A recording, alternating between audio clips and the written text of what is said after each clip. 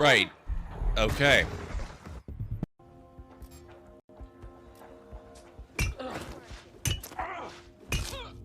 Oh. Oh, that's just evil.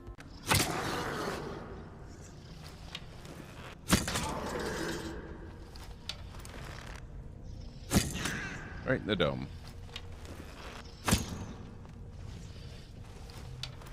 I'm right here, sir. And or madam.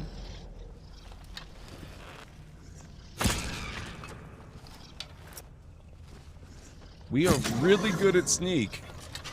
Where'd you come? Wow! From the Rakata, then you are a spy and must be killed. Do spies normally announce themselves? Oh, this is fun.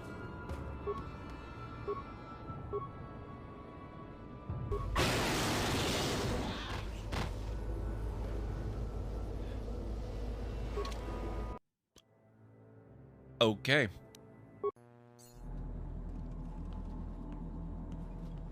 Away with you!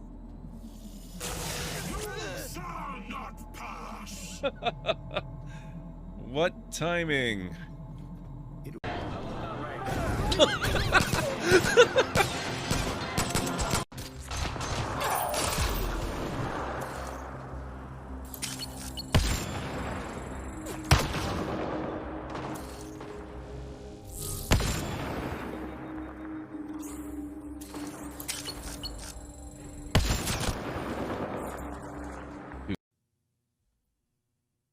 What have we here?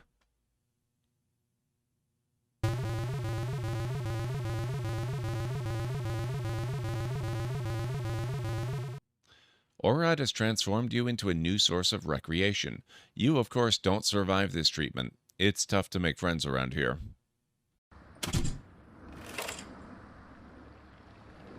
Wonder if maybe the spear would be easier. Ah! Oh, jeez!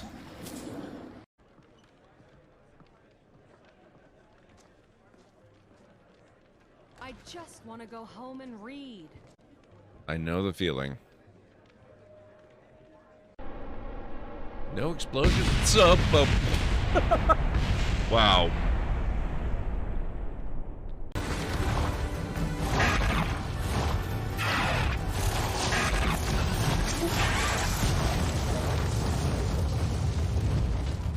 Well, that escalated quickly. Oop.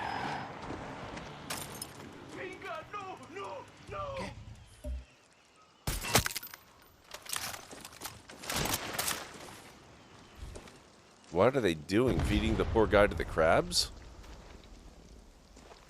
Gracias. You got it. Now, I'm gonna put a bit of a rush on this, which means we might not actually get to out. Wow. That's okay. That is a rite of passage every Valheim player must go through.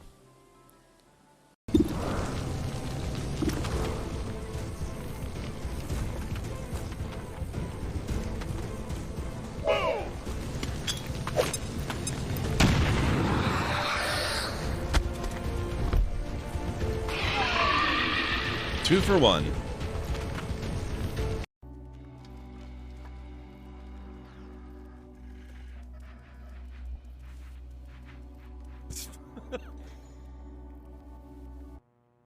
What?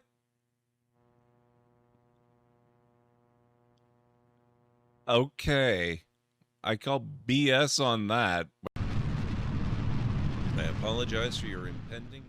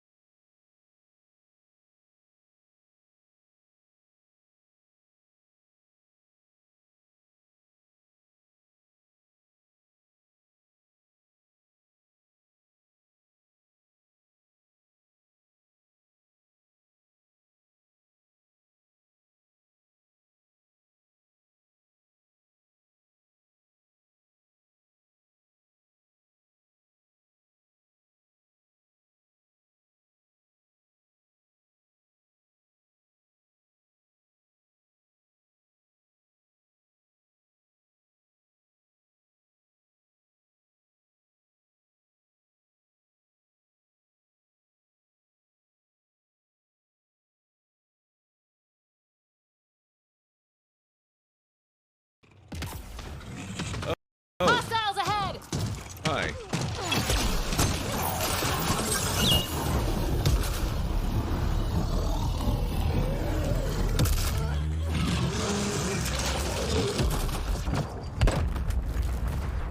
Right. Okay.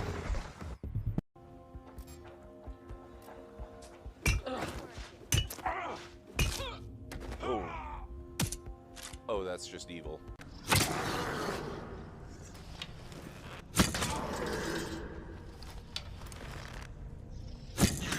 Right in the dome.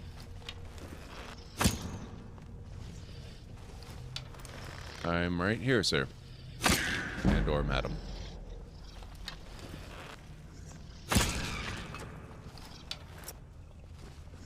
We are really good at sneak. Where'd you come? Wow! From the Rakata, then you are a spy and must be killed. Do spies normally announce themselves? Oh, this is fun.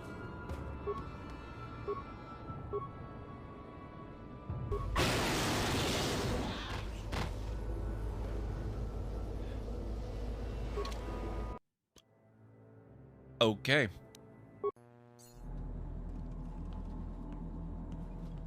Away with you. You shall not pass. What timing? Good evening, everyone. Welcome back to the Library of Lore. Tonight we're going to be delving back into Dwarf Fortress. Because, I'll admit it, I'm a little bit addicted. This game is just too perfect for me. Ugh. Okay, here we go. Aaron, Laura, how's it going? I hope everyone's doing alright. We have to deal with this mole situation.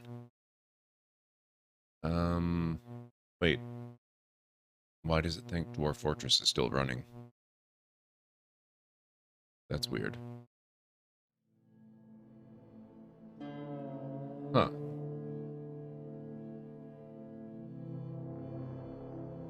I hit stop and it launched the game. Interesting. Okay, so let's get out of the way. We're on Tethaomon, the Destined realm. We're gonna load up our last save from that one. I think my computer is alright. It's Steam that seems to be a little confused. Like maybe it forgot to update the state of Dwarf Fortress after I quit out.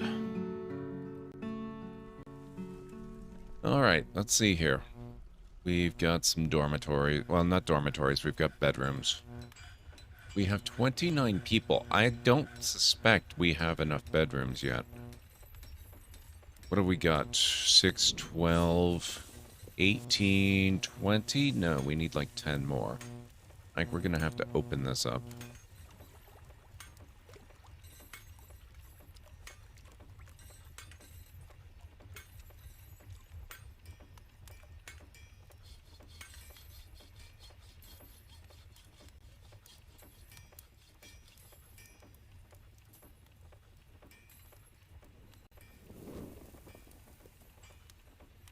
What kind of rock do we have here? Dolomite.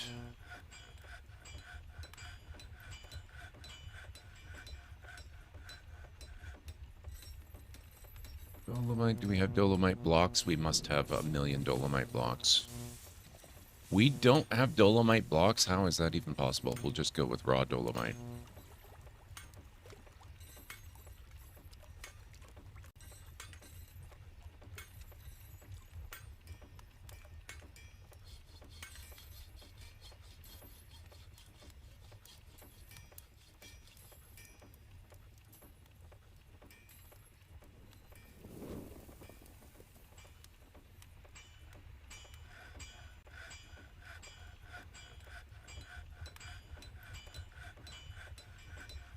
Okay. We can connect those up, make new hallways, add new rooms and stuff over here, but we can do that later. Oh yeah, that's true. That's true. You have a point about OBS too.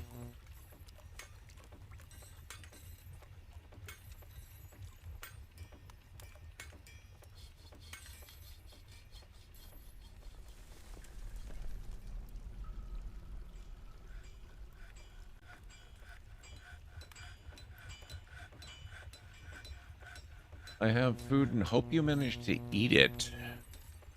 I hope you're able to eat it too. It sounds like less than fun to maybe not be able to. Oidum, how are you doing? It's excellent to see you. So we're going to prioritize the construction of these rooms. Once that's done, I think we're going to expand. Where's my mouse cursor?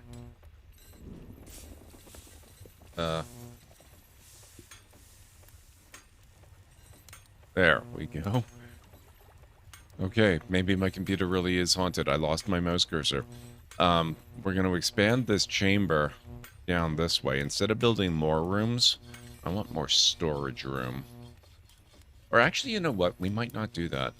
Or we will expand our storage. But we're going to take advantage of the fact that we can do multi-level. So what we're going to do is we're going to build a little hub surrounding here.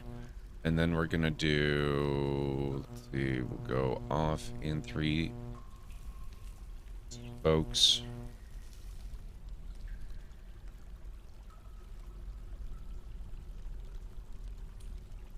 And then...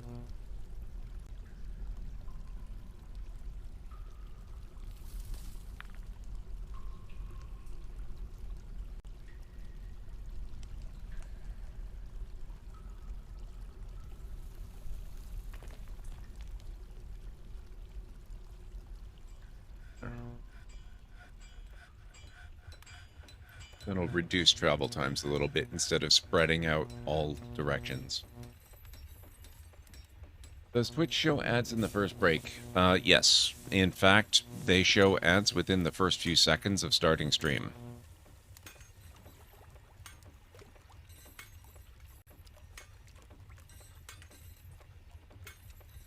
Oh, wow. These guys are industrious little son of a guns.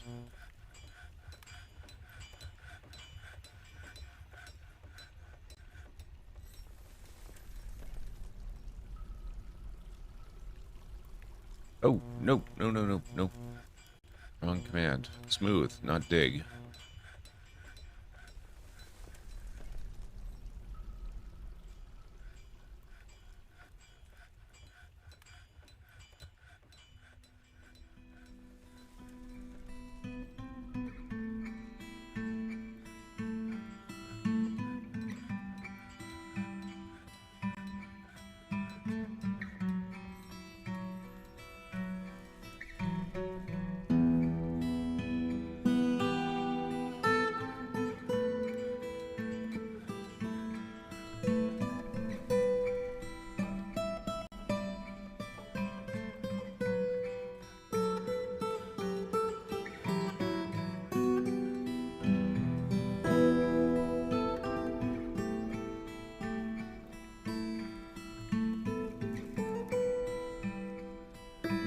Careful playtesting in my new off-stream world, since I turned my old off-stream world into my on-stream world, apparently. I've discovered that it's best to smooth everything before you start putting furniture down, because some pieces of furniture doesn't seem to matter, tables, chairs, you can smooth the ground under them.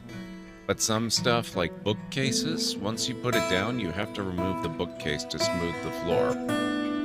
It's kind of weird. Hey, Anstara, how's it going?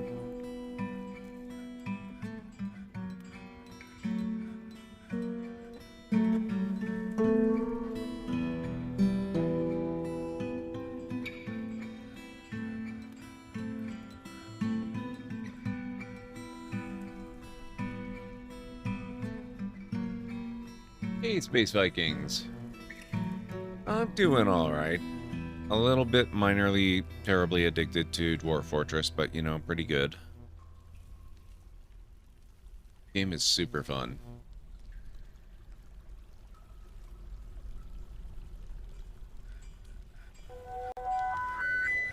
If I may have your attention for a moment, a multi-year subscriber has just resubbed again.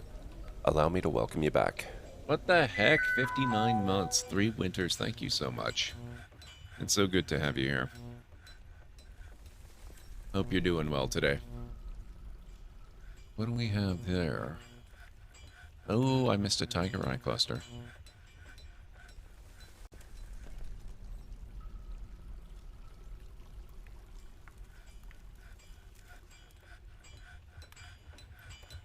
Man, I wish I could get them to smooth stone this quickly in RimWorld.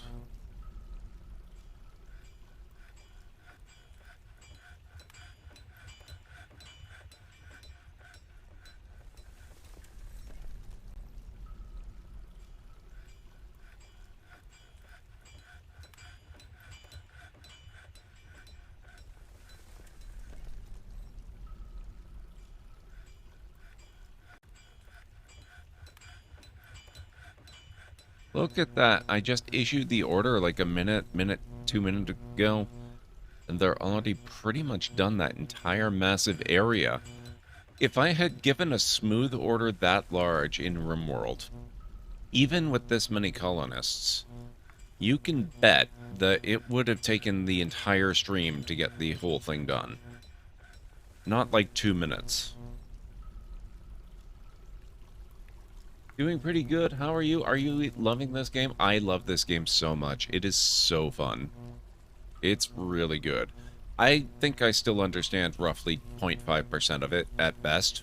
Probably less than that even. But man, it's great. It's so incredibly good.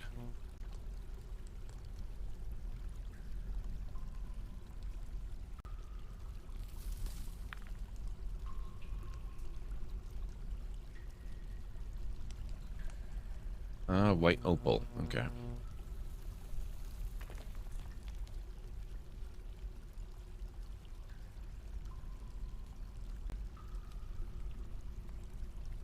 Oh, that's another white opal cluster, actually, so let's get rid of that.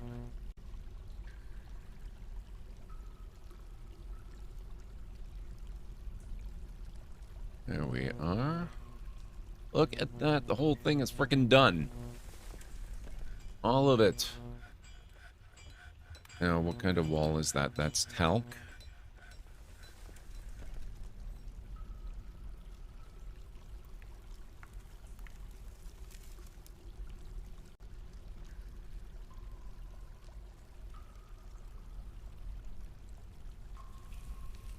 I don't have talc. What? You're kidding me. Okay, fine.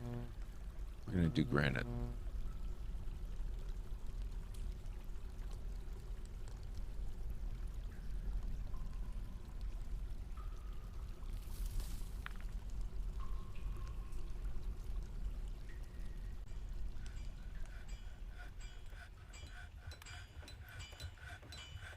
I've been watching the game a lot, looks so good, but I don't want to get sucked into another game. The Witcher 3 Enhanced Edition is coming out on Wednesday, and no other game will exist for a while.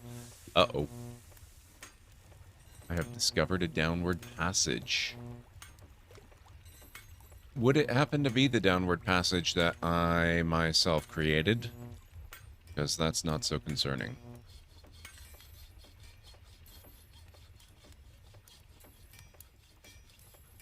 Oh, Mistum Sunrabava's stoneworker is taken by a fey mood.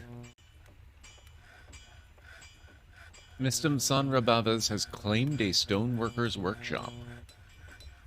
Mistum Sunrabava's has begun a mysterious construction.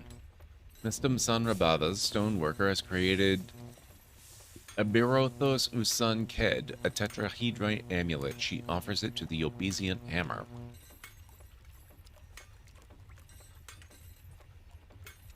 Okay.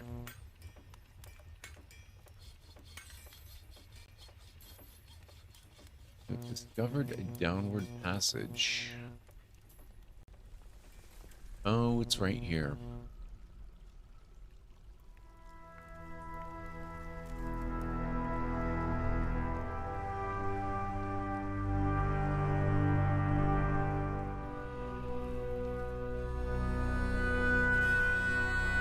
Interesting.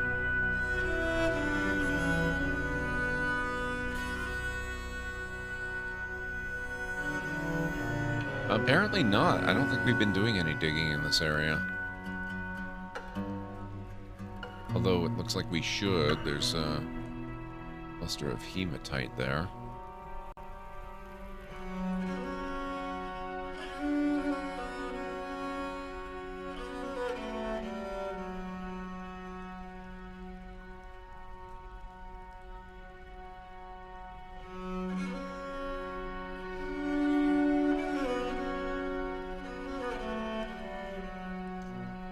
Ikar Alatsutar, human swordsman, is visiting. Okay. In my other save that I just started earlier today to play offline and learn stuff, I have a hot weather area settlement that I've created.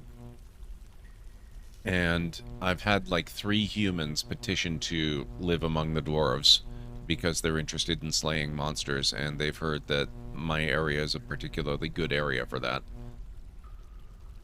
I'm not sure yet how true that is, but they certainly seem to believe it, and there has been at least one encounter with a troll, so it can't be entirely off base.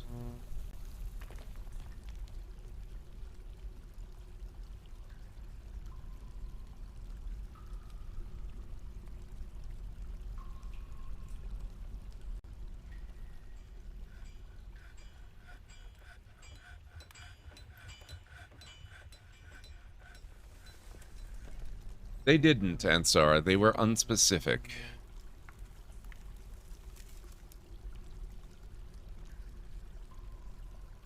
Amber opal.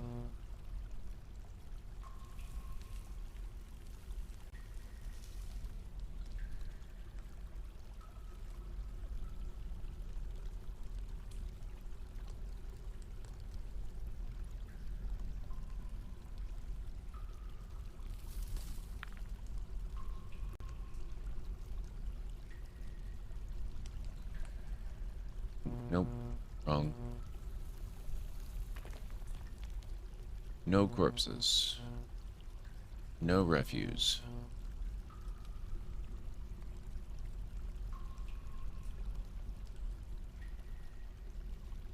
Those tiny versions of dwarves that your females produce on occasion, those monsters are the ones we're hunting. Wow.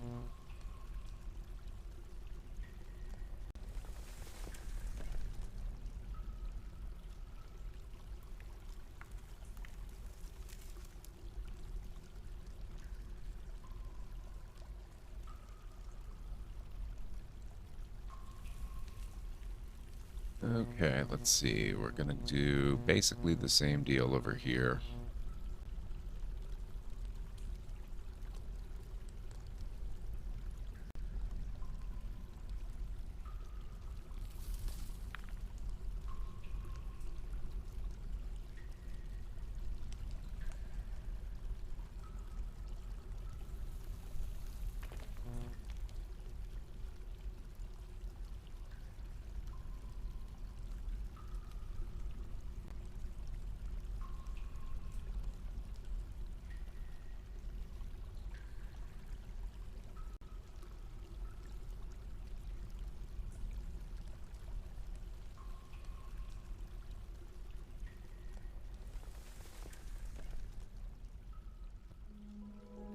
They're training cats to sniff out the tiny dwarves for them.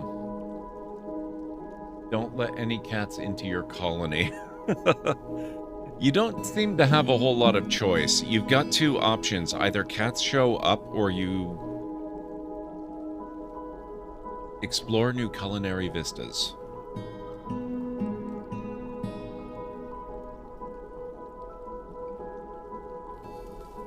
Petitions! See? I told you. Ikar slapped fated wishes to reside in Boat Shale for the purpose of eradicating monsters. Interesting that it's eradicating this time. Yes, you are welcome to join us, sir. Things happen if you let cats in. See, the thing, though, that I'm learning about this game, Aranor, is that things happen whether you let cats in or not.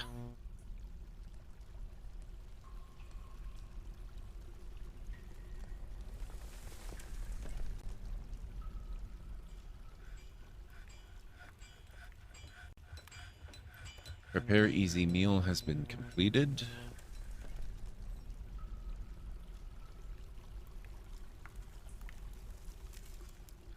A snowstorm has come. Oh, I didn't even notice it was winter.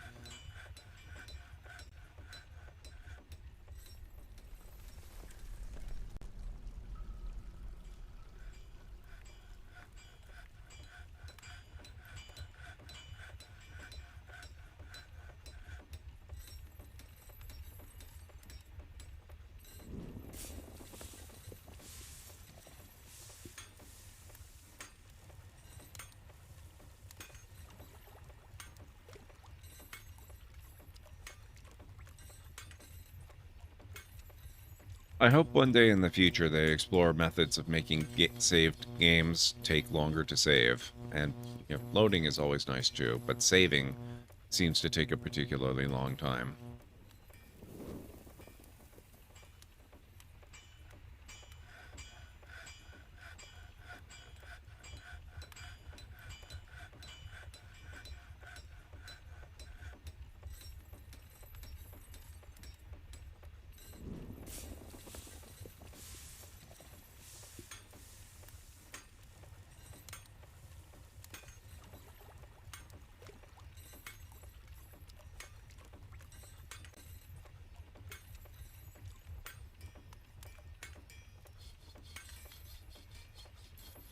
Yeah, literally, when I created these worlds, I've got two worlds that I created. I've got this one and the one that I play off stream. I went as extreme as I could, so there's like 500 years of history and the largest world size possible. So it went through and it created tens of thousands of significant historical figures and all the events that surround them and everything.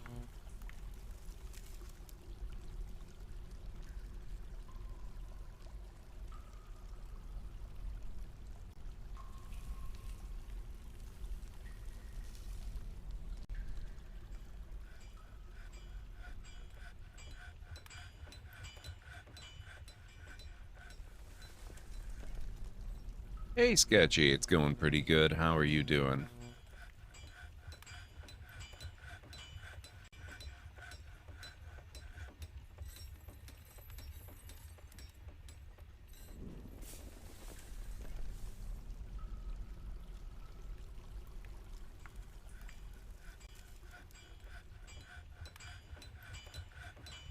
Now, they seem a lot less inclined to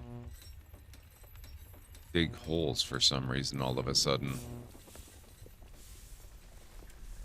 They all seem very, very eager to fill up every inch of this new storage space. Oh, there they go. Okay.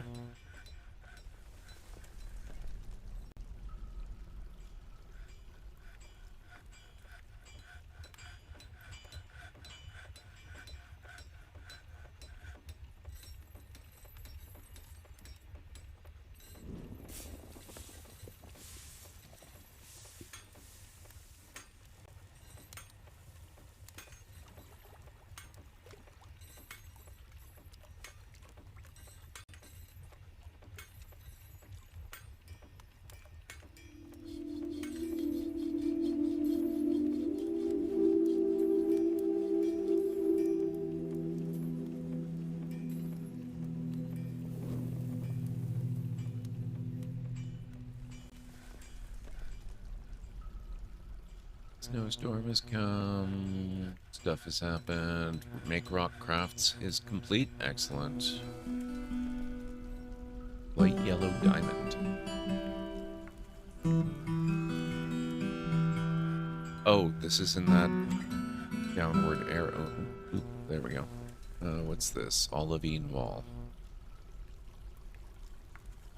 That's a lot of yellow diamond. Actually, that'll probably be handy when the traders come. Rock crystal.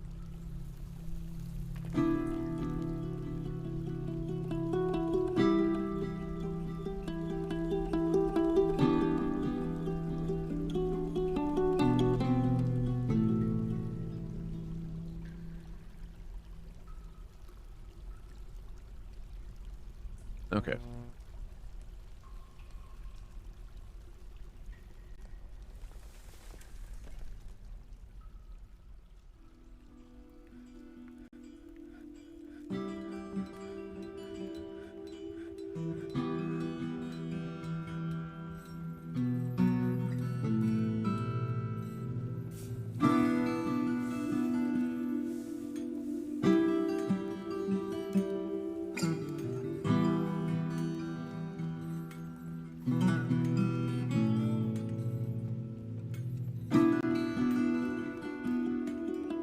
what is this? Malachite. Oh, whoa, what's this? An elven caravan has arrived.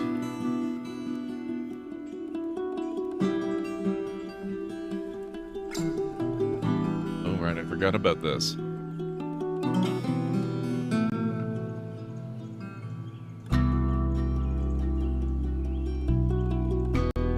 Dusting of snow. Snow-covered dense ryegrass.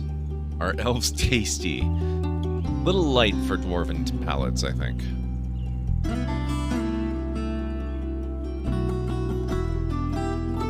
Let's see what we've got to offer.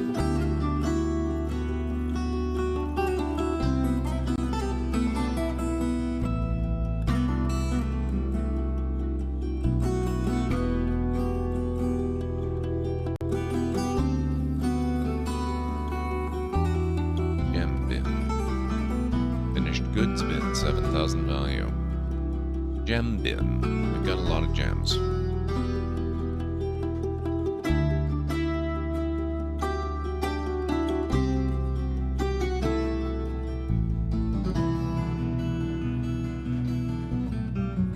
Bin. I actually think that's probably a bin of cloth we traded for, so we probably don't want to get rid of it.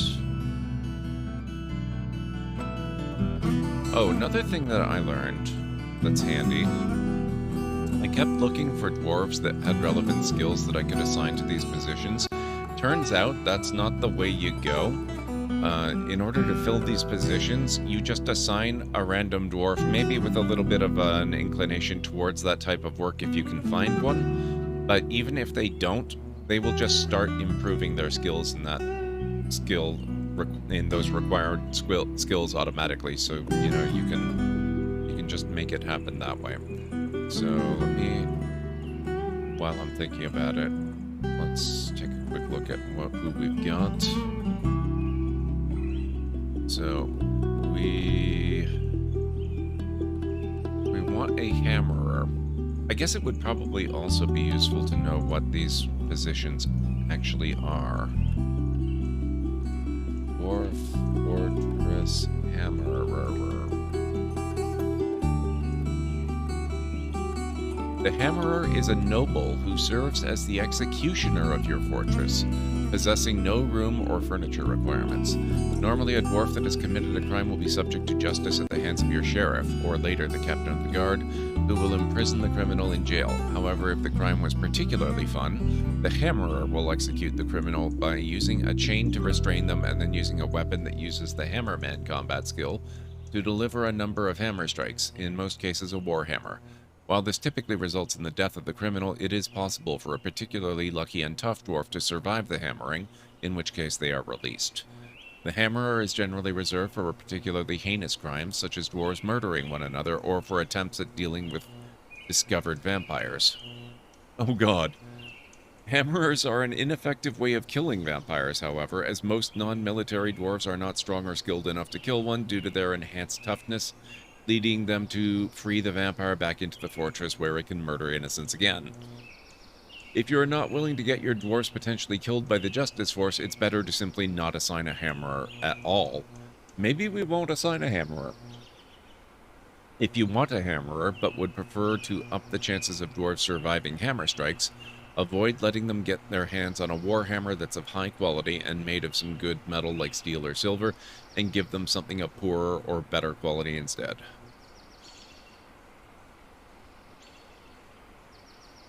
Hey JH, how's it going?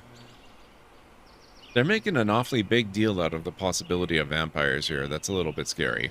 Especially, I don't know how many of you stuck around after the raid last night and watched Bander for a while. But he apparently had a bit of an incident where he embarked on cursed land and had a lot of his dwarves killed by zombies. Up, it's hammer time. Okay.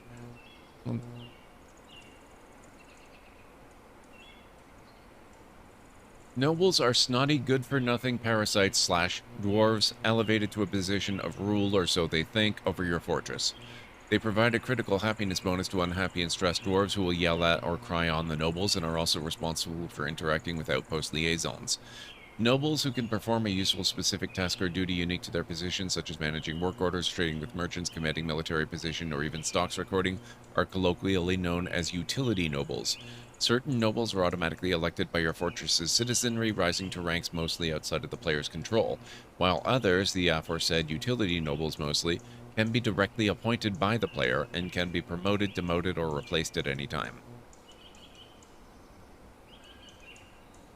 Exactly, Anstara, yeah.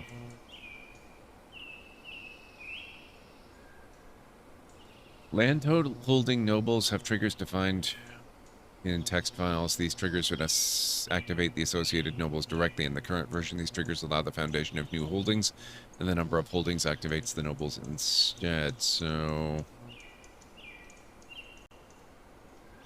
Baron, Count, and Duke. Interesting. If I may have your attention for a moment, a multi-year subscriber has just resubbed again. Allow me to welcome you back. Holy crap. JH, 63 frickin' months. That's amazing. Thank you. I really appreciate the resub. Oh my god. There's a noble title called Dungeon Master. I love it. So let me see. The titles that they've got here are Baron, Bookkeeper, Broker, Captain of the Guard, Champion, Chief Medical Dwarf, Count, Diplomat, Duke, Dungeon Master, Expedition Leader, General, Hammerer, Manager, Mayor, Militia Captain, Militia Commander, Monarch, Outpost Liaison, and Sheriff.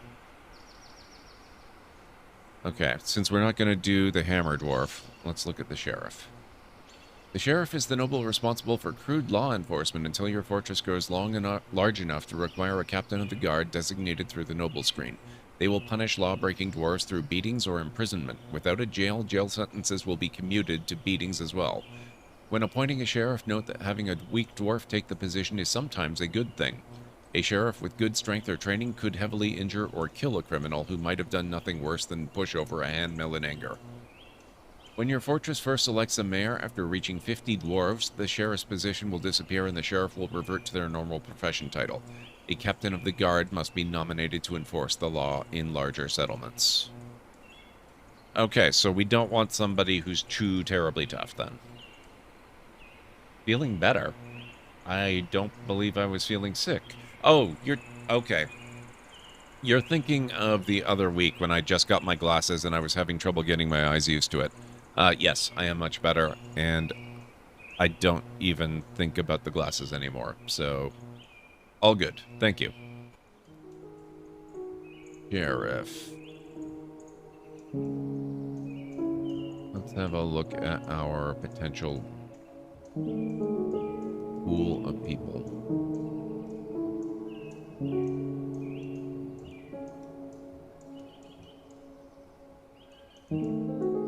Who wants to be a noble? We could elevate a child. That would be fun.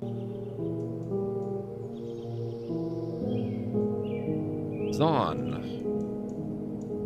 Who are you, Zon? 73 years old, 3 children, healthy.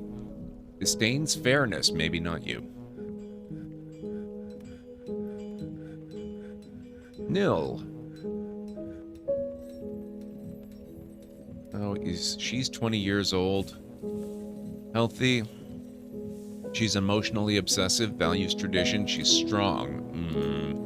Seeks harmony, she's musical, she's impatient. Kinda sounds like sheriff material, if we're being honest. Strong thing is maybe a little concerning.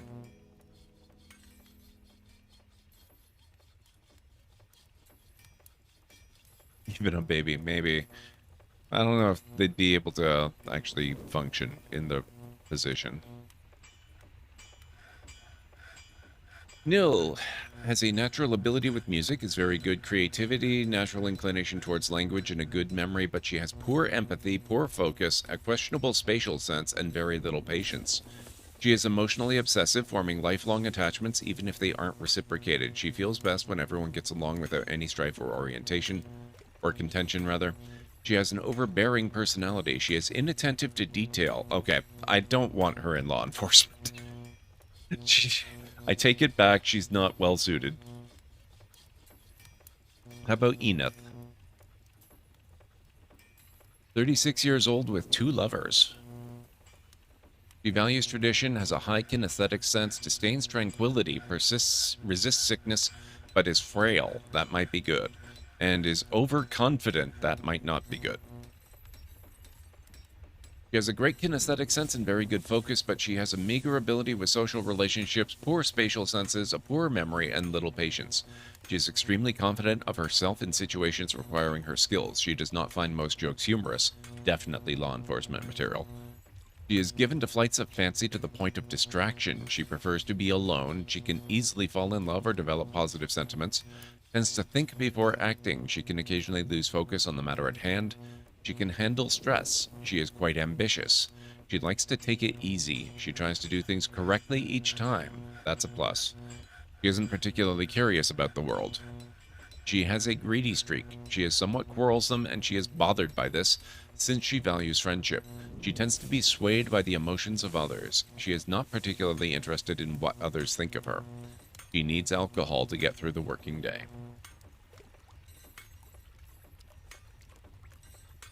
It really depends, JH. It generates that kind of personality for everything, including the mole that wandered into the colony.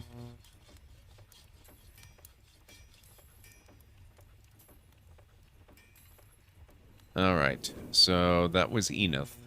I think we're going to make Enith our sheriff.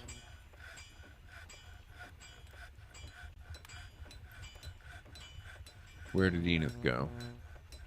I could put them in... Ah, there she is. Welcome to the nobility, Enith. Now, where is Militia Commander?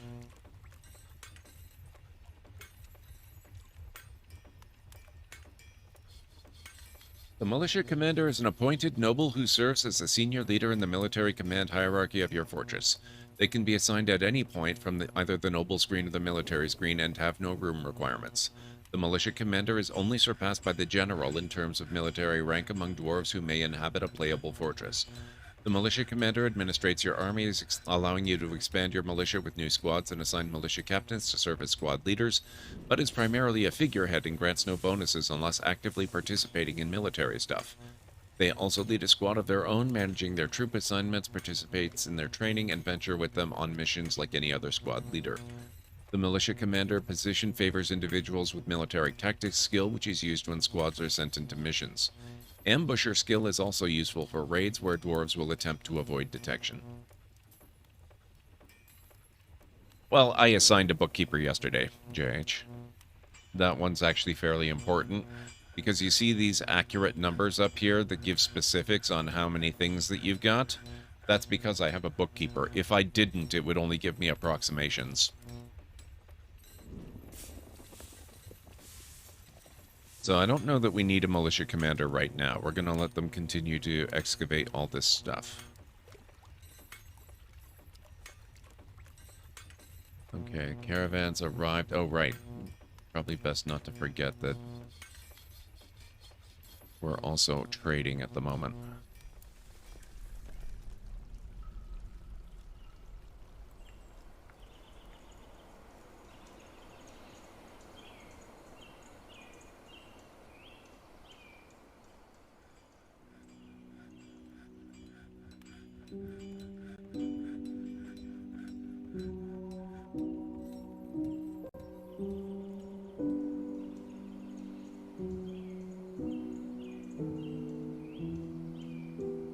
Oh, it's a lot more complicated than RimWorld.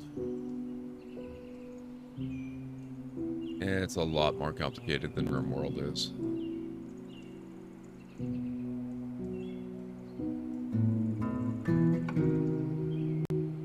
There we go.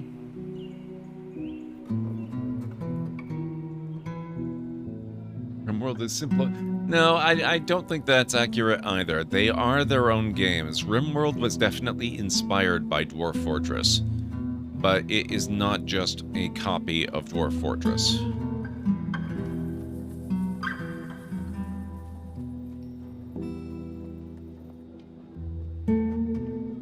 They're trying to do somewhat different things, or they're trying to do similar things in very different ways.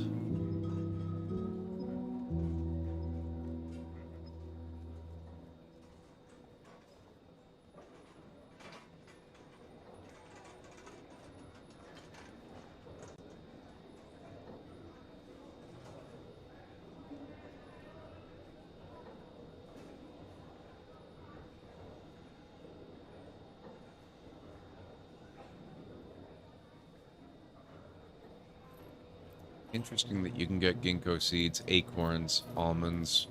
That kind of implies that you can plant trees.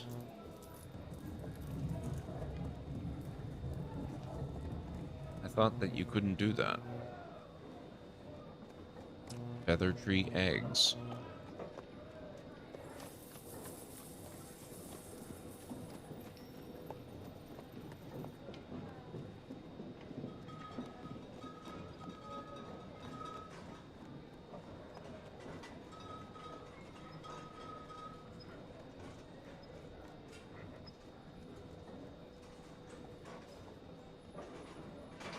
I hear elves are greenies people in this game. How do you mean, JH? I mean, you're probably correct. I'm just a little confused.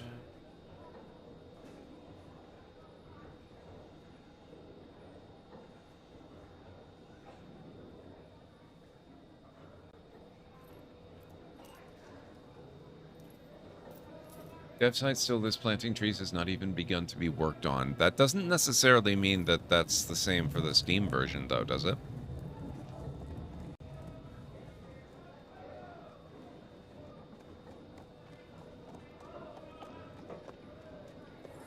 Get some pipes, bags.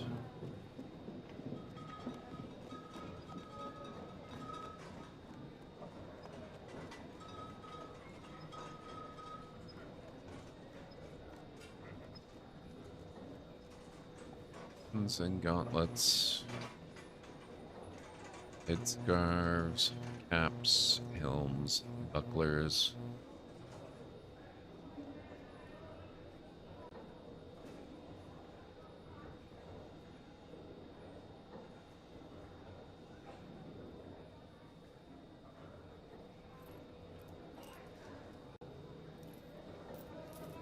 Tifa. Fail.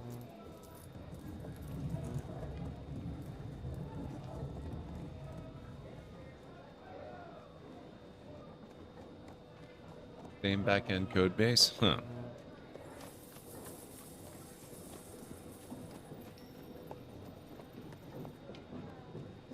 We are enchanted by your more ethical works. We've come to trade.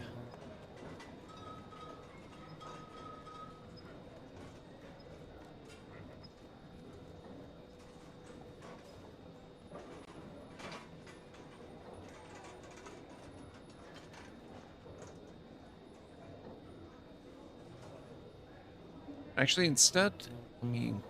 Here, I'm gonna clear this. I'd really rather not get rid of all the raw gems.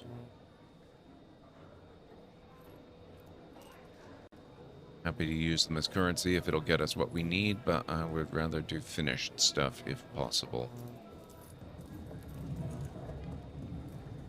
Ooh, like this. Finished goods.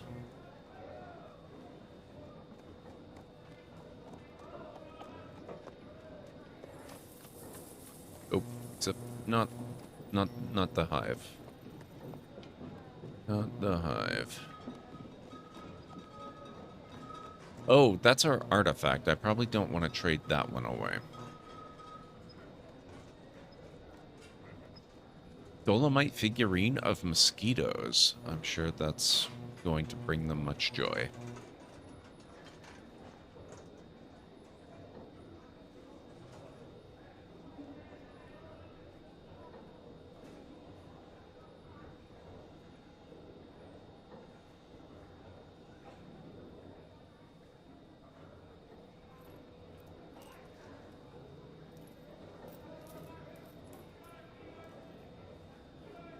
give them about 1,000 profit.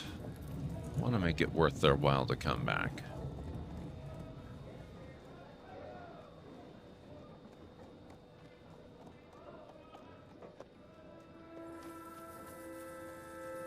There we go.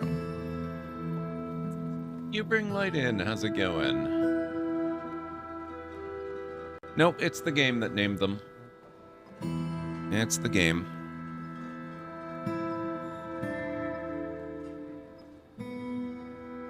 I can rename them if I want to, but I haven't done that.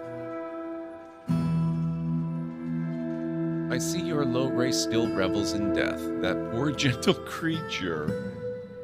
Oh, they must not like the mussel shells. Okay, hang on.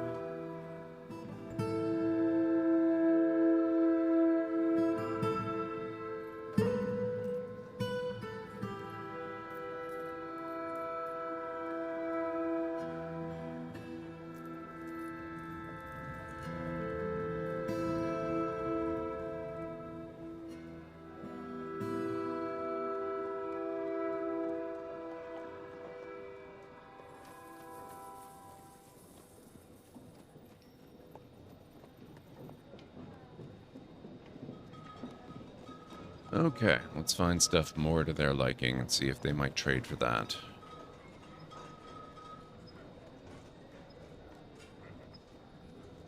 Wow, we use a lot of mussel shells.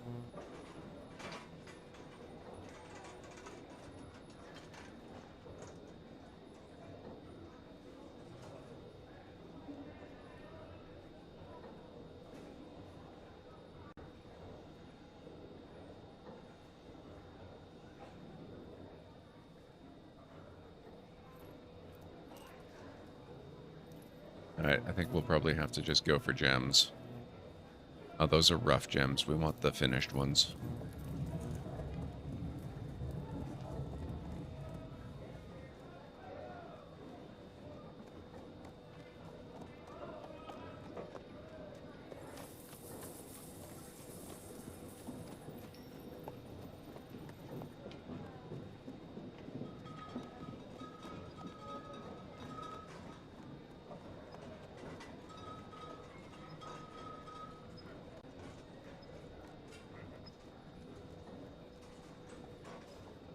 Oh, except they're still... Wow.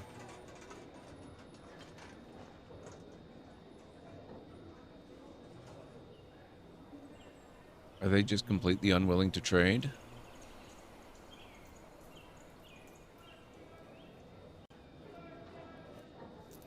Yeah, they don't want to trade anymore. Okay, fine. Whatever.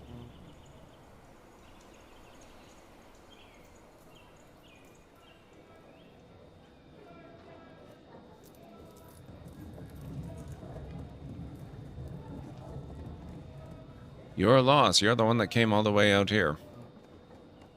Rude. No wonder dwarves don't like elves.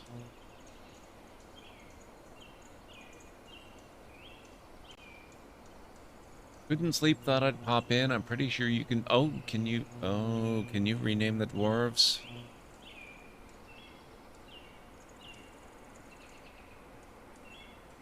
I don't know if that's possible. It's probably possible. Yep, you can do that.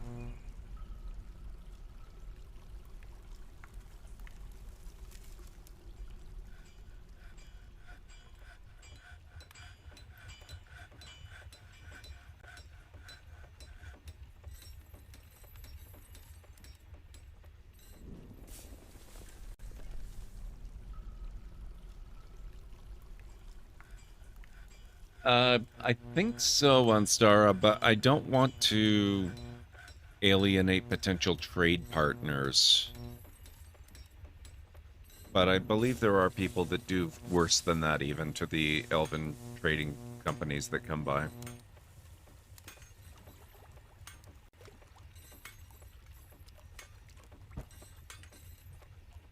What is this shiny stuff?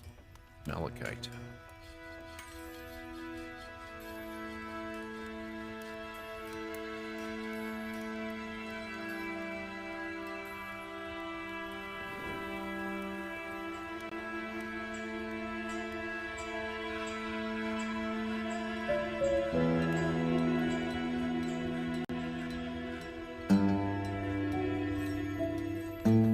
I've tried, JH.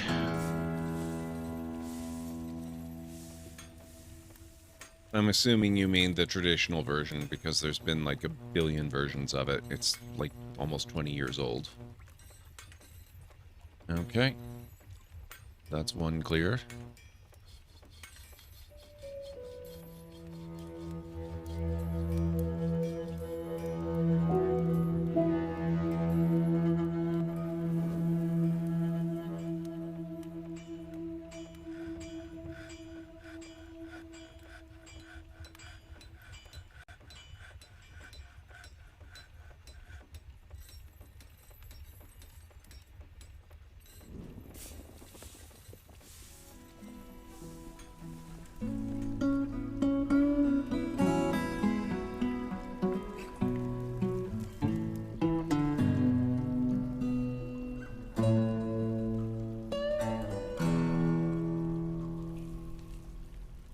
Well, we're still alpha back then. 20 years wasn't that long ago in software design times.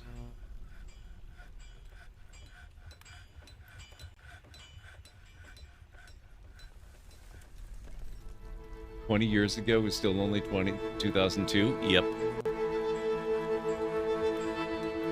Funny thing about time, JH, it continues to pass.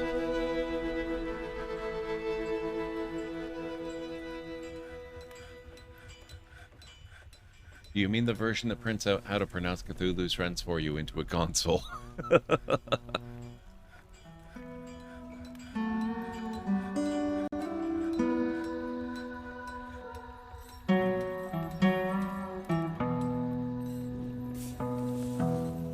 I'm not going to worry too much about making all of this pretty, like, you know, organizing different storage is into different categories of things.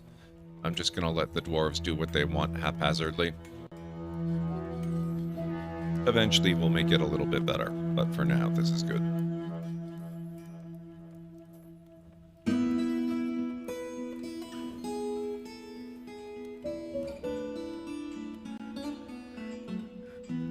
Now, I am curious about one thing. I want to know what happens when you replace a wall. So we're going to go to constructions. We're going to build walls right here. Ah, that's what happens. It won't let you do it. Okay, so we have to mine out the coal first.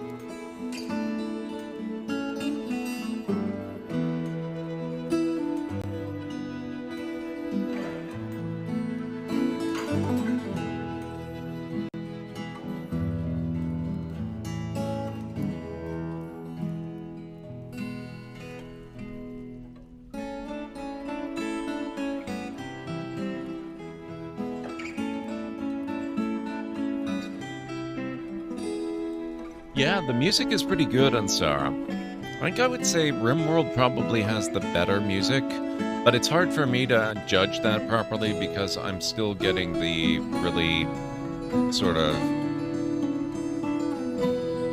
I'm still getting the audio pops. Basically, anytime the game is running, system-wide, even when I'm not listening to something that's happening from the game itself, I get audio pops all the time. It's a little annoying. But I would say RimWorld has the better music, but not by a whole lot. Like, the music in this game is still really good. And very atmospheric, and it's very appropriate.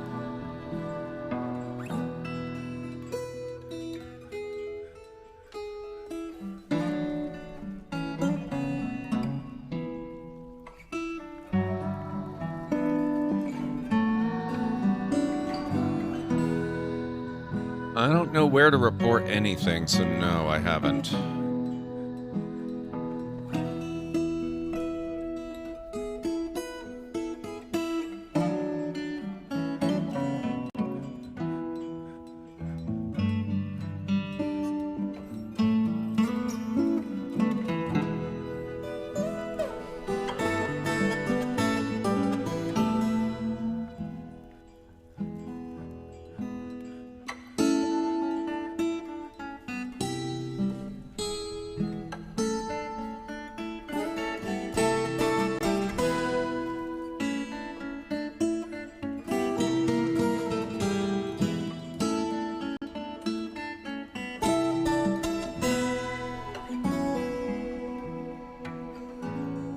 collect... Oh, they're collecting webs. That's really nice. So that's a good source of silk.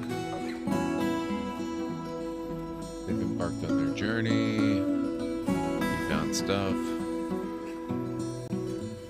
We have a new duck. A migrant has arrived.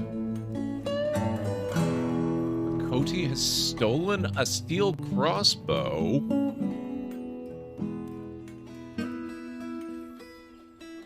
Excuse me?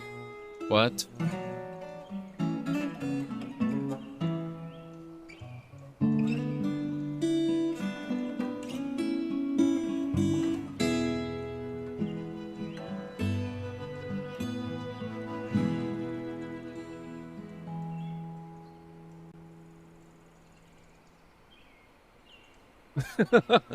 A stray cat has adopted one of my dwarfs. The sheriff, in fact.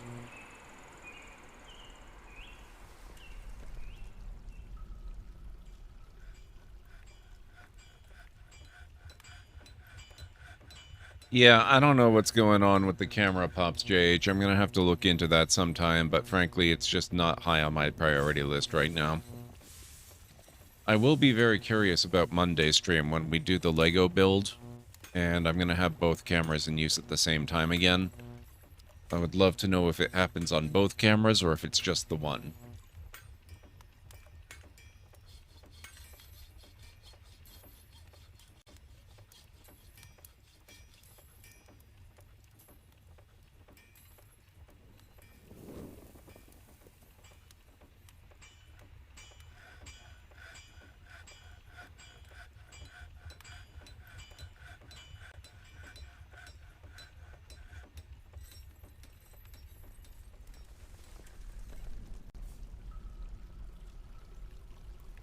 Now, they seem to have gone into their phase where they're not interested in digging again. They just really want to fill up the new storage area full of everything.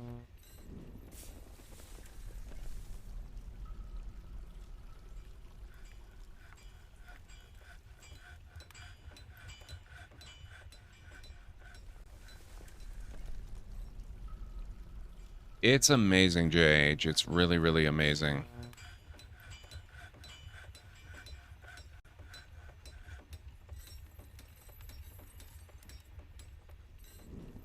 The giant mole is fighting? What?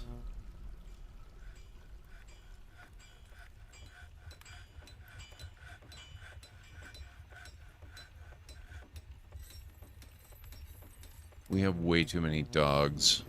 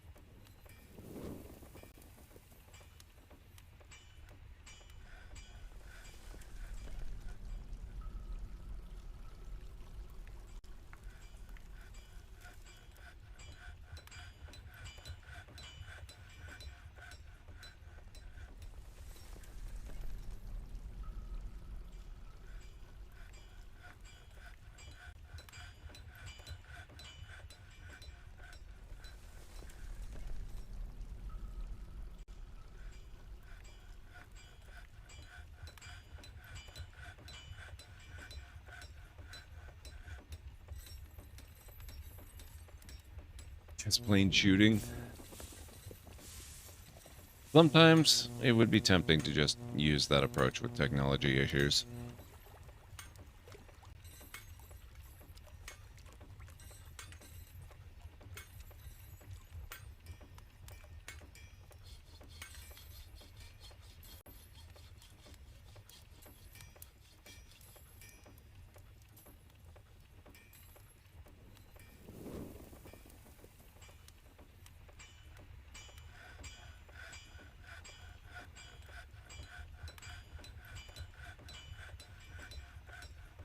Bankrupt. Right, okay.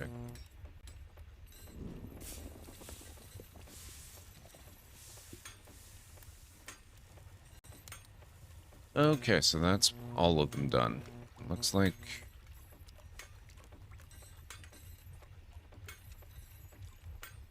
Whoops.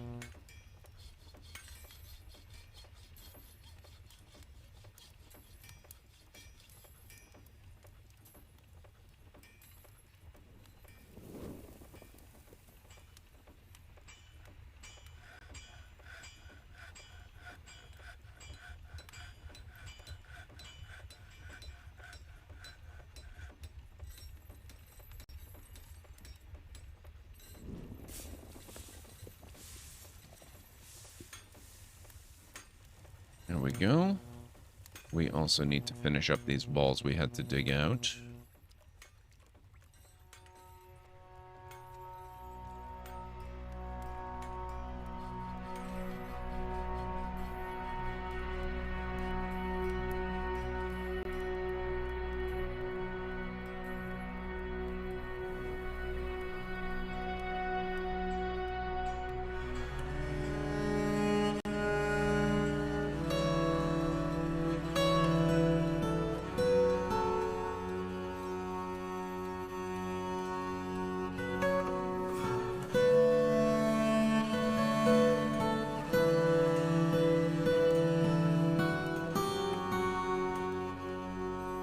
Oh, crap. Okay.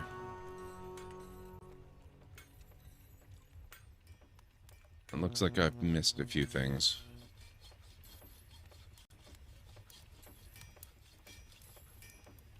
Like I pointed out last night, this is definitely one of those games.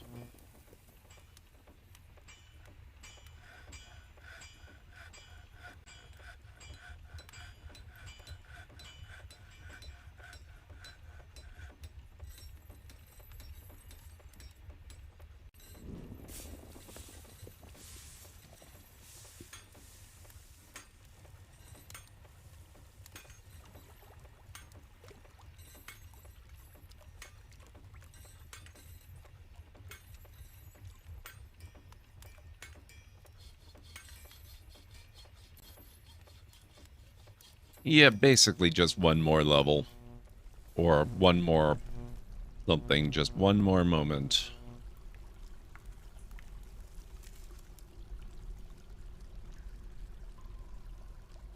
Good downtime pacing, that's true. Those seem to be my specialty.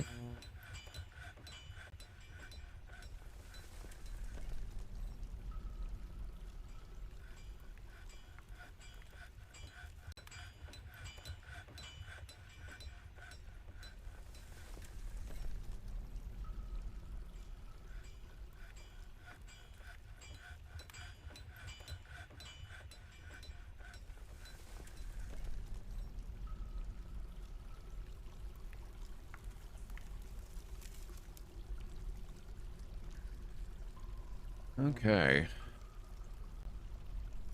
We have this on the go, too. What kind of furniture? We're still working on these freaking bedrooms. They need cabinets. Oh, we need to set up work orders for cabinets. Okay, I'm gonna take my break on the next ads. And then I'll just take another one again on the next ad break. It's probably the easiest way to go about it. It's the carpenter. There we are. Actually, you know what? Let's...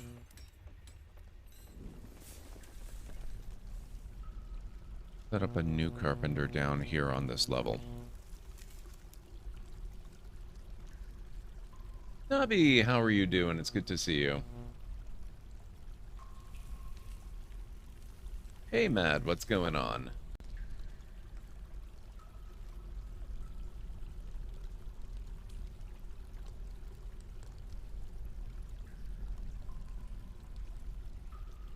Okay, we're gonna clear that up. So what have I got here? I've got... oh, that's our loom. Stoneworker. Yeah, I'll just put a carpenter in here.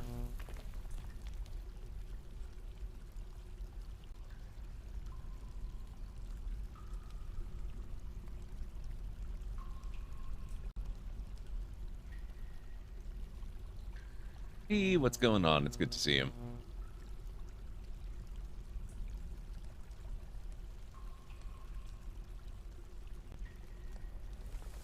And they're going to need some sort of local storage around here as well. So I think what we're going to do now that we've got the higher up storages done, I'm going to pop out here, and then I'm going to do another massive storage room right about there.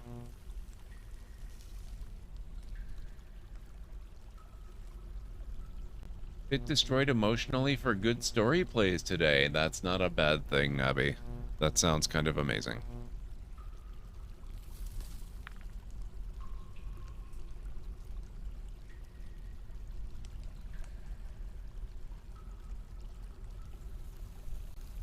Hey, look at this. Our general happiness is improved. We don't have anybody on the negative side. We just have a few neutrals, and most other people are really, really happy. Another downward passage.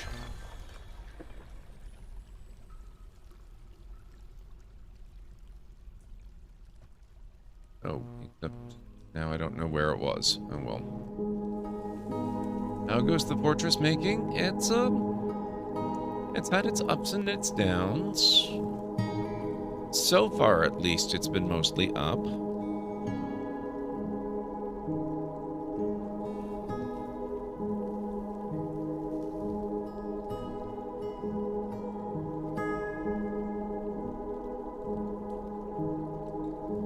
I really like this game, though, Navi. It's so good.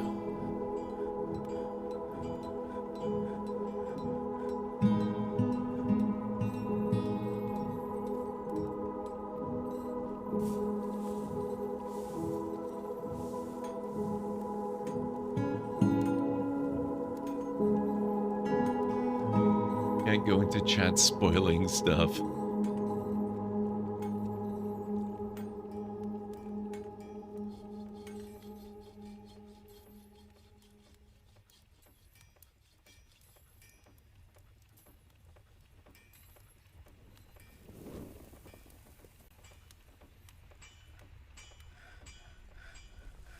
Oh.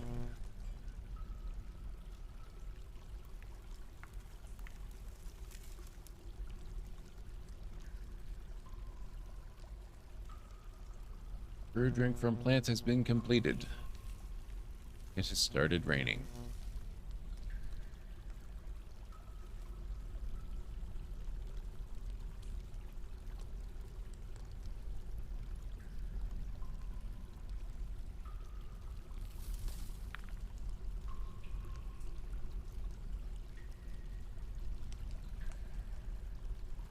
Yeah, I saw you mention that on the Discord, Bob. That's pretty cool.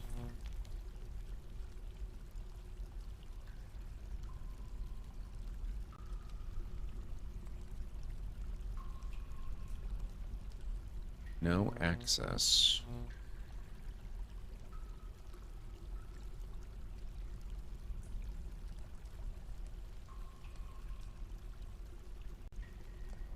Will I gain access if I tunnel that out?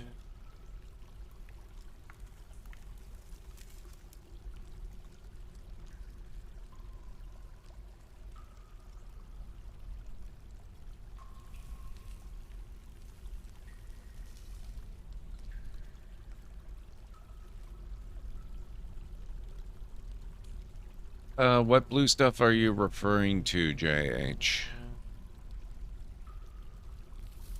Oh, you mean this stuff? That is, well, technically it's open space, but if we go down, it's open space on top of water. This is a very large subterranean cavern that's got lots of water, which is really useful for me because occasionally we might run out of alcohol and dwarves might be forced to rely on water for their liquid intake.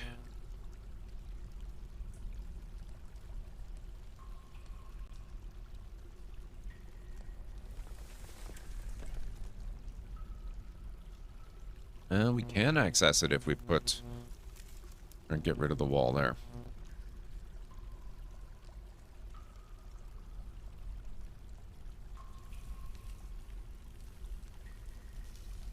Granite block.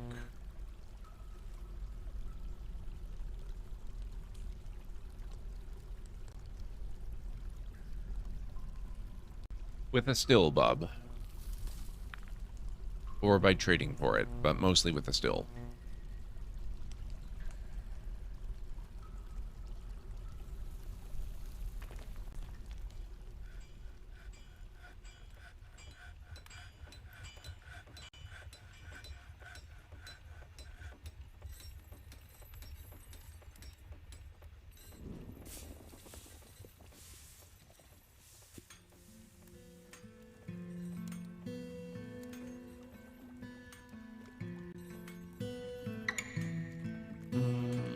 Let's do a floor on this spot here too.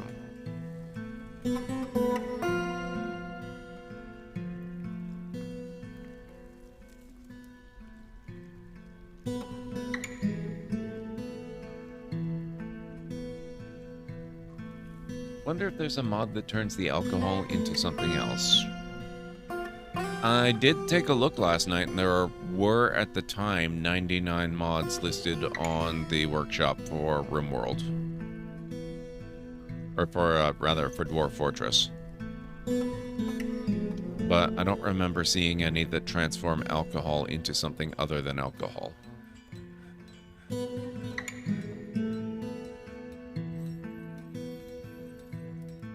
Nope, we're not in a mountain, JH. We are deep, deep underground.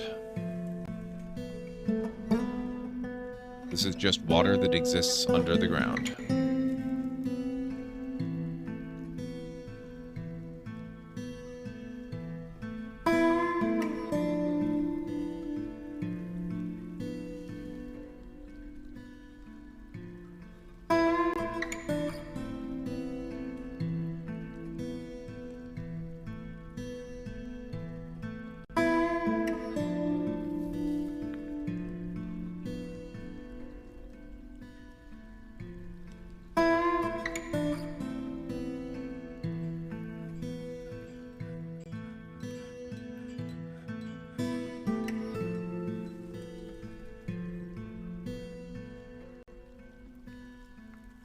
Yeah, it's pretty good, Nebby.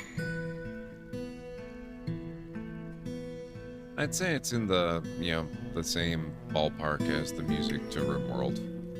I like the music to RimWorld a little bit more, but I might also just be used to the music of RimWorld.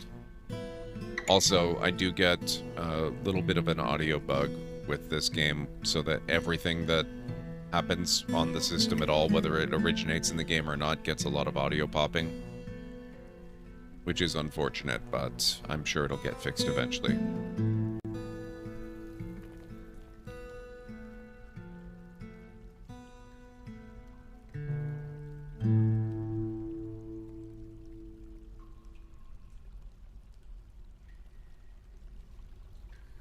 You've never ground up ice before, Mr. Soggy Ramen? Groundwater is definitely a thing.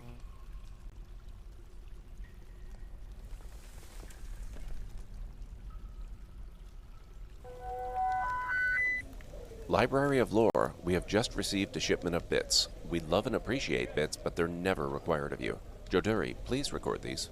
What the heck? Thank you, Aranor. I really appreciate that.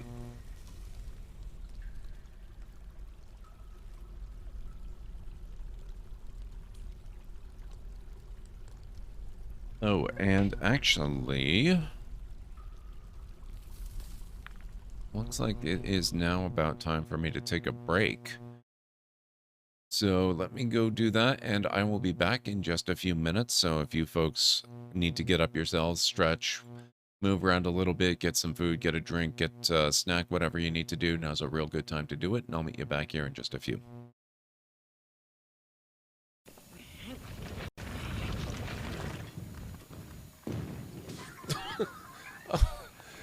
That was completely an accident.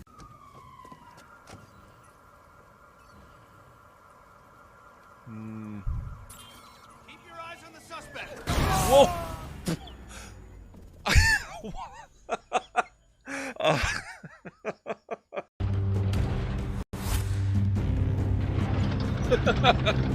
They've lost my trail because I am so incredibly inconspicuous.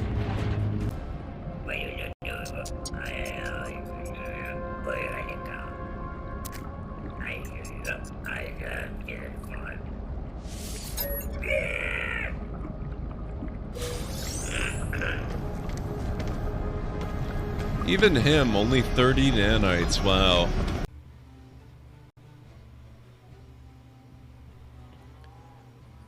Alright, let's go for Circus Maximus.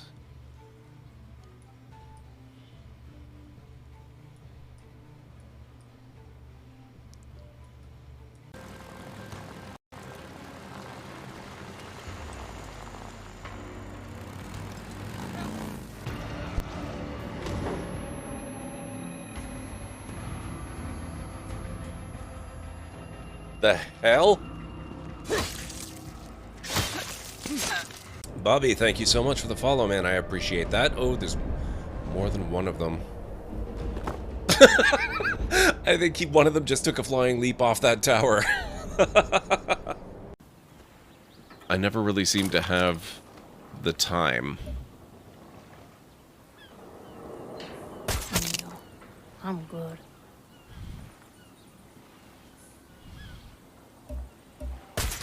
Can't hide from me.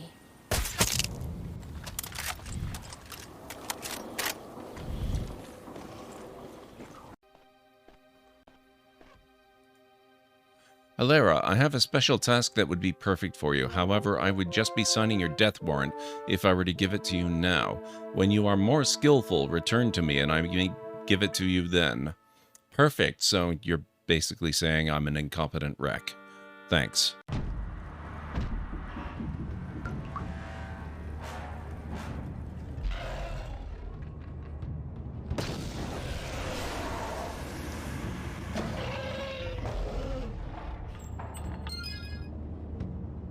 Yes! Journal entry added. Experience points received 200. In all the worst places, there are mushrooms. Coincidence? I think not.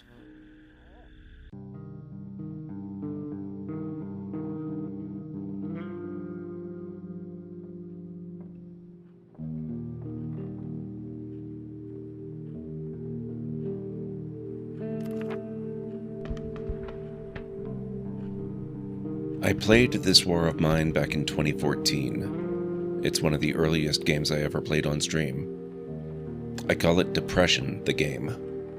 I don't play it anymore.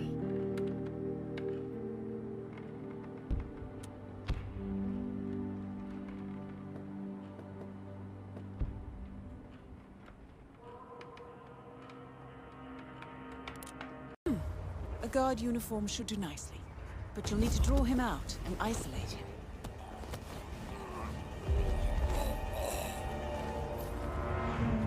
Or we could just do this one. Forgot about these guys too.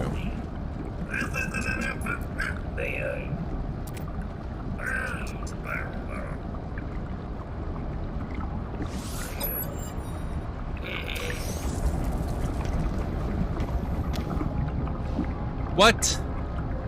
3 nanites for a whole gold nugget? Dude, that's such a ripoff. I'm sorry. Wow. Okay, I'm back.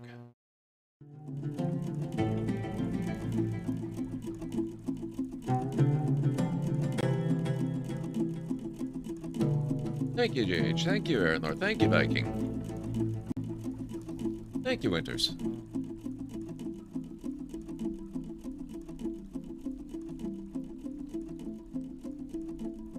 Thank you, Ansara.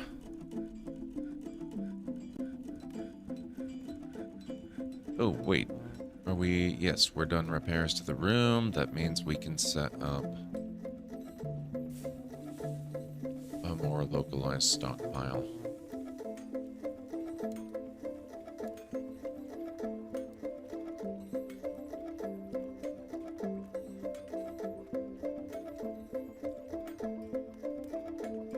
There we go.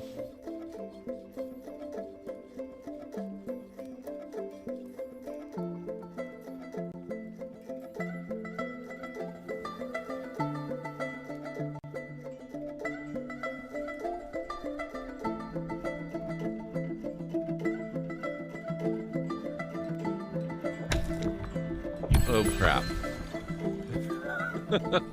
You've discovered an expansive cavern deep underground. That sounds like maybe the second big cavern, which means we're now vulnerable to attack. Because this one, the first cavern, doesn't seem terribly dangerous so far.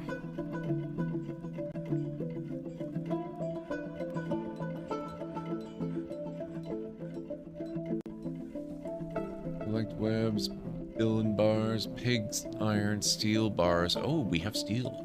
Very nice.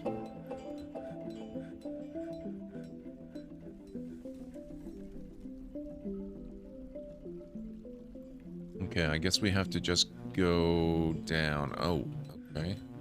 So that's the one we had previously found. This looks like... Yeah, this is... Oh, what is that? Dense underlichen. Ah. Kind of disappointing. One nice thing, if we have indeed found a passage to the lower cavern, to the second cavern, rather, not the lowest cavern, I'm hoping we might find some magma at some point.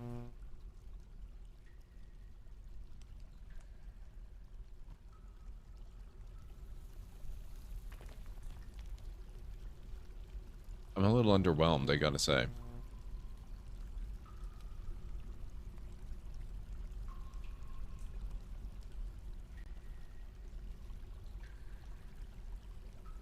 I kind of thought it would be bigger.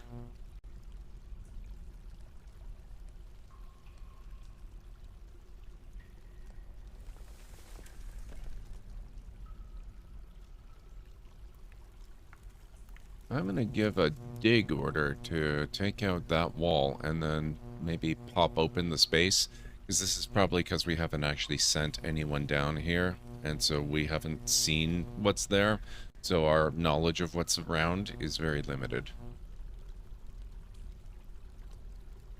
So if we send someone down, we might get a better sense of it.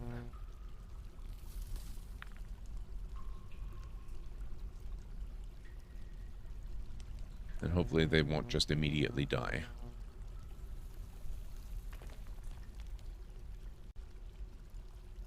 Oh, got rose quartz too. Well, we're down there.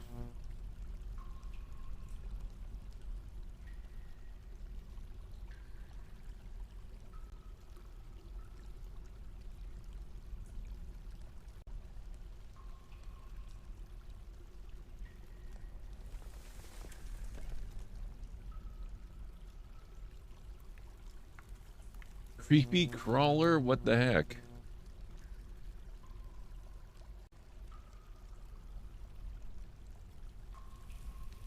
Okay, what is a creepy crawler?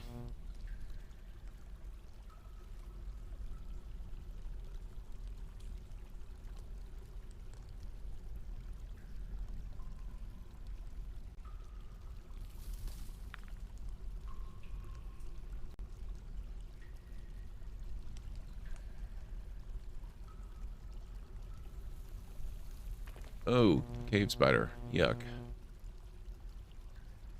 Ooh, there's several of them. Creepy crawlers are food.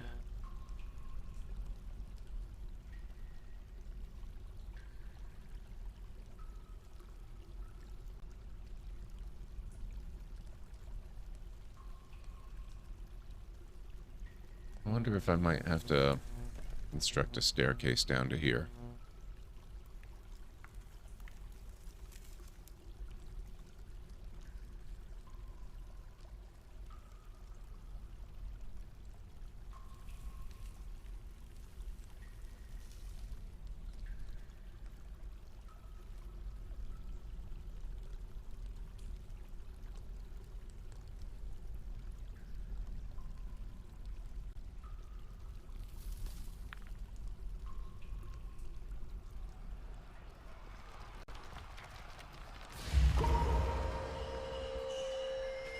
The dog is fighting. The giant mole is fighting. Ilral Thobatar, crafts dwarf, has been possessed. Oh, good. That always ends well.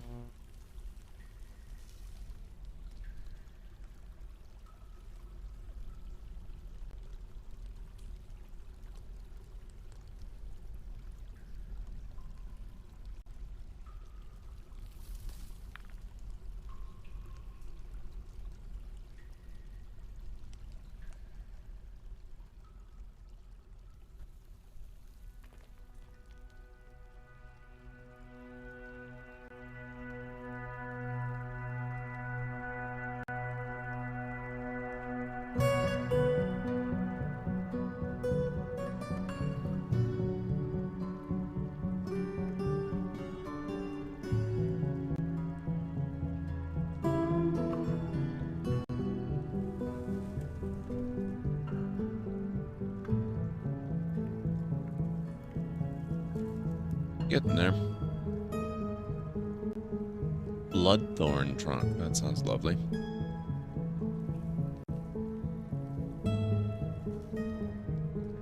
Unlike most other vermin, creepy crawlers can be butchered for a small amount of meat and organs. Live creepy crawlers captured by trappers in animal traps are automatically lined up for slaughter at a butchery, but only if they have not been tamed yet. If killed, for example, by a cat, only usable remains will be left over. Unusable remains will be left over. Some dwarves also find their freakish wiggling to be nice and make them into pets. That's gross, but okay.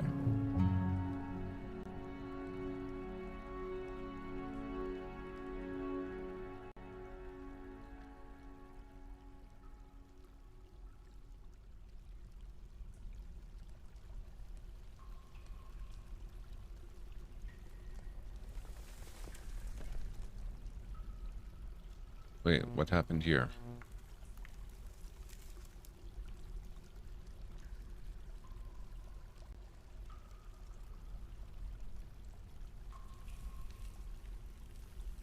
Oh, I think I tried to dig down into empty space. Oh, but they managed to get down here. They dug out the gems.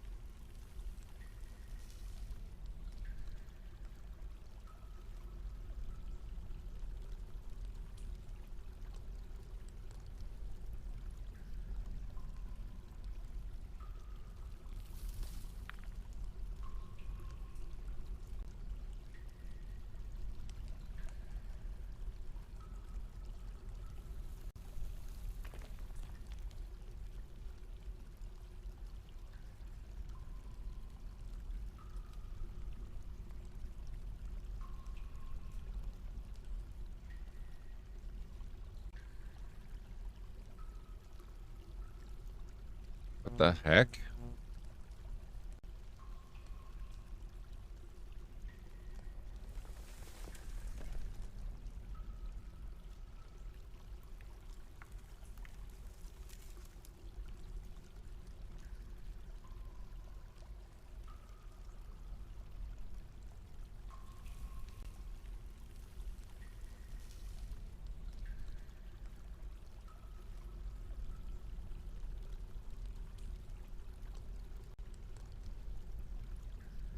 Man, this goes all... Oh, geez, look at how deep this goes. Minus 47. Minus 52.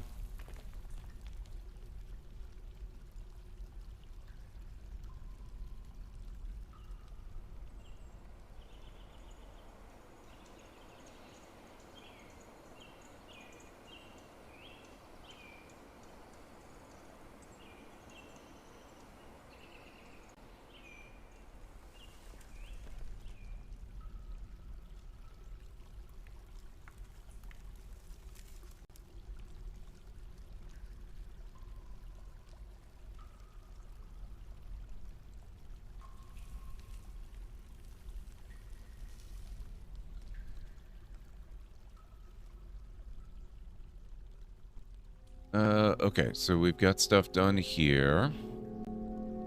Right, we wanted... Nope. We want... work orders...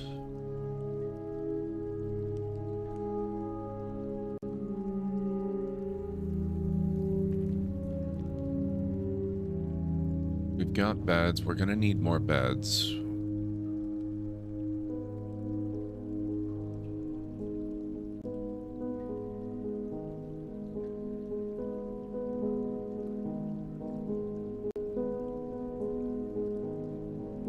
We need more beds. Okay.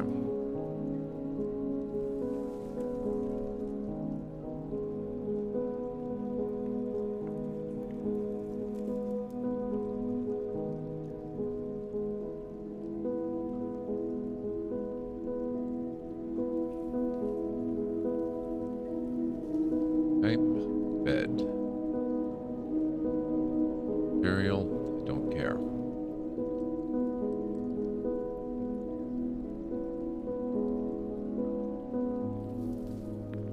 Exactly 0, make more beds. Maybe not 10 though, let's maybe keep it to 4.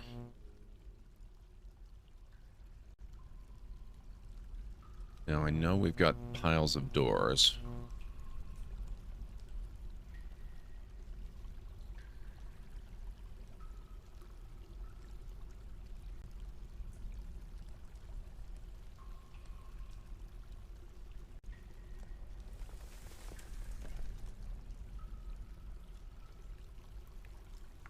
Need cabinets too. Cabinet, cabinet, cabinet.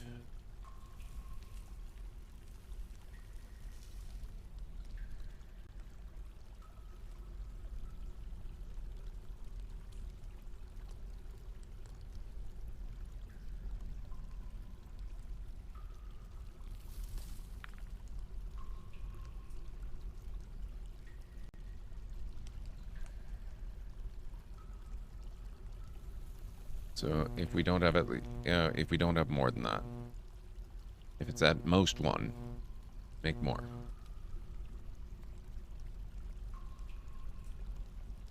But again, not 10.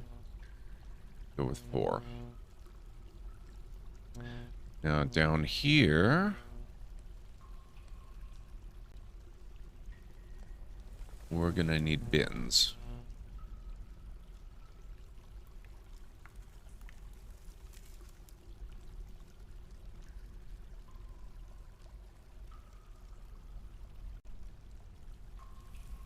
And we want to check if they're empty.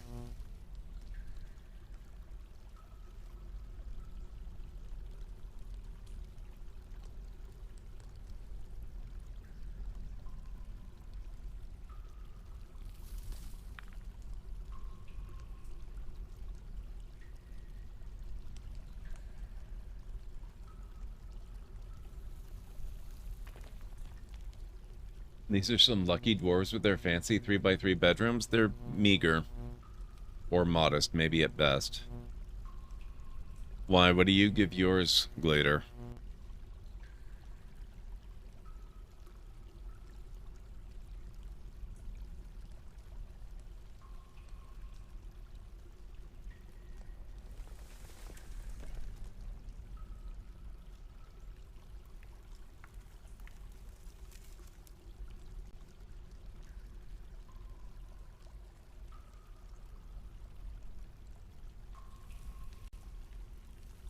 You've usually seen like 2x2 or 1x3. I came very close to settling on a standard size of 4x4.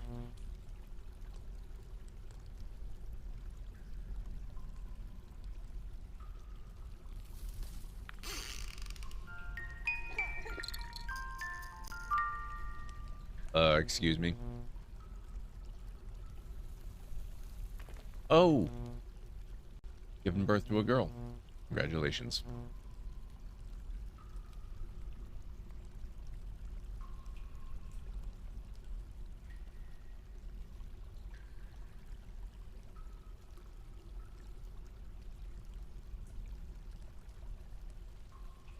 Recovers slowly, disdains hard work, is patient.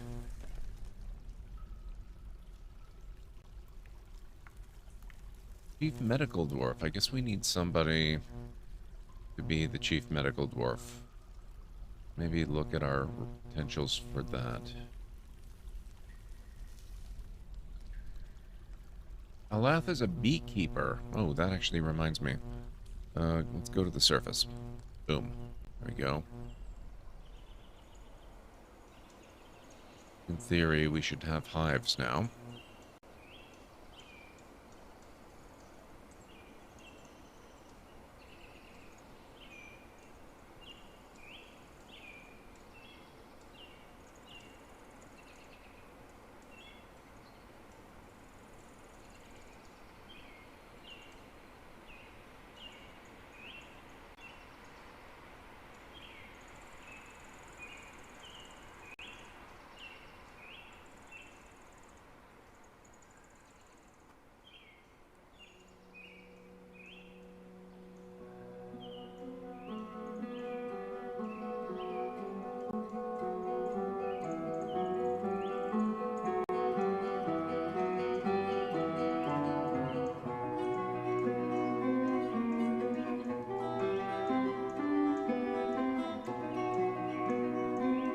Dwarves need more than a one-by-one bedroom? Yes, they do, Mr. Soggy Roman. They need room for a bed and for some sort of cabinet or chest to store their possessions in.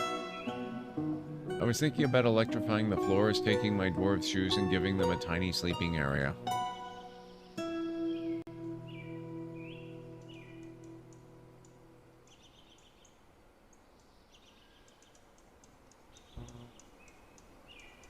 I think that's probably a bad idea, Mr. Soggy Roman, but you do you.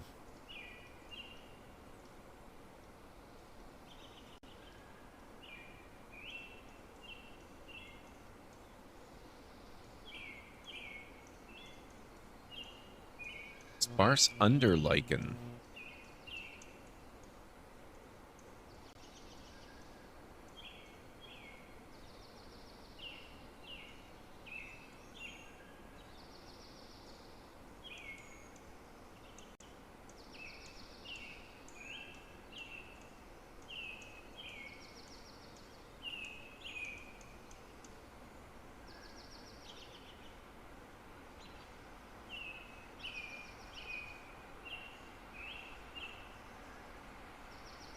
Hey, Jessica.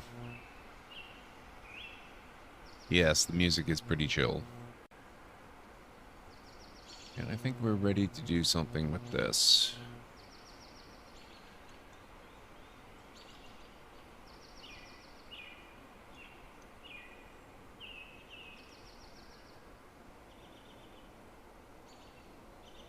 Now, it's a little disturbing to me that we have 0 fish. I wonder if maybe we need to assign more fishermen.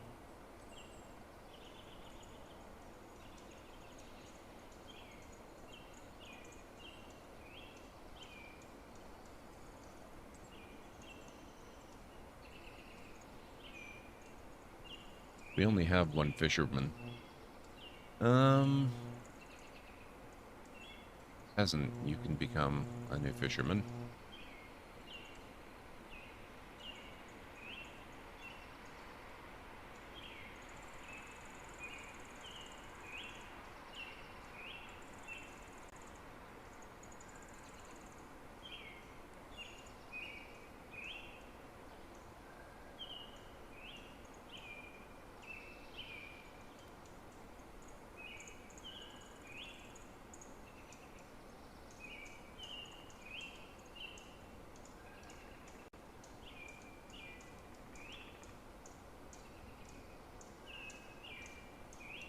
Everybody does that. Everybody does that. Everybody does that. Everybody does that. Okay.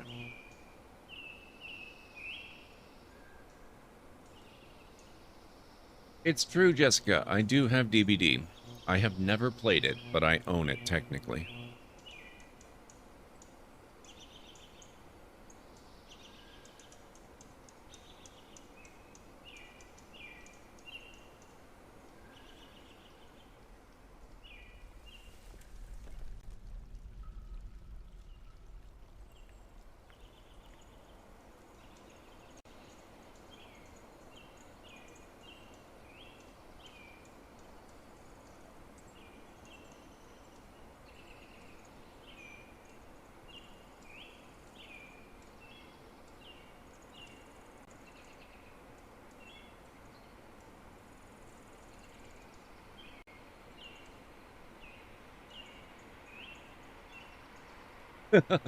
I've owned it for a great many years at this point, Jessica. I got it when it was still relatively new and initially very popular, and then I just never played it. And now there's so much in the way of DLC for it that honestly, I don't know that I ever see myself actually playing it at all.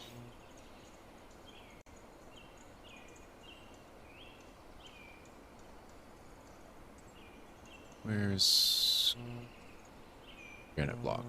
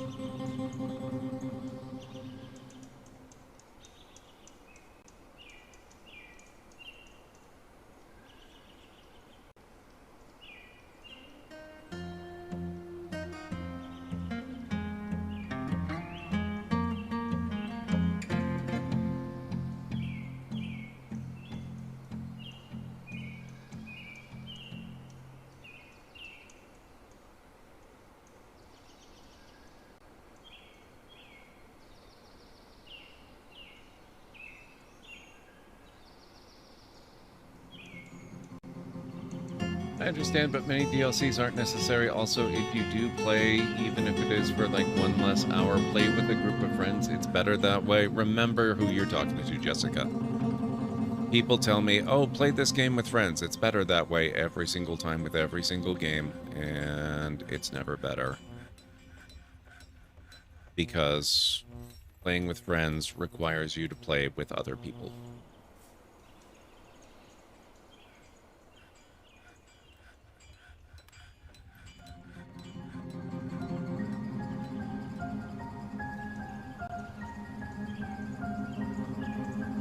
There you go.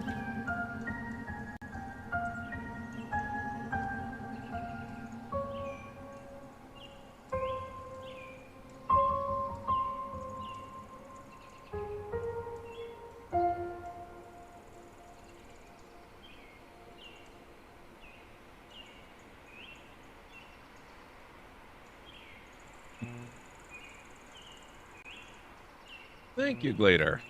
I like the fancy entrance.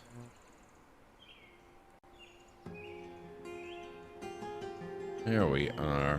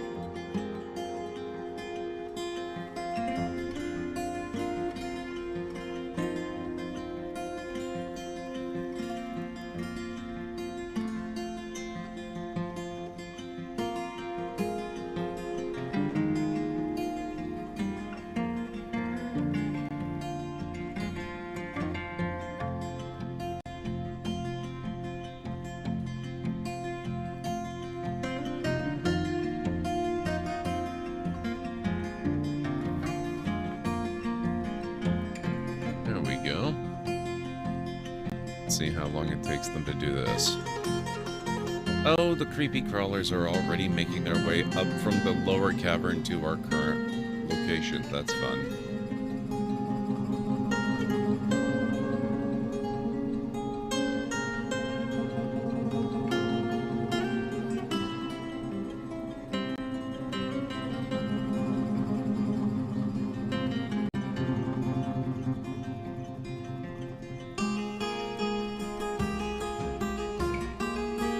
Got mad for the Super Mario the movie, a thing I never thought would be a thing. It's such a shame because in so many ways it looks so incredibly good, but then there's Mario's voice.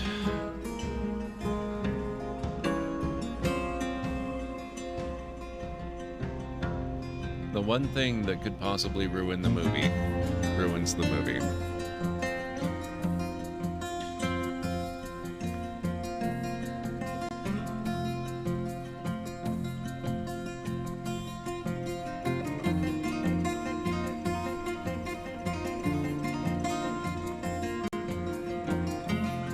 He didn't even bother to do a voice, that's true.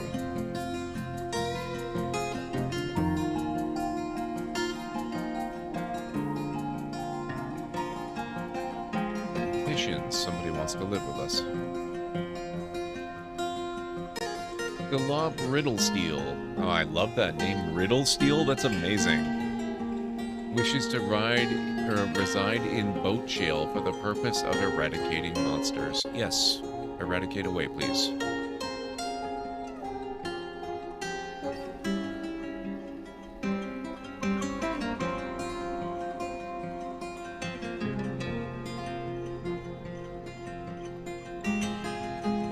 Oh, you watched in your language, so the voice actor's not the same. Interesting, Jessica. I'm a little bit jealous, to be honest.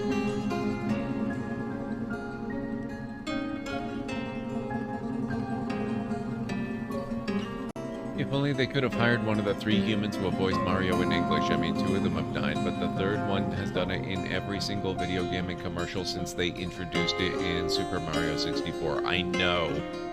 And you know the people that worked on the visuals for the movie really would have approved of that too, since they obviously went to a great deal of care to make it very true to the games while looking cinematic and beautiful and gorgeous, because holy crap, they did an amazing job. But then the voice.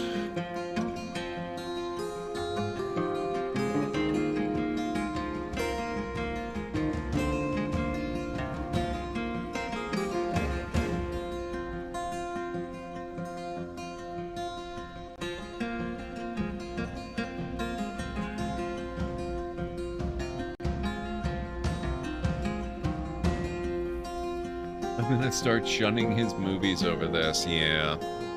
It's kind of a shame, because I really always enjoyed his movies in the past. I might be in the minority, but I thought Passengers was really good.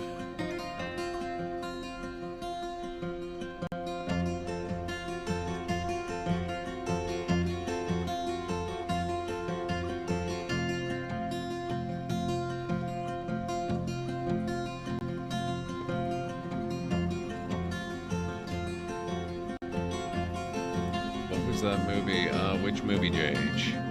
How's the Dwarf Fortress? It's going really interestingly, Vera Johnson. I think we found the 2nd cavern system.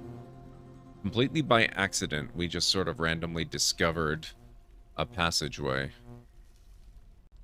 Oh, that's Creepy Crawler Remains. Weird. You don't want that stinking up the place.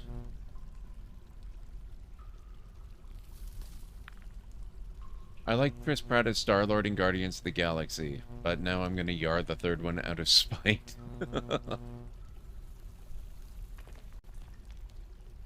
Probably JH, yeah. He was also in, what was it, Parks and Rec, the TV show? And he did Passengers, a sci-fi movie with, what's her name, Jennifer Lawrence, where they were the only 2 passengers awake on an interstellar journey that was going to take longer than a human lifetime to reach its destination.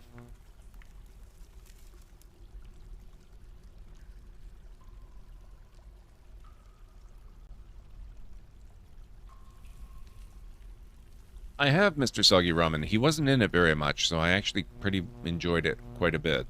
Holiday Special was pretty good. I mean, it wasn't as strong as the movies, but then it had half the time of the movies.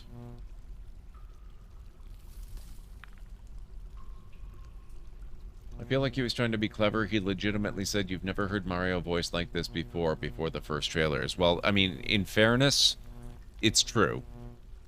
We never have heard Mario voiced like that before. And hopefully we never will again.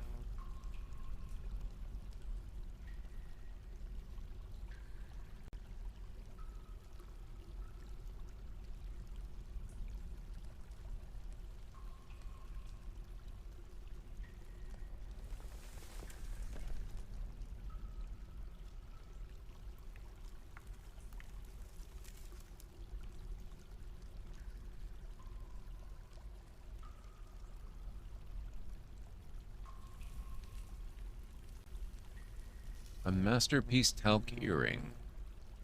You've struck ruby. Make rock blocks has been completed. Ilralthobatar, crafts dwarf, is stricken by melancholy.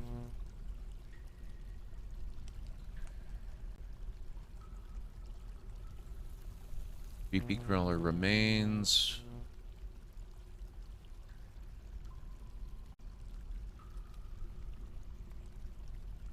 Resist sickness, disdains romance, developed empathy, creative, poor focus, thrill seeker. He felt lonely after being away from family for too long, felt restless after leading an unexciting life for so long, was worried after being unable to pray. Okay, you know what? These dwarves do seem to take their prey requirements fairly seriously. Maybe we ought to get them some way to do that. Why do we have so many rotten remains? What the heck? Why do we have so many creepy crawlers? Is the question.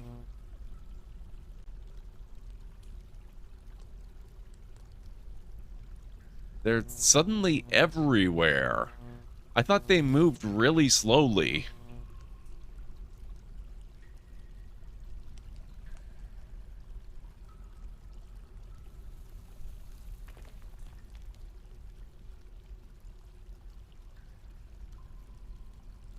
Stoneworkers Workshop. Make a rock altar. I'm gonna make 3 rock altars.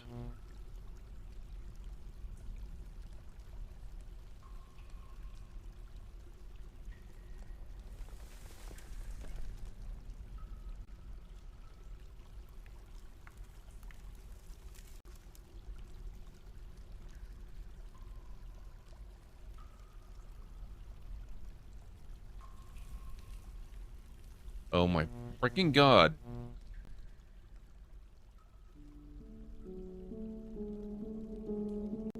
There's zillions of them.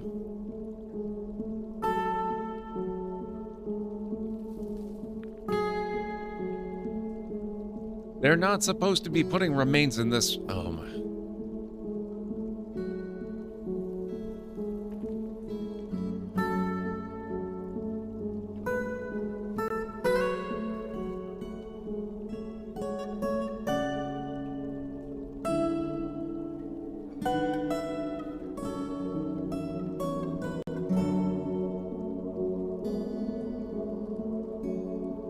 These are already dead on Stara. I can't figure out where they're coming from. I mean, they seemed like they moved pretty slowly before.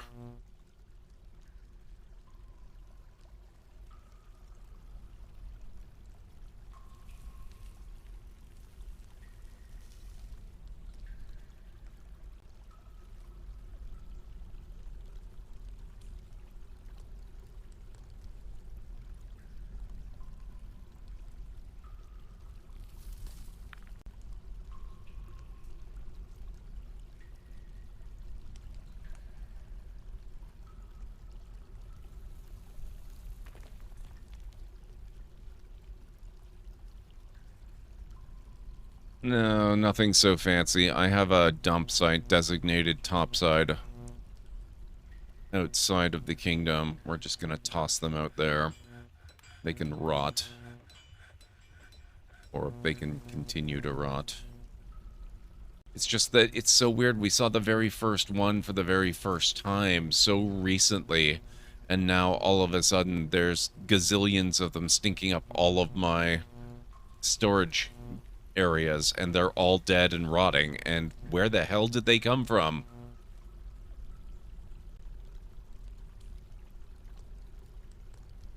I don't know how, Anstara.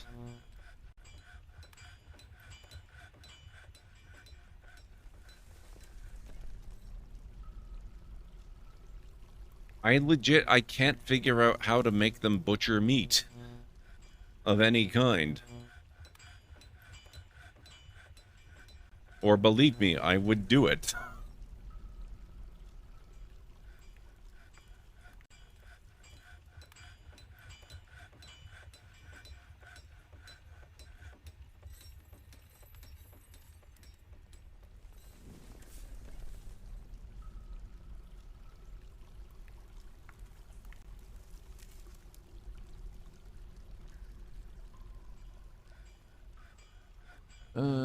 Let me see. Meeting area, bedroom, dining hall, pen. Is there some sort of place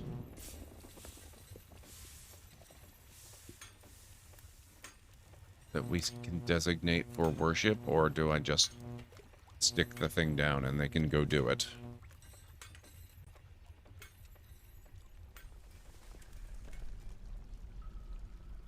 Oh, I guess I could do that, Aranor, if you want to be all logical about it. Butcher an animal. Amount of butcherable, unrotten nearby items is greater than 10. Okay. We've already got items. Butcherable.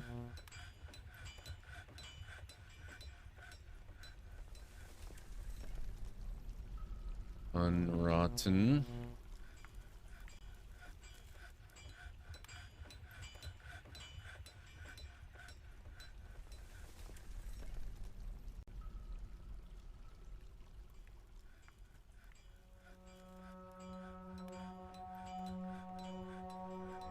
Actually, you know what? I'm gonna leave off the nearby. Hopefully, that will probably get us in trouble. We're gonna, you know, pick up something so far away that by the time they get it back, it will be rotting, but we'll risk it.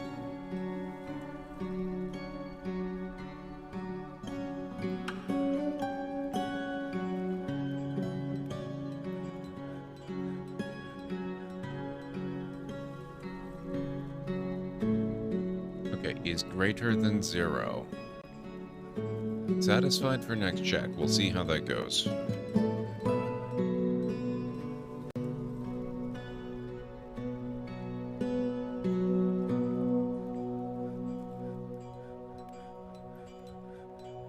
I already made one, Vera. The problem was getting it to function. Meeting hall said it was for temples. Did it?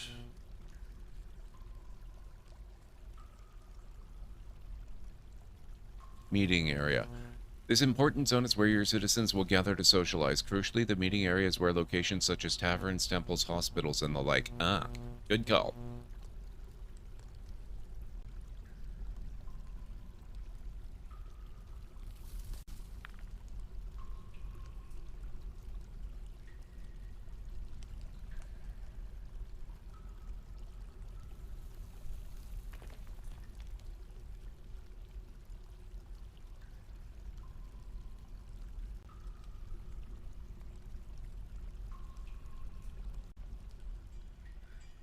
Well, in theory, it looked like it was going to function. In practice, we'll have to see. Oh my god, there's a live one.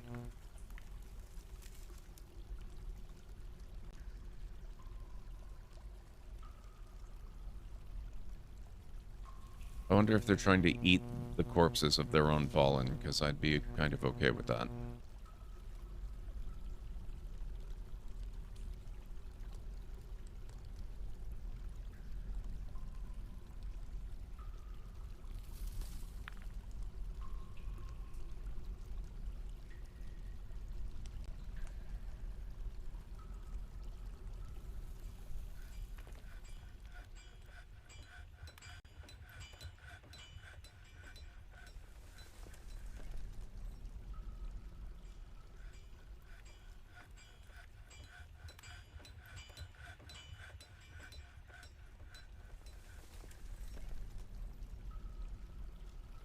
just verify.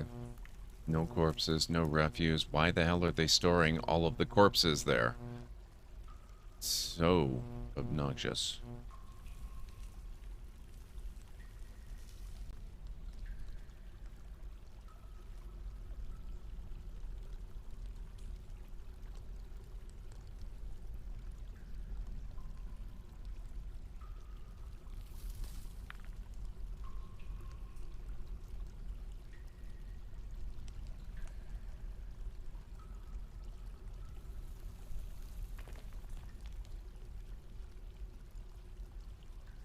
Yeah, if there was a way to turn them into fertilizer, that would actually be pretty nice.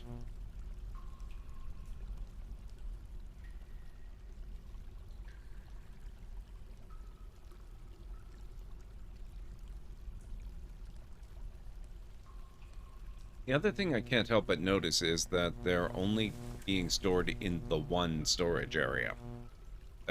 Well, actually, I'm going to have to go and verify that with the other storage areas. But it looks like they're only being stored in the one.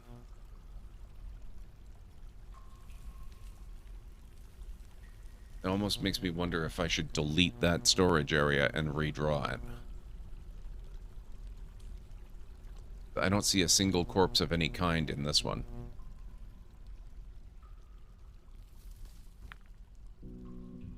And I don't see any in this either. Any of these. Oh, I spoke too soon. That one's not rotting yet. I'm going to leave it. Maybe they'll butcher it and something good will come of it.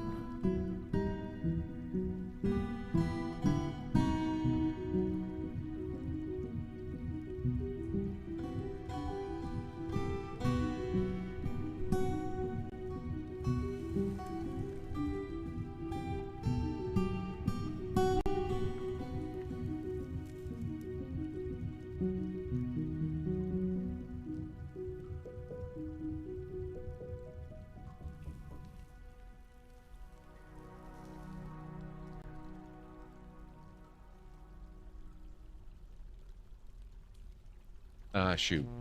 Same thing happened again. You have to remove that.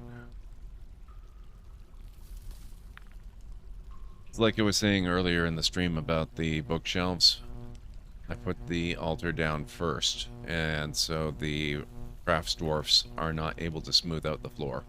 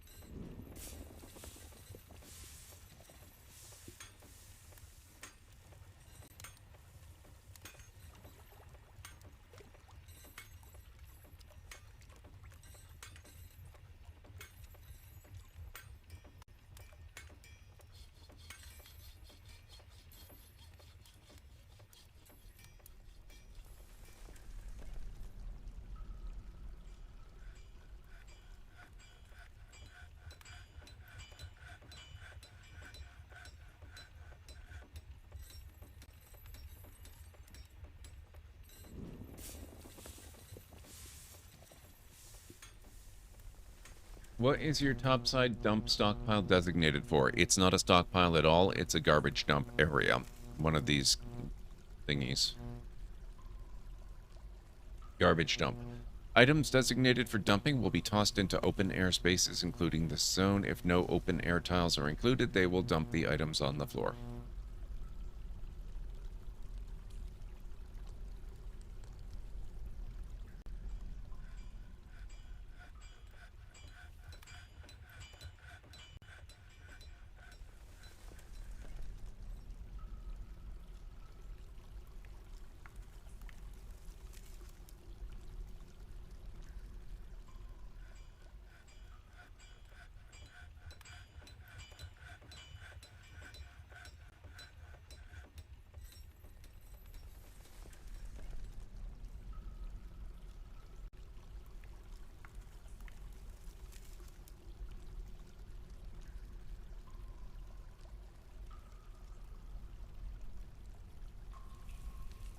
Now, they don't actually seem to be using this.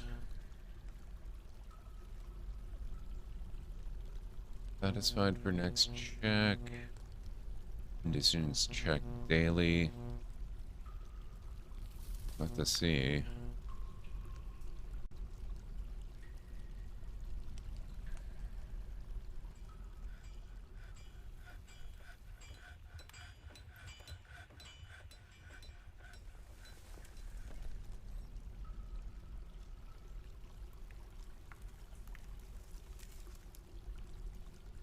Add stockpile links for this workshop.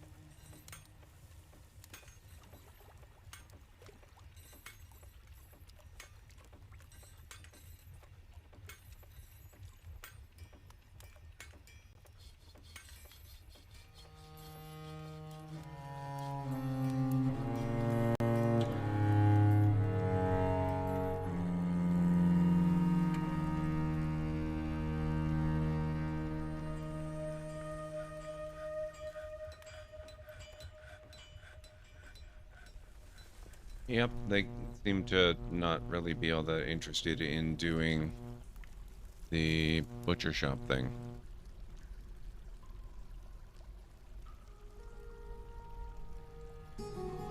On the other hand, at least starting to make some progress in getting rid of all of these freaking things. Except for these ones.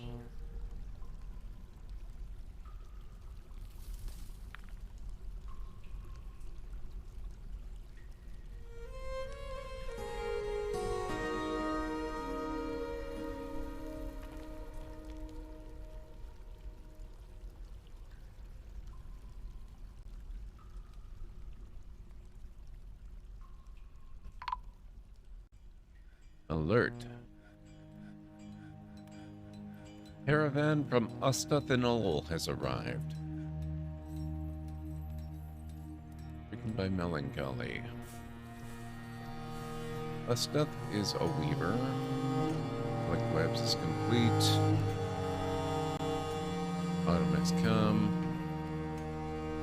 Fisher Dwarf Obuk has arrived.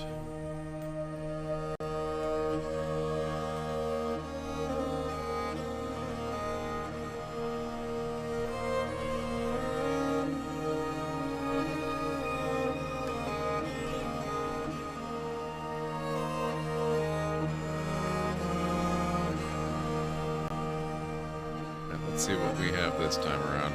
We should probably have lots of stuff.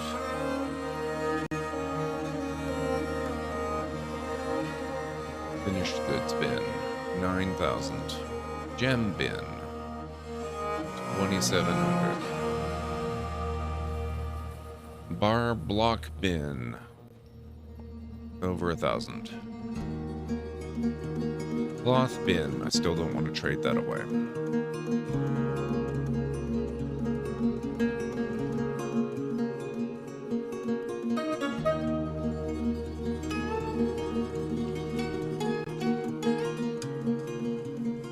Three-and-a-half-minute warning, guys. We'll have ads starting at about that point.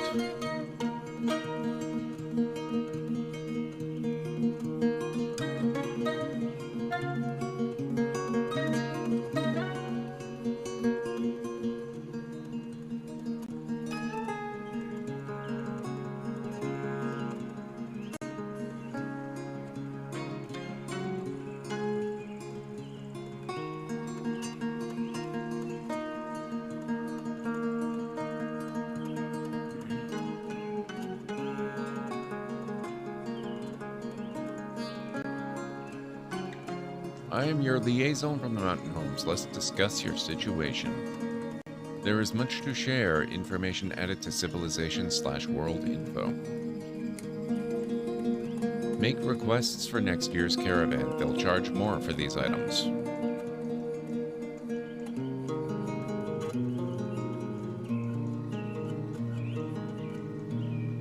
I'd probably just better request a bunch of meat.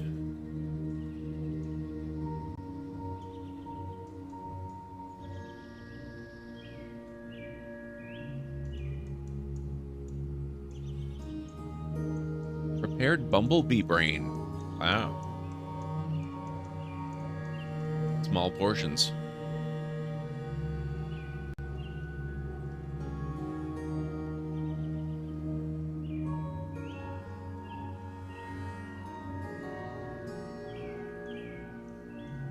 I don't know what you're saying, Blader. I've had no problem getting them to take it outside.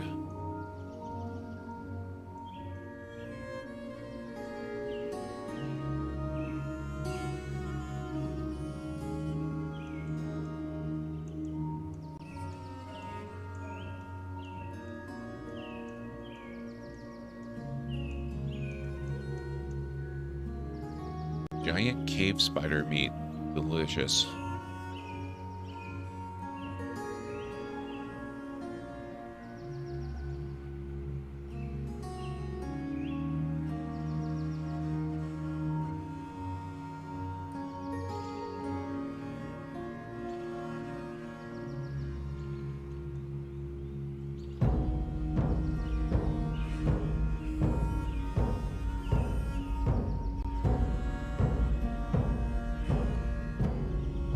Giant mole sweetbread.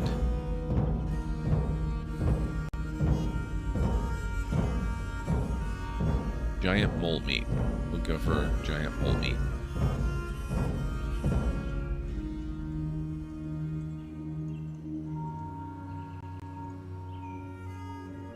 Giant mole meat requested, priced at 186%. A need for spears is expected, and if you are able to provide some, the caravan will offer 203%. Okay.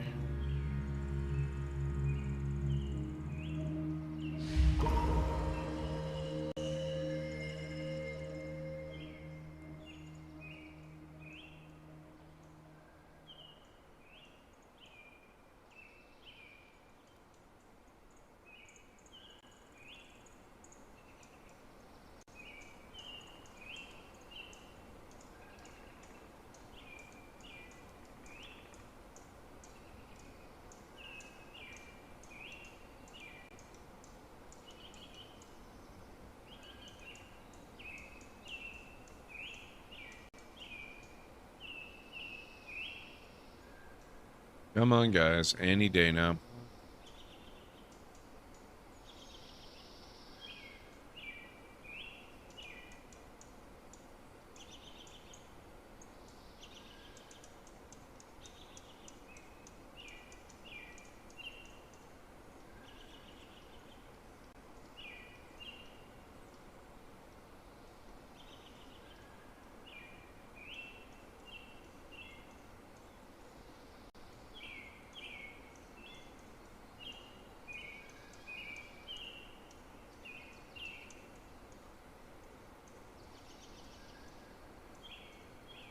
There we go. He's a little slowed. Uh-oh. Full Estendler blacksmith has created a Luludar, a iron grate. He offers it to the obedient hammer.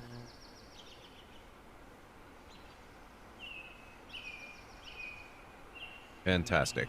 That's great.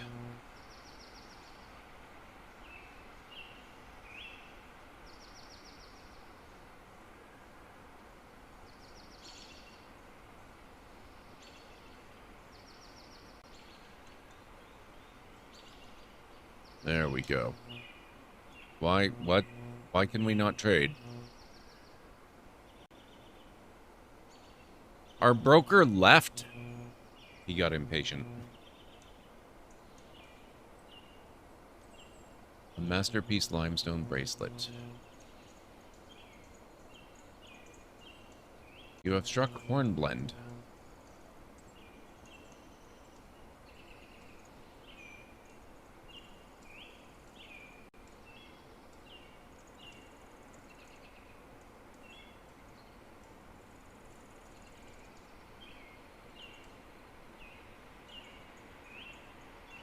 Okay, now we can trade. Let's see. The elves left us high and dry. They didn't want to trade with us because we offered them mollusk stuff. So let's see what these guys have got.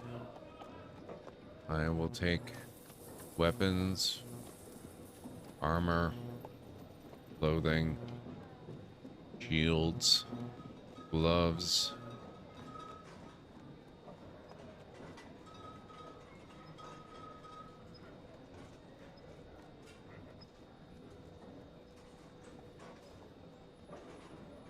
Have a good night, Aranthar.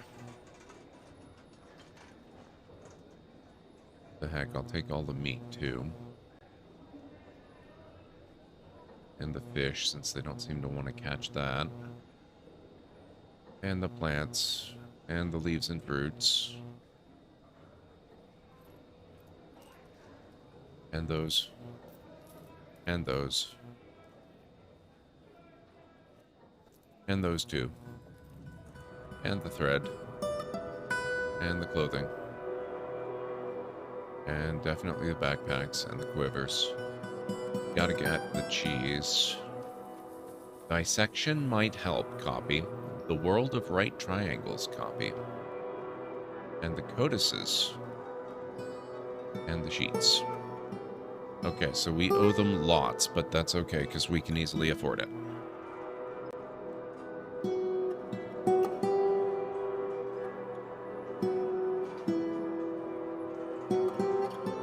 We're just going to go through this and offer them all kinds of crap until they're making a handsome profit and want to come back and trade again next year.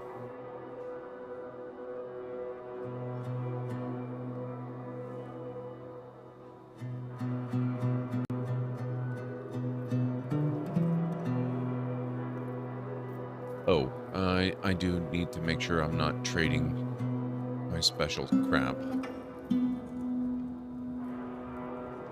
No, okay, so far so good.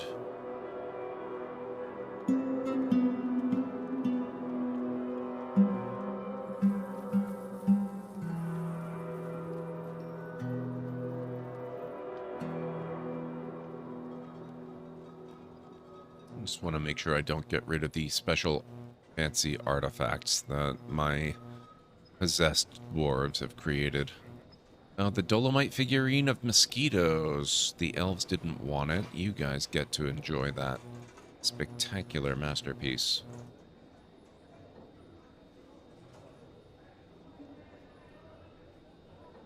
Okay, I think I'm being a little overly generous here, but that's all right.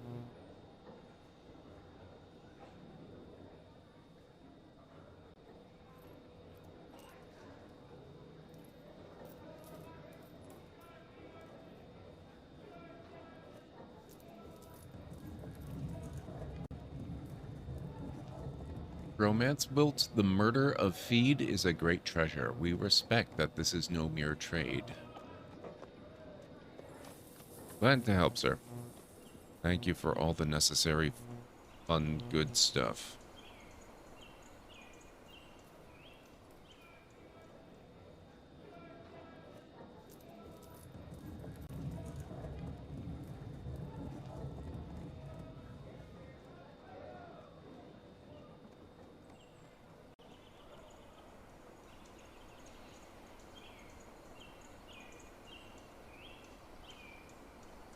Okay.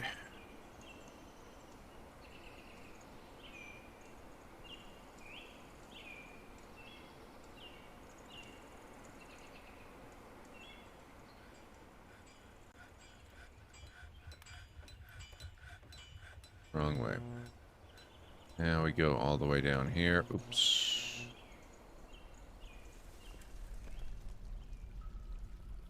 Come on. I know we live around here somewhere. There we go.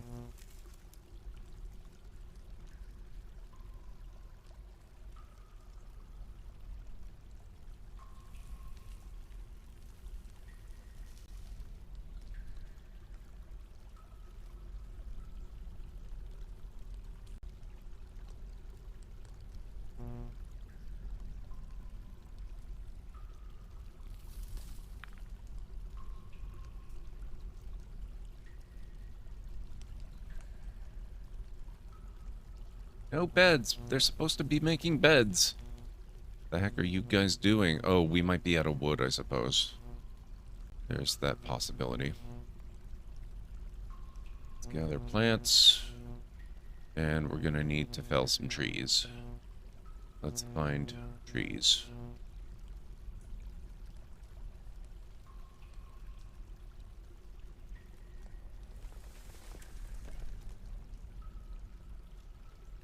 There have got to be living trees down here somewhere.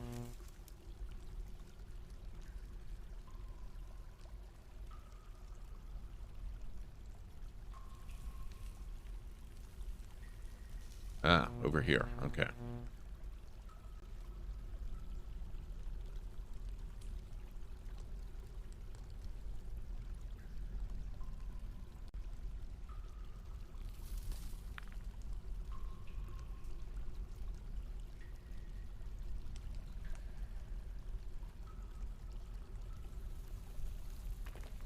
Petition. Benny Youngtombs wishes to reside in Boatshiel for the purpose of eradicating monsters.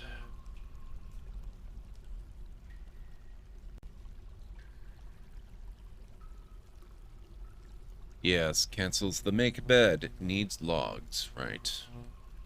The engraver has been stung by a honeybee.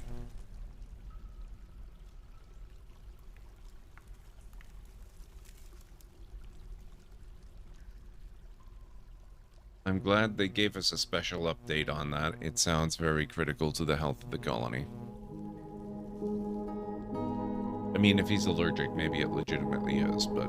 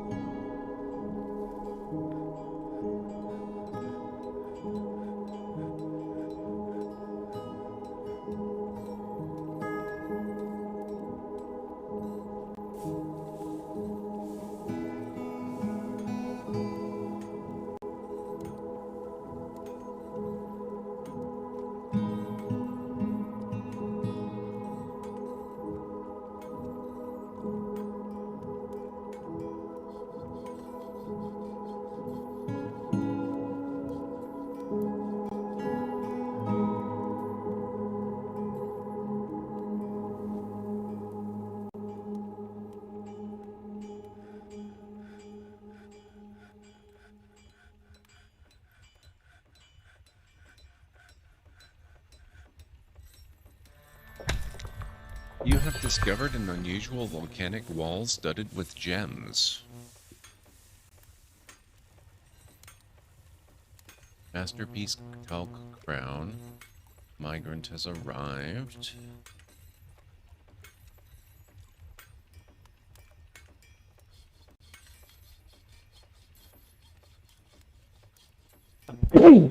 Excuse me. Rough-hewn obsidian wall. Oh, this is down in the other cavern. How the heck did we discover this? What I would love to know.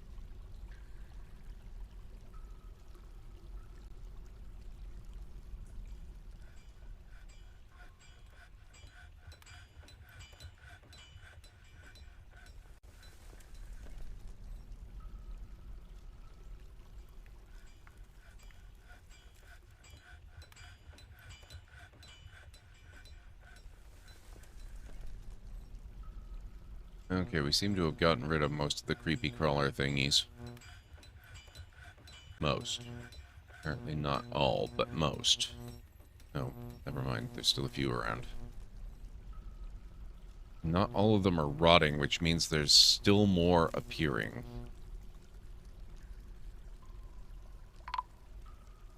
Alert. Illiral Thobitar, Crafts Dwarf, has been found dead. What?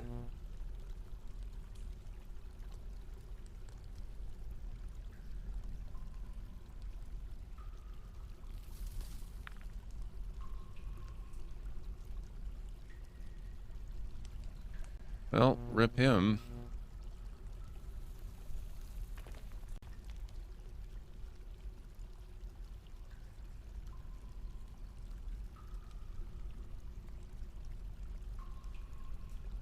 I still suspect the mole, Anstar. It was JH. And the possession is, I think, why he wasn't drinking anything and why he died, because we have no shortage of drinks. And if we were out of drinks, we have no shortage of water. As far as I'm aware, the mole is still around somewhere. I don't know where exactly.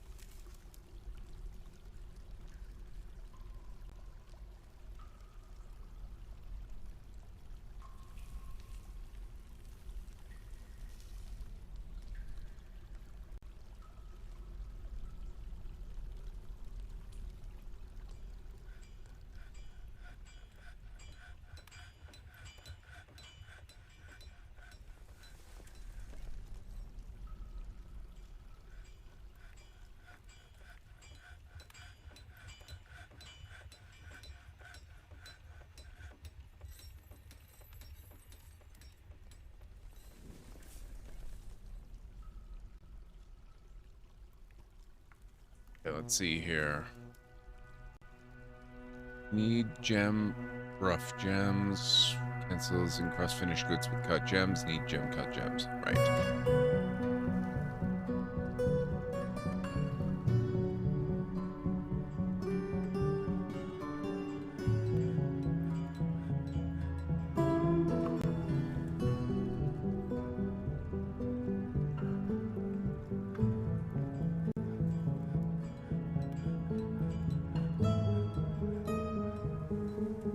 We have a serious animal overpopulation problem, and I need to figure out how to deal with it at some point. I hate having so many animals in the kingdom.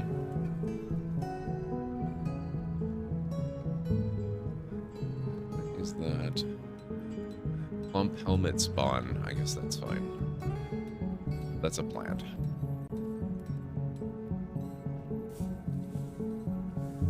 Thank you, Winters.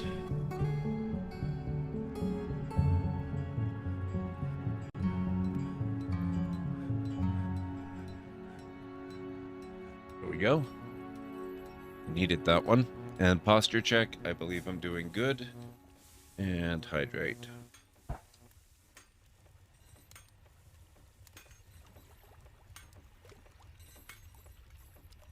There we go. Thank you very much. We have so many freaking animals. This is a disaster. Okay. I think I need a moment with the wiki here.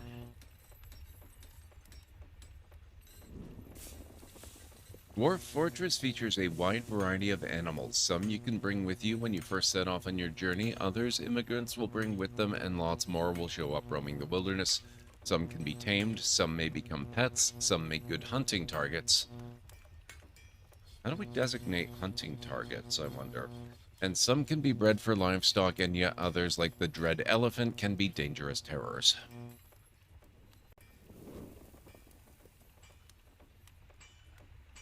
Hunting.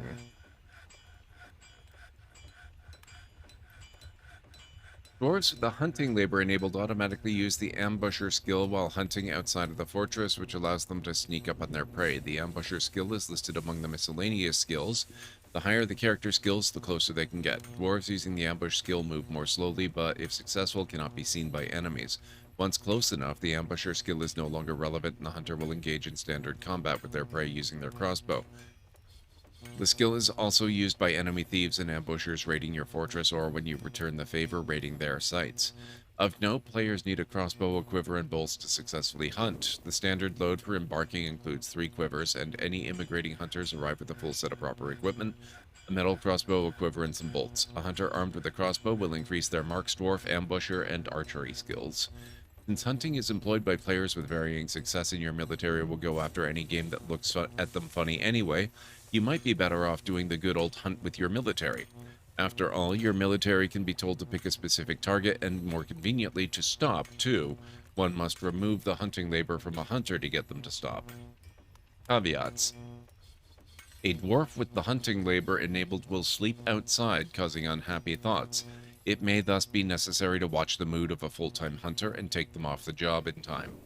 Animals suitable to the biome will appear randomly on the edge of the map on each layer. By default, the layers are the surface in each cavern layer. Dwarves can hunt wild animals on each of these layers. Only one group of animals will appear at any given time, and as soon as one group leaves, another will take its place. This can result in your marmot hunter suddenly having an unpleasant chit-chat with an elephant, giant eagle, or worse. However, a seasoned and well-equipped hunter is more than a match for a giant eagle and can be a good preemptive defense for your above-ground workers. An unskilled hunter will crawl in ambush mode, making the hunter unable to reach fast animals like badger. Fortunately, an experienced one will be able to rapidly bring down even swift prey. 10 novice hunters working together can take down even very large, very fast animals. A highly trained and a skilled and agile hunter will be able to single-handedly take down nearly anything.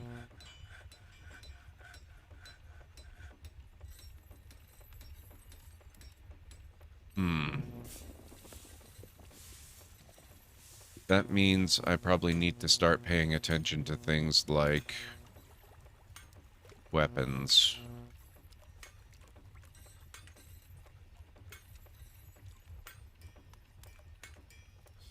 Means I think I need more stuff. Need another workshop. Military. Weapon rack, armor stand. No, that's not it. Bowyer. We could probably use one of those. Oh, we have a bunch of rooms here I haven't filled up either. Hang on. I'm all over the place here. So, we got stuff, we've got things. We really need wood.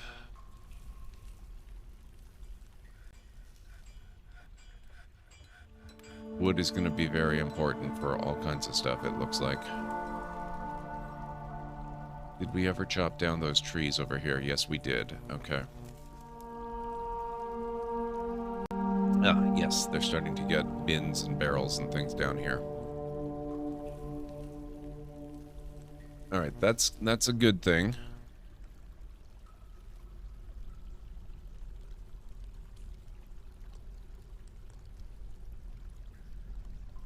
Still don't have beds, though.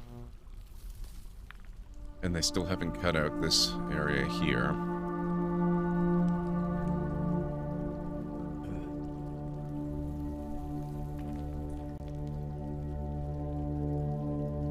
Let's do a bowyer here.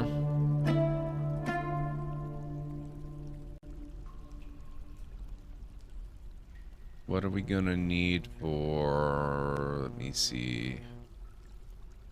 Crafts, no. Magma forge, I wish. Metalsmith, weapons and armor here, as well as most other metal objects from furniture to trap components. These tests require fuel.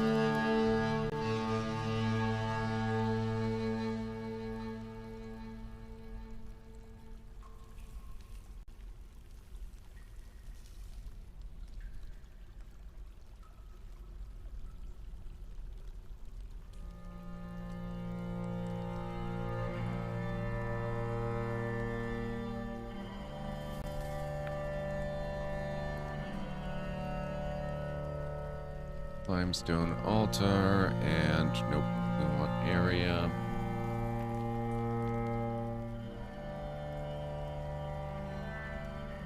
That there. And then maybe I'll make that a dining area too, so they can have multiple designations.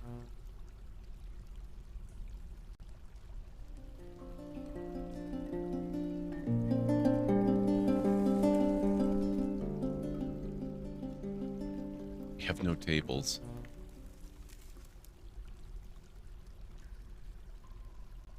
Everything was going so good once upon a time.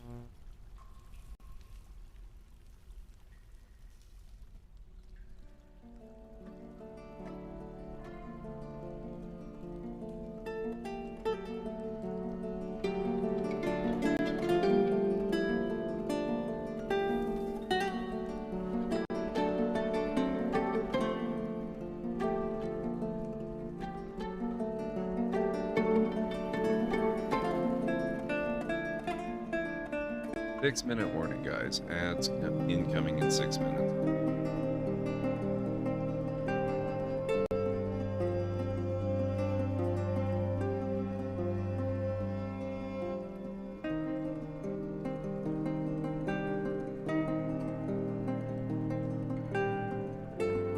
Petition. Googie Crush Known wishes to reside in Boat Shield for the purpose of eradicating monsters. Welcome aboard.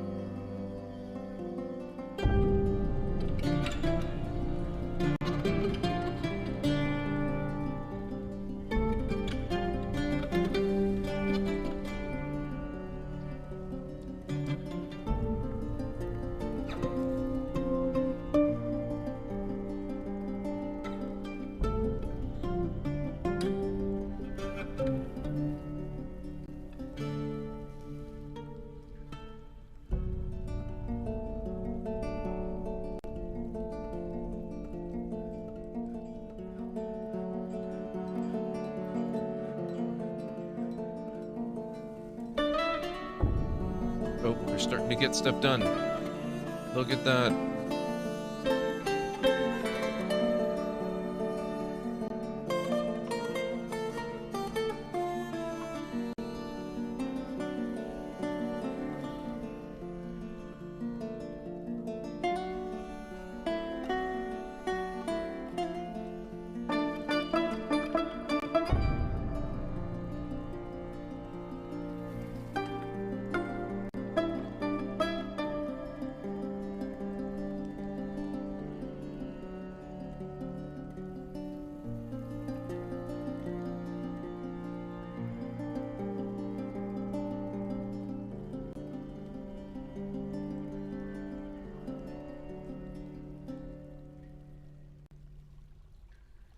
Nope.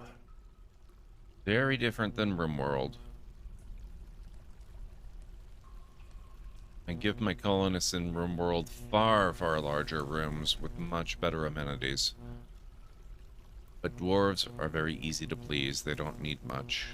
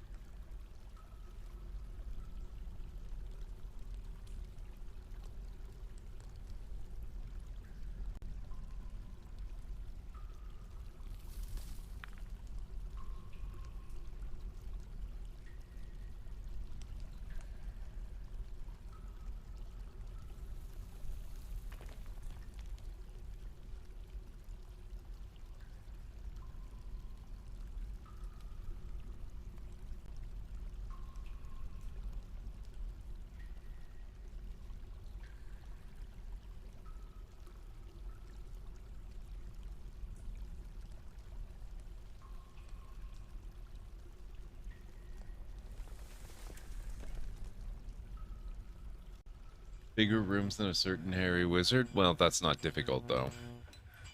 Let's be honest. You're not setting the bar very high there.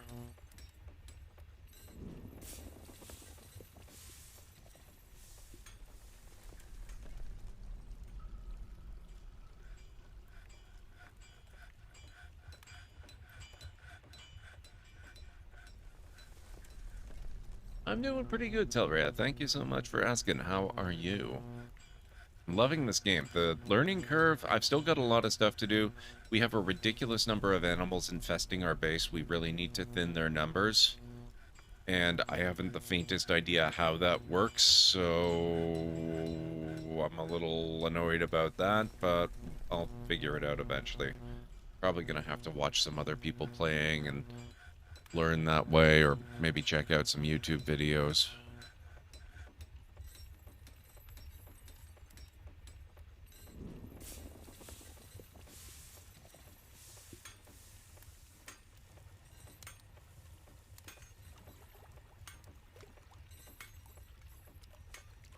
Dwarves do get very attached to their pets. We only have one pet in the colony so far that I know of.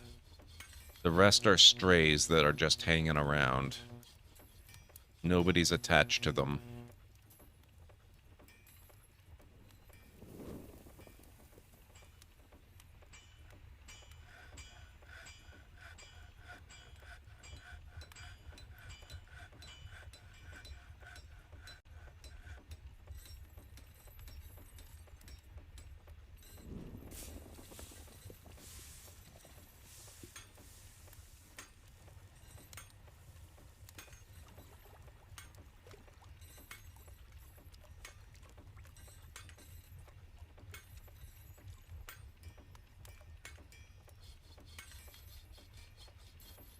I love that there's a 3,367 commented thread on Steam for Dwarf Fortress. What is the thread about, Romney? Watch the review count. Tell me how sane people can post a gushing positive 10/10 Game of the Century review on day one. 20 minutes ago, the count was 1,700. Now it's 1,900.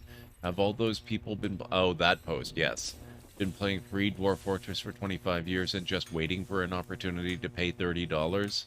All of them are saying yes. I love that one too. I didn't know it had gotten so big though. That's amazing.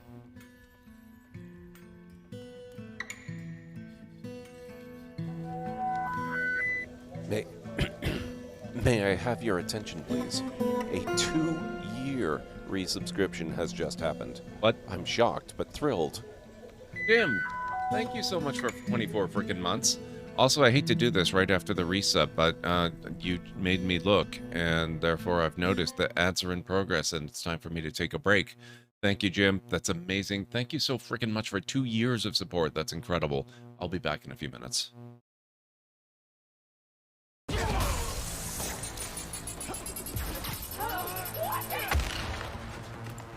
This yours? Hang on, hang on. We need to examine this area. Oh! So uncivilized. No kidding. You said it, Obi-Wan. I know. I often forget, but I do know. Thank you. Of course, sir. I wasn't talking to you. Well, who else could you be talking to? Should I be concerned about your mental well-being, Commander?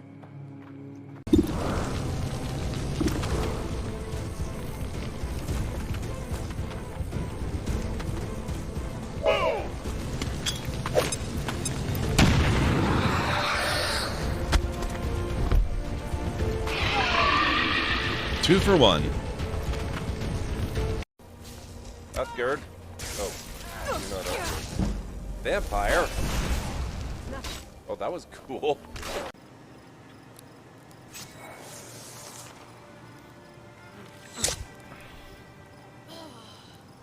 Oh, nice.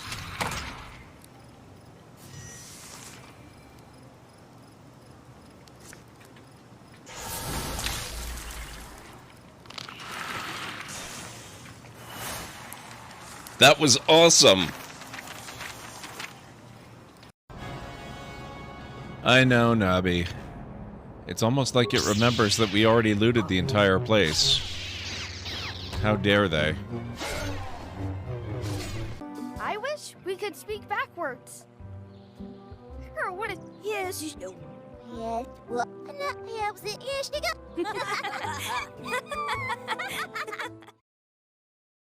Agache is way an oak day. What'd you say? Did it work?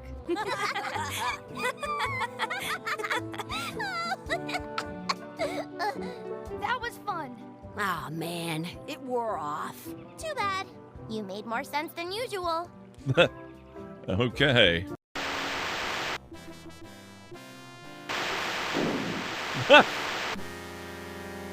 Whoops.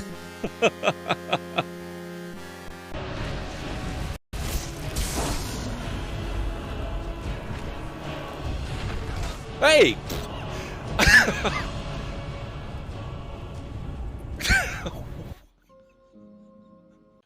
Climb tree. This tree is dead and seems to be free of the slick secretions some of the others generate. You begin to shimmy your way up the snag.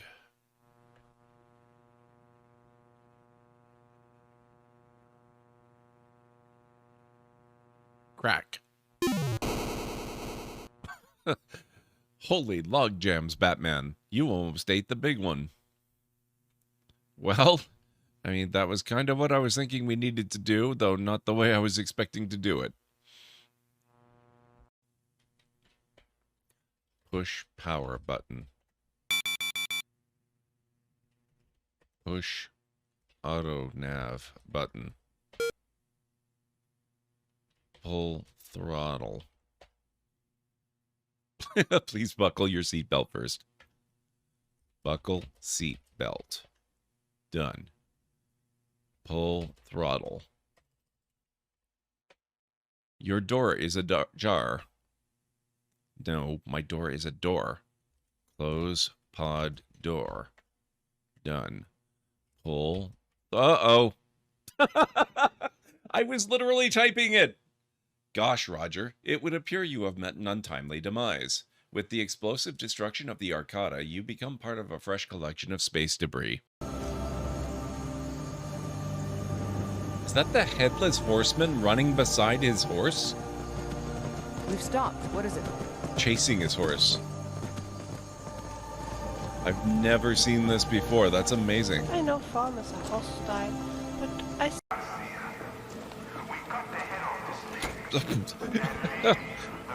Wow. And I thought I had done some parking jobs in this game.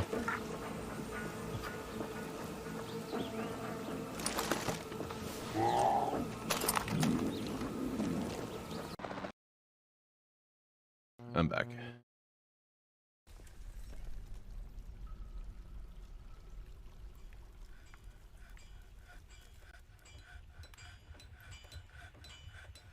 Thank you, Telria.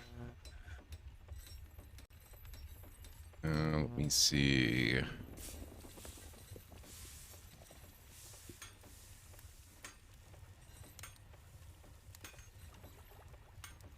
Thank you, JH. Thank you, Jim.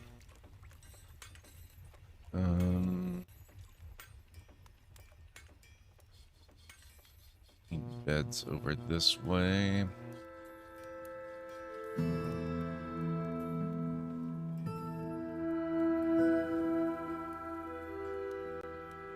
Oh, we have a lot of beds all of a sudden. Okay, that's a good thing.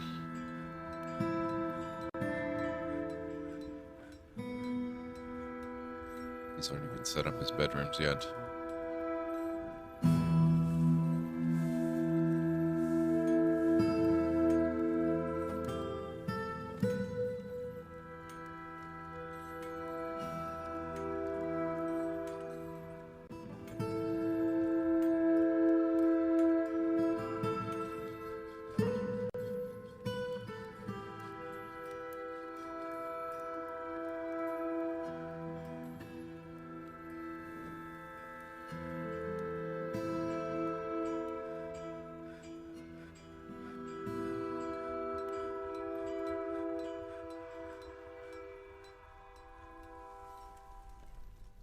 Were you really killed by a light bulb light switch?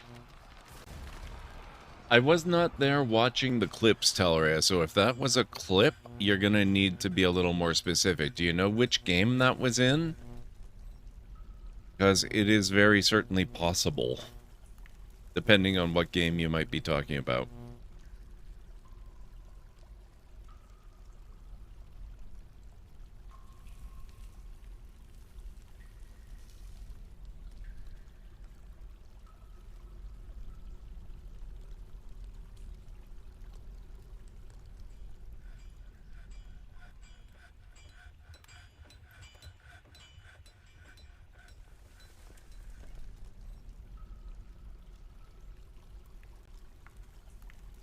Door set up there.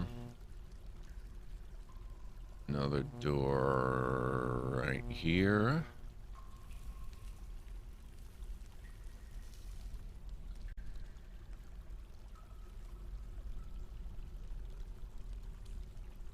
It was a space one, maybe one of the space janitor ones, might have been a light socket. Ooh,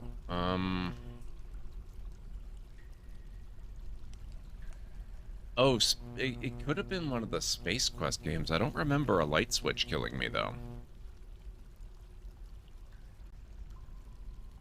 Did the floor open up under me and dump me into a pit of acid or something?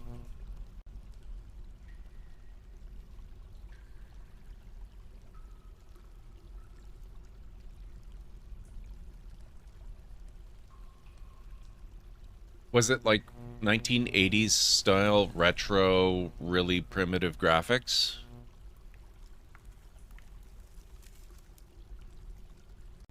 If it was one of the Space Quest games, probably they have very creative ways of killing the player. That's so true. Mini explosion.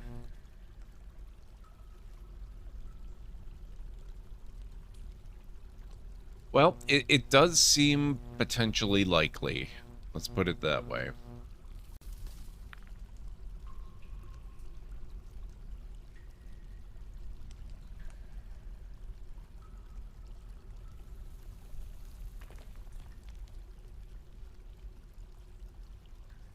Okay, we need more doors.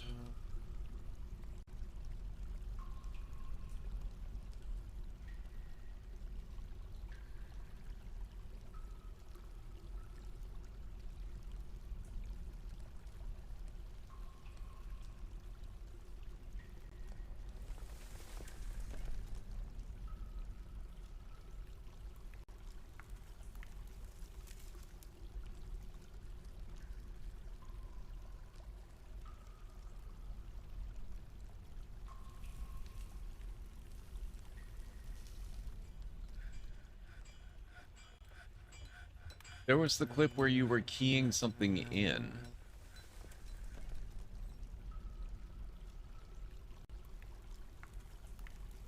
Oh, yeah, I don't think it was the actual switch that killed me there. I was trying to flip switches, and I ran out of time. It's because I was on, you know, a schedule.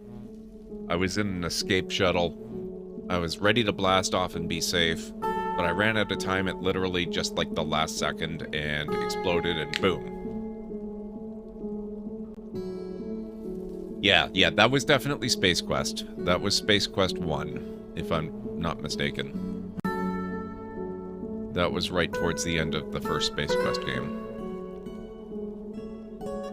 I love the Space Quest series. We are going to play Space Quest 4 at some point, which is...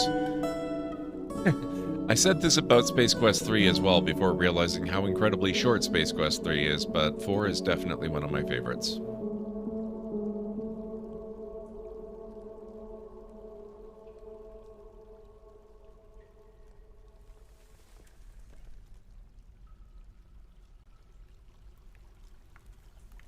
Okay.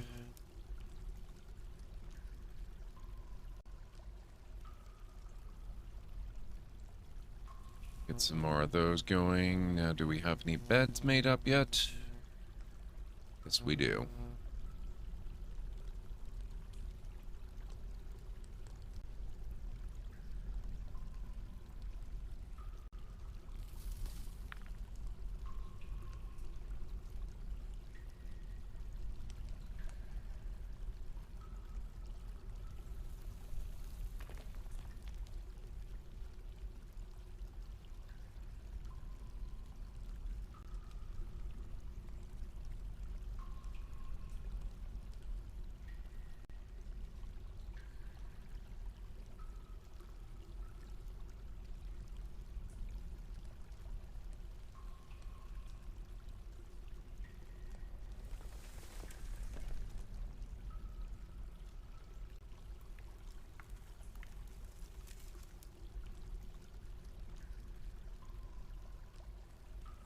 The text-based games are kind of unfair on people with dyslexia. That's why I read everything out loud, though. I'm well aware. I try to make it as easy as I can, but I'm not gonna not play the games.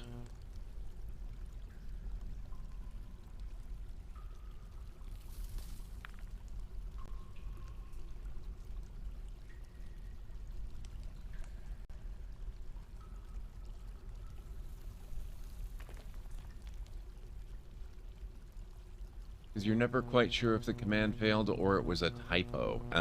Oh, you're talking about when you were playing the game. That makes sense. I never really thought about it that way before, but that does make a lot of sense. Like how this is a separate menu for building objects. I honestly kind of don't. I like more modern interfaces where it just says, I want to interact with this, and it, you know, uses context to know what you're talking about. I kind of wish this was a little more like that, but that's okay.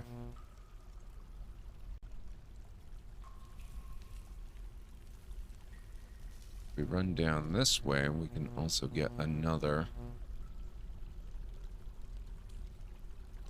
punch in over here. But not here. Oh, but maybe we can sneak a little mining bit in over this way and grab those. Then I'll seal that up afterward. Actually over here too.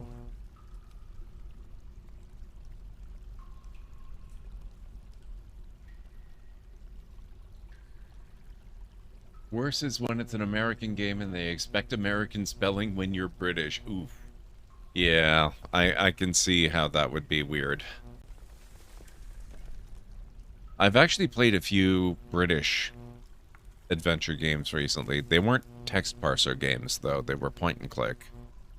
But they were really fantastic. I went through, what was it? Beneath a Steel Sky. And then the sequel, which only came out in 2020, actually. Beyond a Steel Sky. And then just the other week, I started playing Broken Sword. So those are by a British developer, and they are wonderful games. Super fantastic. I'm particularly enjoying Broken Sword. It's really, really well done. Also love how this is more polished than the original game where it was 8-bit.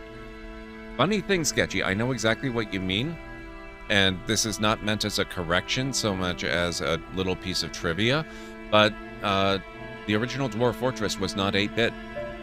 It was not 8-bit at all. Greeny, how are you doing?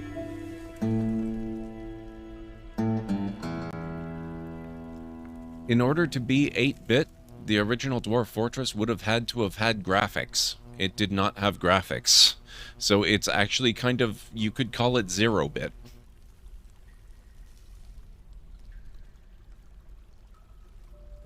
It's ASCII based.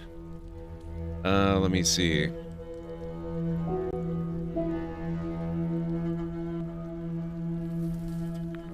"8-bit" refers to a bit depth of 8 in the graphics for a game, and because the original version of Dwarf Fortress has no graphics, it has no bit depth. Therefore, it's either 0 or undefined.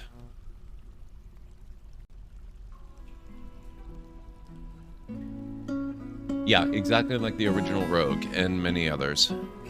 Alright, we've had a redemption for a terrible pun or dad joke, folks, so brace yourselves. This is going to be terrible.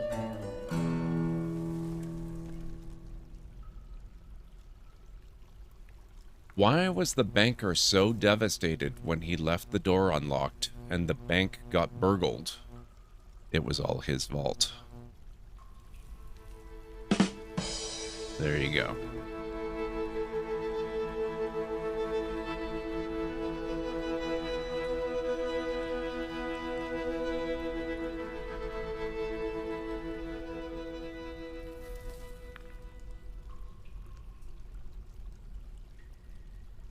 What the heck, Talriad? Usually we require a redemption because it causes so much psychic damage to people when I do terrible puns and dad jokes. But, we'll throw in another one on the house this time.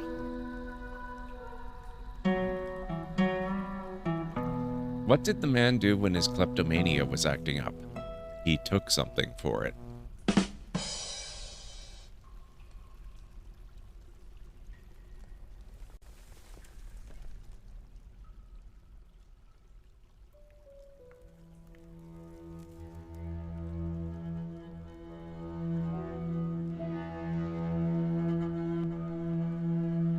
I like that one.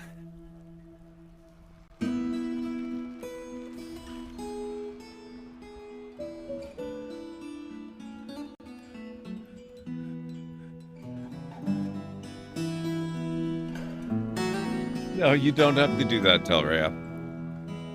But actually, we'll consider it unredeemed if you want.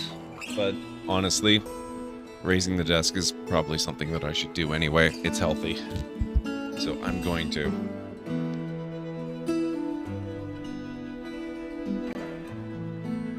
There we go. Oh, okay. You got one too? What is it, Sketchy?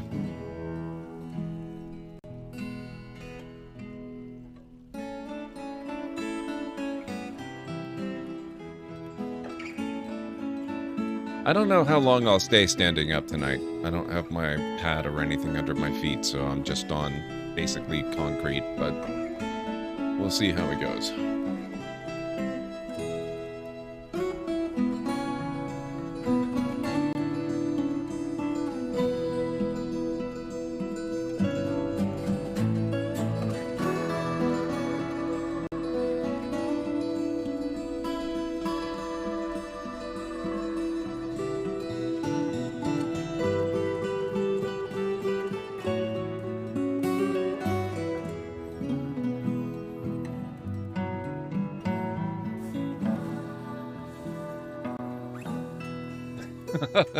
Nice, Sketchy.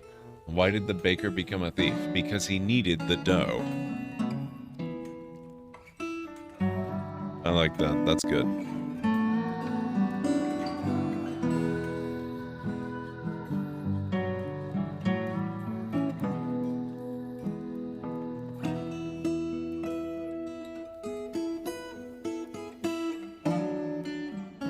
Do we have tables yet, I wonder?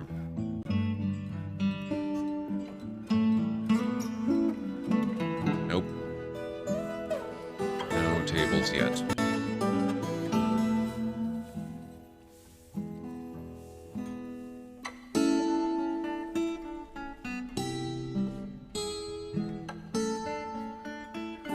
Is this the same old code with the graphics overlay? No, it's been updated more than that. The menus have been reorganized. It's got a tutorial. It's generally a bit more friendly. It's mostly the same game, though. Whether, like, I don't know how extensively they've modified the code. You'd have to talk to one of the developers about that.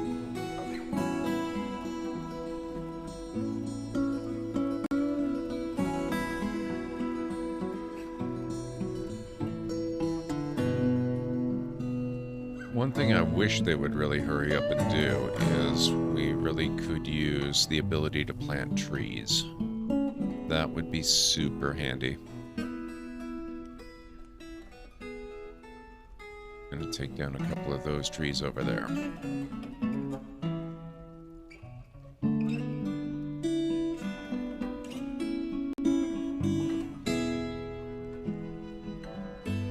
Not currently possible, Greenie. We can cut them down, and in fact, we have to. We have no choice. But there's no way to replace them. Yet.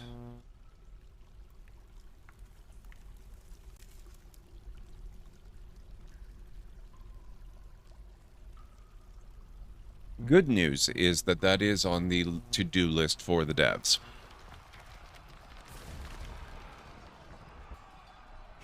Okay, let's see.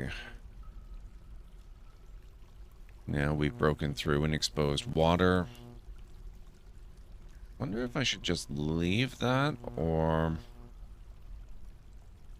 Yeah, that's not a bad place to have a water source.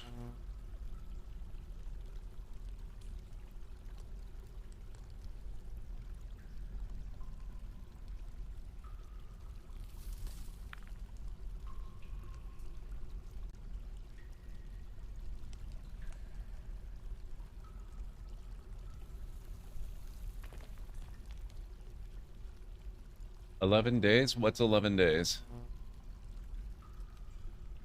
Planting trees sounds like some kind of nasty elf propaganda anyway. Well, that depends, Glader. I mean, dwarves like having their beds, right?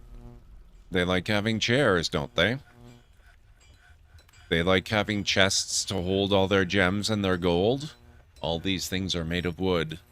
No trees, no wood. Raid incoming. But do not panic. Please report to welcoming shelters immediately. Seek help from Joduri, El, Telera, or other librarians as needed. Be ready to distribute library cards. Shambling! What the heck? Thank you so much, Greenie. I really appreciate the shout out. Shambling, how are you doing tonight? Thank you so much for bringing your community over. I also really appreciate the raid. I hope you're doing wonderful. How was Just Chatting? Were you playing anything or was it literally a Just Chatting stream? I'd love to hear all about it. Folks, if you've never been here before, my name is Gord McLeod. I'm a variety streamer here on Twitch. I play a wide variety of mostly single-player games with excellent character and narrative development, as well as some strategy games, sandboxy games, retro RPGs, classic adventure games. And I also occasionally do Lego building streams. I'm planning to do one on Monday, so that's going to be a lot of fun. I do have a little bit of a video to welcome you in properly. Hopefully it won't scare too many of you away. Welcome on in, folks. Let's get the stream started, shall we?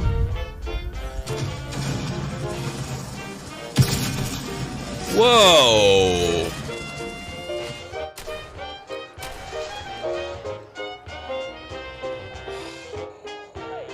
Oh, crap. Oh, no. Runaway helicopter. Oh, damn it. Oh, no. No, no, no, no, no. Oh, shoot. 16:9 form factor. Aspect ratio. Oh, no, no, no, no, no, no, no. Oh, crap. Whoa. Yes, whoa. Okay, that... Let's go for it. Oh.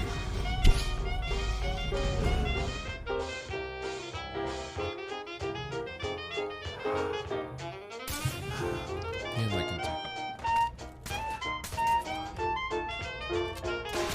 Whoa!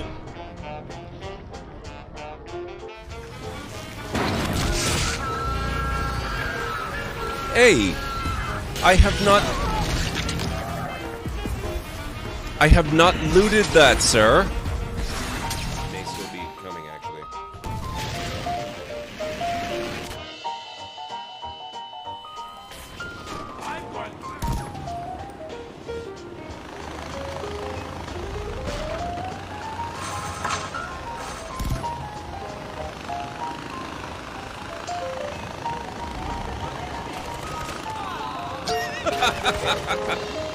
I didn't.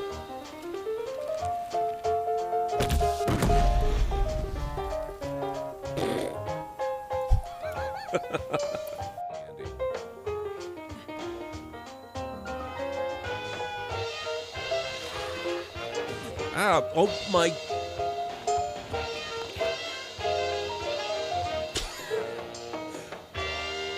Wow. There you go. That's a little bit of a preview of what you can expect around these parts. It went great. I tried Bean Boozled and never again. Oh boy. I used to do Bean Boozled anytime I got a new sub, resub, anything around the $5 mark. And I did that for several years. So I kind of don't blame you, but you also get used to it. Also ate some spicy noodles, and while that was incredibly painful, it was much more doable than the Bean Boozled. So what flavor of Bean Boozled did you get? Because that sounds like you had a particularly nasty experience. You missed the dead fish? You are welcome to all the dead fish you can stand, Greenie. You are welcome to them. I don't miss them in the slightest. No nostalgia value whatsoever. I got one good, then 4 bad in a row. You know, you kind of got off easy there, Shambling. They make it seem like Bean Boozled has a ratio of 1-to-1 good beans to bad beans. I'm pretty sure it's closer to, like, 1 out of every 10 is good. It's really skewed heavily towards the bad beans.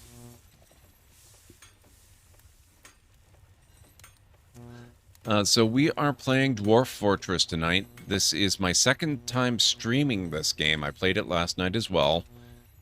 It's not the second time I played it. I've been playing this fairly heavily off stream when I have time, which isn't a lot, but you know, I've been doing the best I can.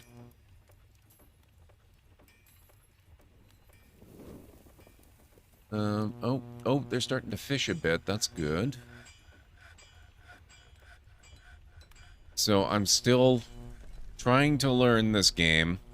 It's a bit of a tall order. They describe the learning curve in Dwarf Fortress as not so much a learning curve as a learning cliff. And for good reason. It's a lot to take in. We're going to smooth that out, and then I was, when you came in, going to set up walls. Actually, you know what? I'm not going to bother. We're going to leave that open, and if horrible monsters attack, then horrible monsters attack, and what can we do? Looks a bit like Prison Architect. This game is quite a lot older than Prison Architect.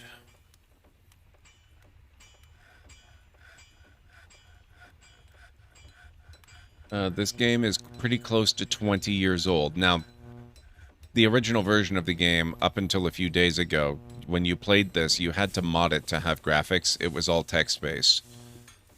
But, yeah. It may have been influenced by games like RimWorld in its graphical style, because it's a really easy translation to that type of style from the text-based graphics they used to use. And so that would make sense that it looks a bit like Prison Architect, because Prison Architect uses the same style of graphics that RimWorld uses. Liver and onions? Ugh. I worked at a place once where people liked to eat liver and onions, always smelled just wonderful. Yeah. That's never been a favorite of mine either. I apologize. It looks like I'm missing another ad thing, but it's not a proper break. I'm just going to let this one go. We're not really doing anything but waiting for these guys to finish smoothing out hallways and new bedrooms anyway.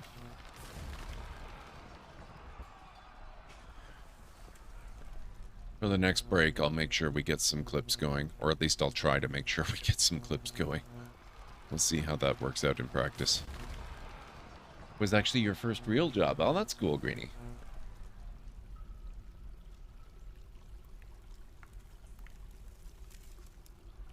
I like onions, and liver isn't the worst thing I've tasted, but the Bean Boozled bean, I doubt even someone who liked liver and onions could tolerate it. Oh, geez, I think I missed a message there, Shambling. They have a liver and onions Bean Boozled bean?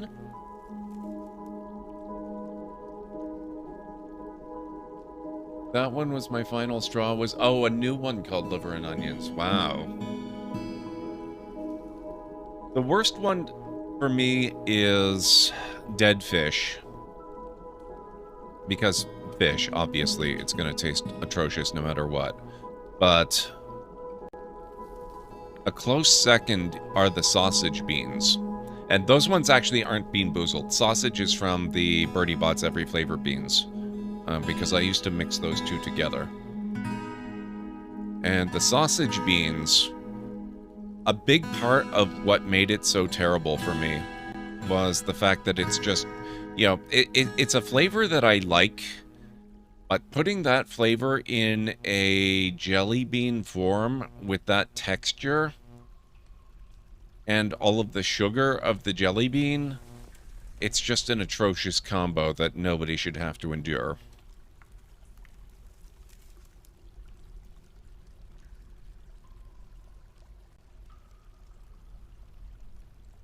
Oh, what do we have here? Look who's hanging around, guys. We have still got a mole infiltrating our kingdom.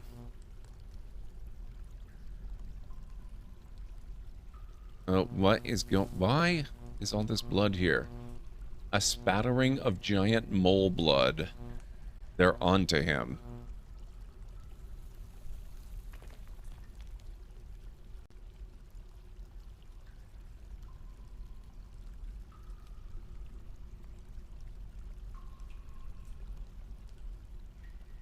The mole did say he was injured, did he?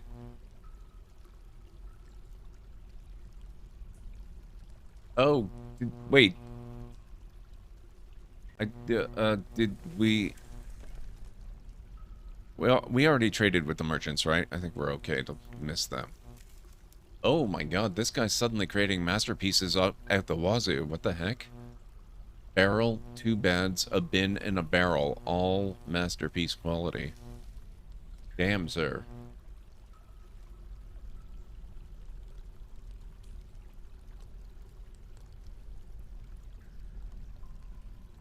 A coty has... Okay, what the heck is a coty? I need to look stuff up. Every once in a while I have to go to the wiki because I don't get this game. Dwarf Fortress coty. Coties are small oh, they're not actually Dwarf Fortress specific, they're real animals.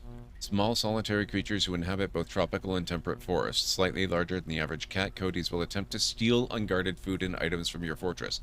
Maybe they are specific to Dwarf Fortress, they just have a real-world animal picture. And as such should be kept clear of your stockpiles. Dwarves will react aggressively to their presence, and you may see your peasants attack and beat them to death without any input on your part, and their small size means they are generally harmless. Newborn coties are called babies. Coties can be captured in cage traps and trained into exotic pets. Their small size means they'll give low returns when butchered, making them subpar as livestock. Consider looking for larger, meatier animals to produce food for your dwarves. Some dwarves like coties for their curiosity. Okay.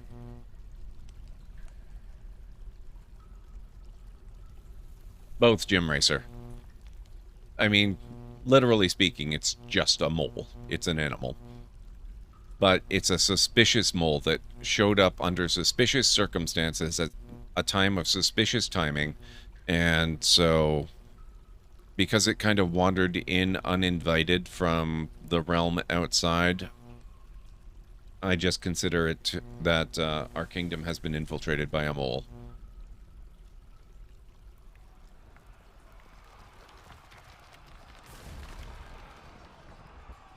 And it looks like the stray pack of dogs that I also didn't invite in have taken a strong disliking towards it.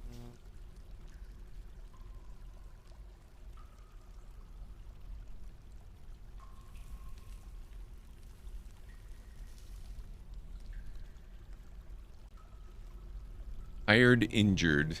He is terrified while in conflict. He was afraid after experiencing trauma. He panicked after being attacked. He was shaken after suffering a major injury.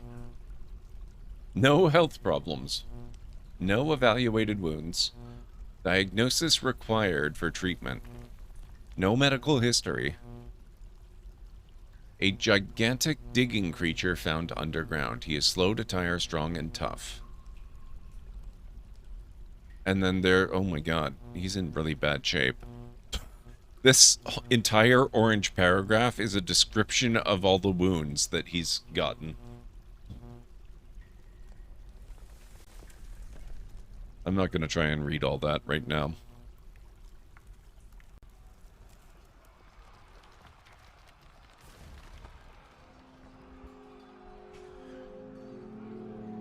I think the answer is all of these ridiculous number of wild dogs that have moved into my colony uninvited, and which eat all my food and are proving to be kind of a nuisance.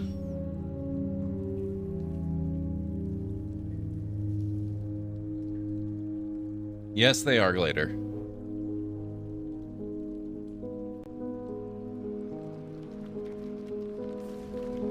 They are indeed attacking.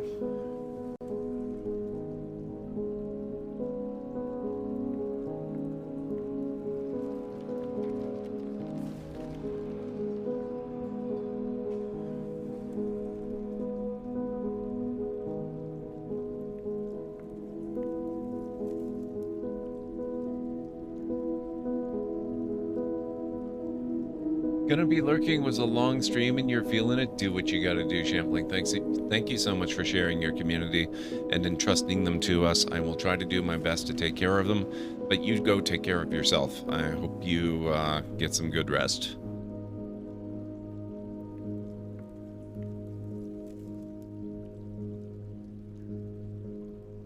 Guys, I know we already had the shoutouts and stuff, but if you're not already following Shambling, make sure you go correct that. She's a fantastic content creator, really awesome person. I can guarantee you will enjoy the time you spend hanging out with her and her amazing community.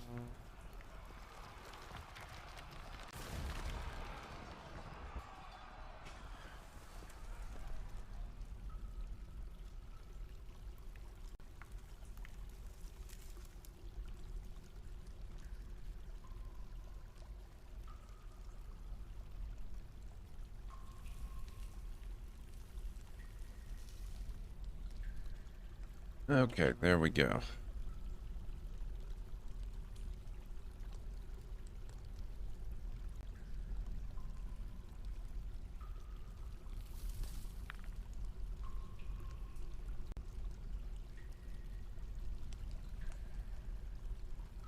I'm not sure we have quite enough beds for all of these.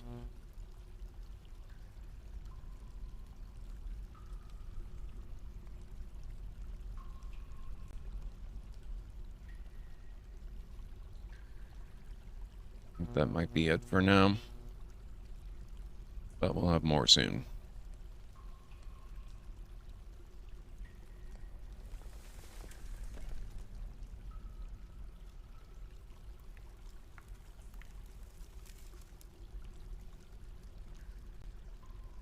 Thank you, Greenie.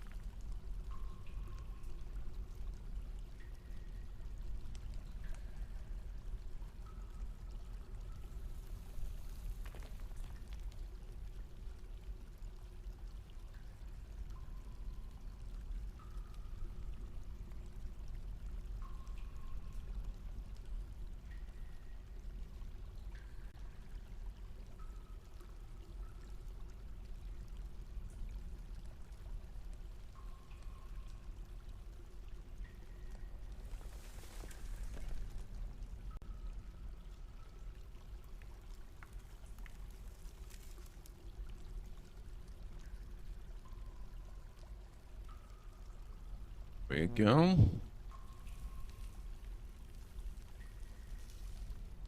Oh, thank you, Greenie, for the hydration.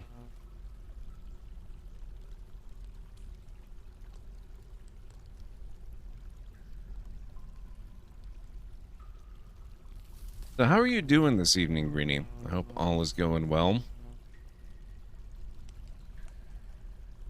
What day is today? We're going into Sunday, right? Yeah, Sunday.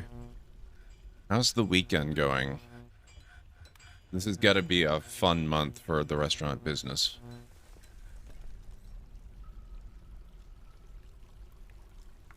You're halfway through hell. Yeah, somehow I'm less than surprised.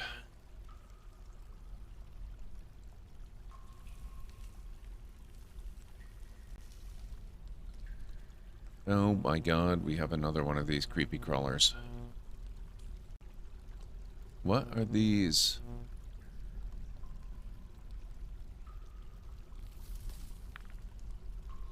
Tooth?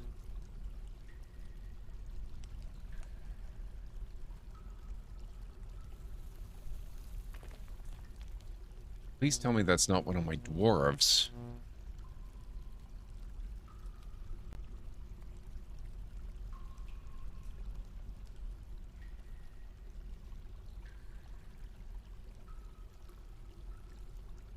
Does not appear to be one of my dwarves.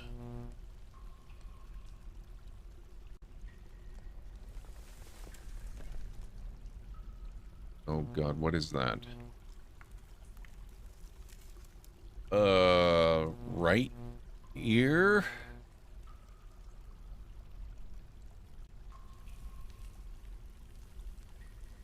What's going on?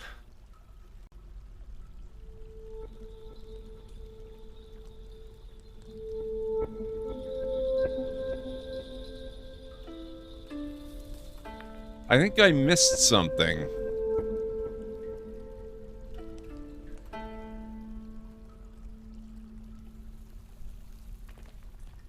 We need to go up the other way.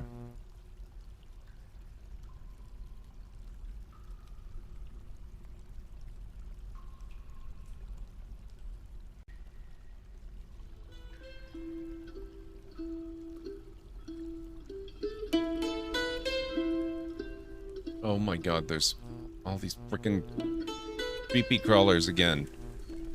Ugh. Hate them. Friday was 300 people, tonight was more private, 30 and 20 both with specialized menus. Sunday will be 40 with a menu and 3 other off menu. Oh my god. Well, at least it's not 300. I don't know if that makes it better.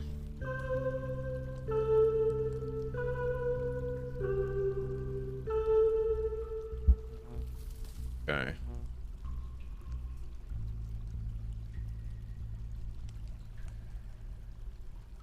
Ilral Tobitar's skeleton. Did they never freaking move him? How do we make them move him? He's supposed to be buried.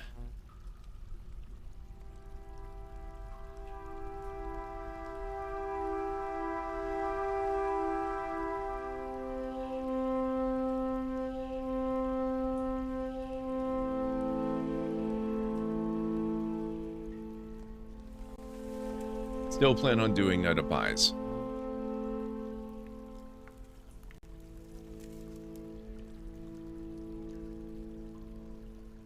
I wonder, did I might need to look up how tombs work.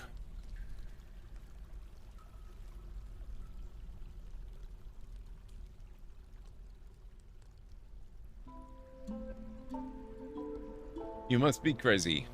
No comment. A tomb is a room designated from a coffin, also called a casket or sarcophagus. A tomb can be assigned to a specific dwarf or to no dwarf at all. The primary function of tombs is to keep nobles happy. Certain nobles demand their own tomb, and the more self-important the noble is, the higher the quality they will require. In some circumstances, a noble will get an unhappy thought if an inferior dwarf has a higher quality tomb. However, it is unclear what quality threshold the tomb must be to trigger the thought. Nobles may also store certain favored objects in their tombs. Okay, so I think the problem here is I designated this entire room. I thought this was just like a communal tomb for everybody, which means I probably need to not assign it to a specific dwarf.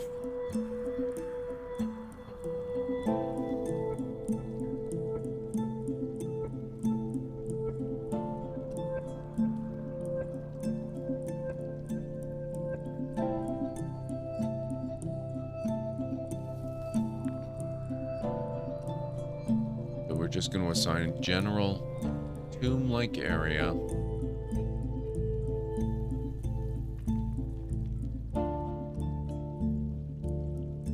Because they're not getting their own individual tombs. That's nuts.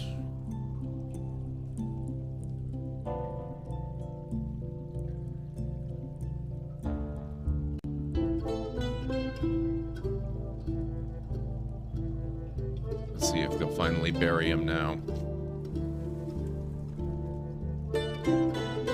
I'm a streamer that has a job and also mods in a place where normal people hang out. True, Greenie. Very true.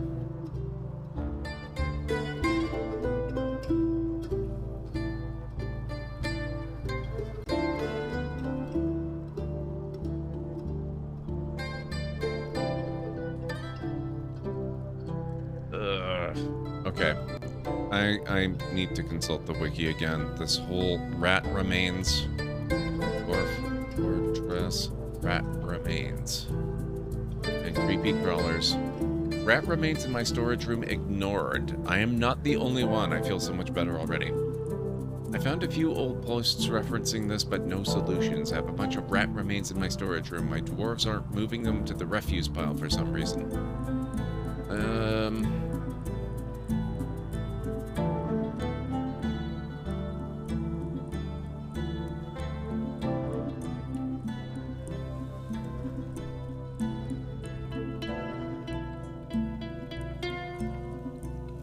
Got it set to dump remains, corpses, or keep. If it's set to dump, they want a dump zone, not a refuse pile.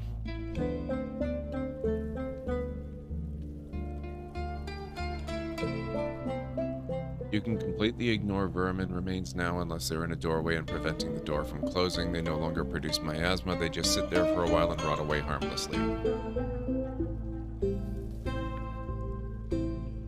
That makes me feel a little better, but at the same time, I hate it and I want them gone. I don't care if they don't actually cause problems. They cause stress. To me, if not to my characters.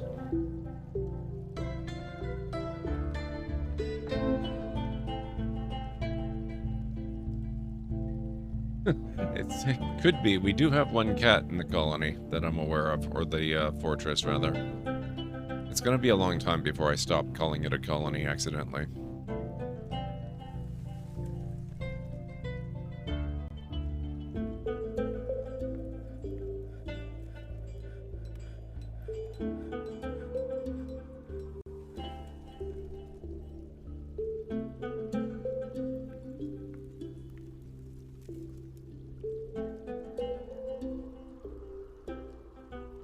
They don't seem to be in a rush to bury that skeleton.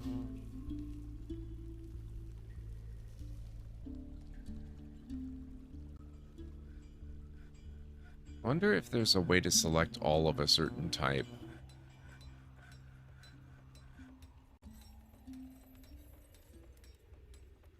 Dwarf Fortress, select all of a type.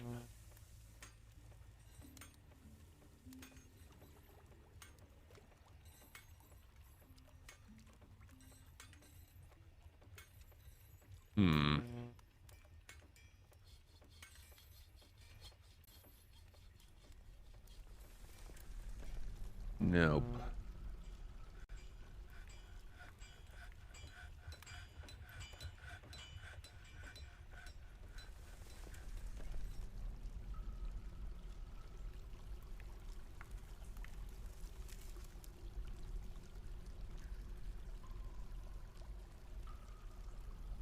I don't want the dolomite column or coffin. Dolomite coffin. Well-crafted dolomite coffin. Oh, you know what I just thought of? I don't have to designate the entire room. That one spot can be a tomb.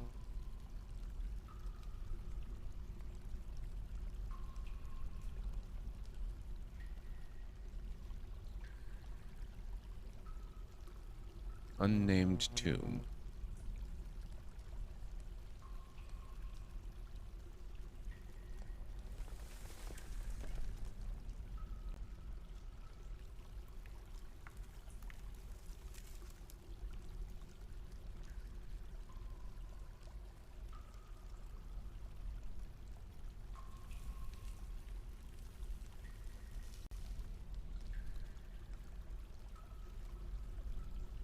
Now, what's this guy's name? I'm never going to spell it right.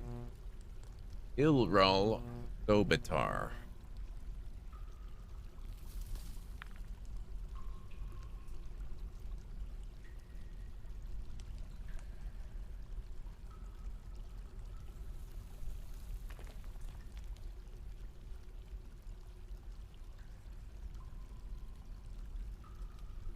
Okay, and where is Ilral Thobitar? Deceased has grave.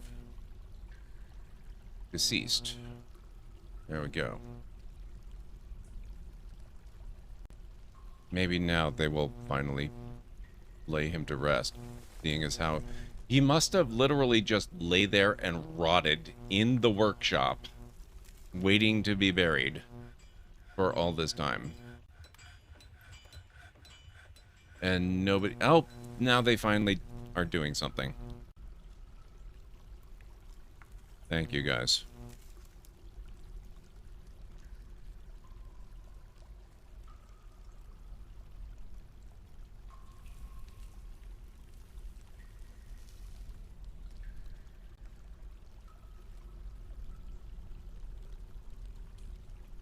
Oh, 89 plants. Okay, we're doing okay. We've got lots of drink. We have... I'm still not sure what this other category is. We have 185 seeds, 5 meat, and 89 plants. But our food is 608, which leaves me to wonder exactly what this other category includes.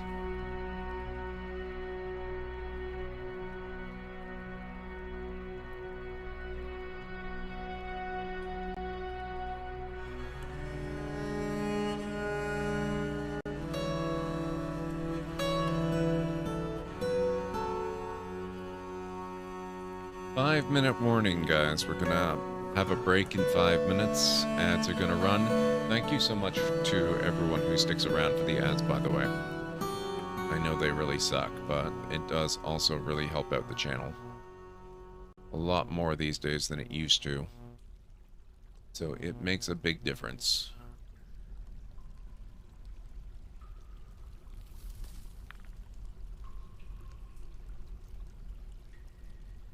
Let's do a little gem mining and coal mining at the same time. Based on that stockpile, I think the other is just creepy crawly remains. I mean, at least if they could use it as food, they'd be worth something. Thank you, Sketchy.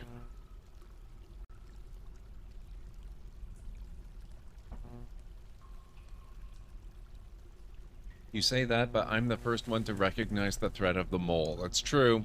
She was. I'll have to back her up on that.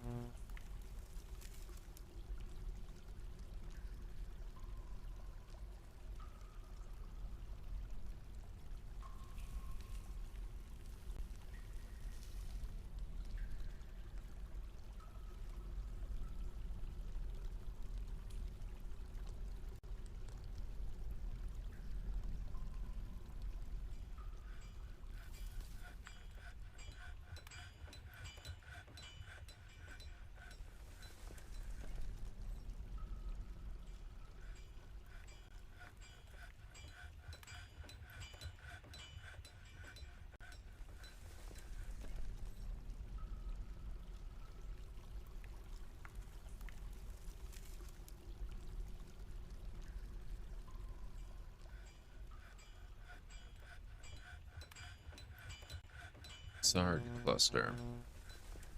Sounds like something we need to dig out.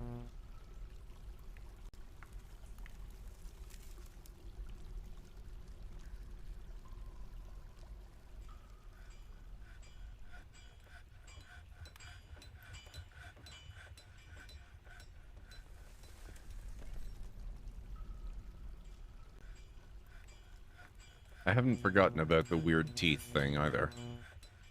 I don't know what happened there. I'm not entirely certain I really want to.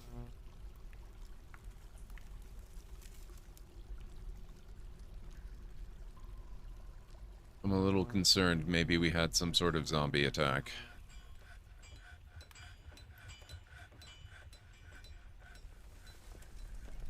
Oh.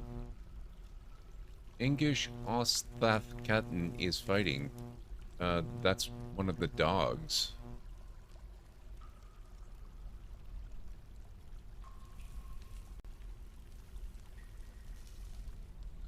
Troglodyte?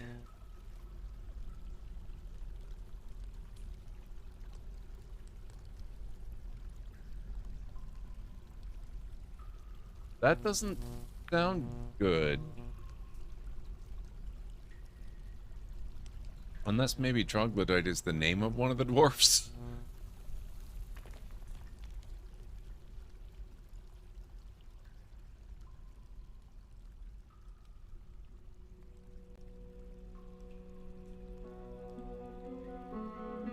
That is quite the name for a dog later.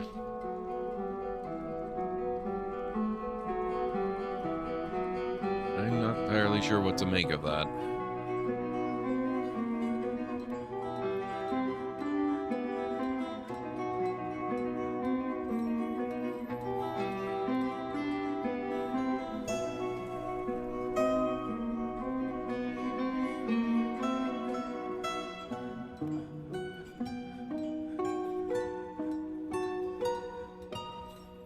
I need some kind of coal bin.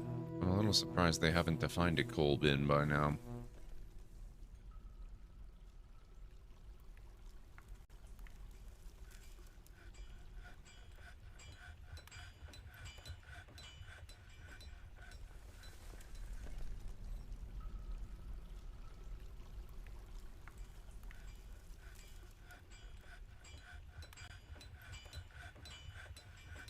Oh, good. We have a louse in the colony.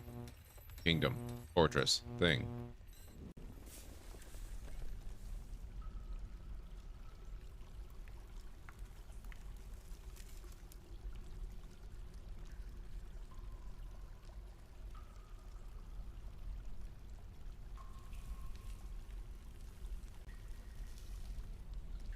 Oh, they're out of trees again. I apologize, Greenie. We don't really have a choice. It makes you feel better, though. We're, oops, that's the wrong way. We're cutting down subterranean cave trees, not forest trees. We're leaving the forest trees alone.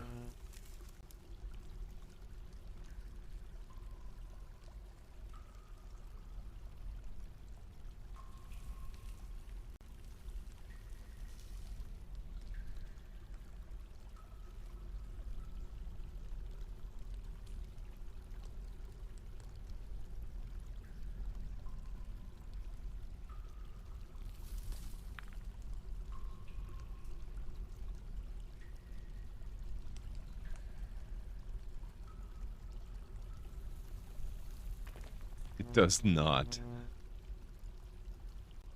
Noted.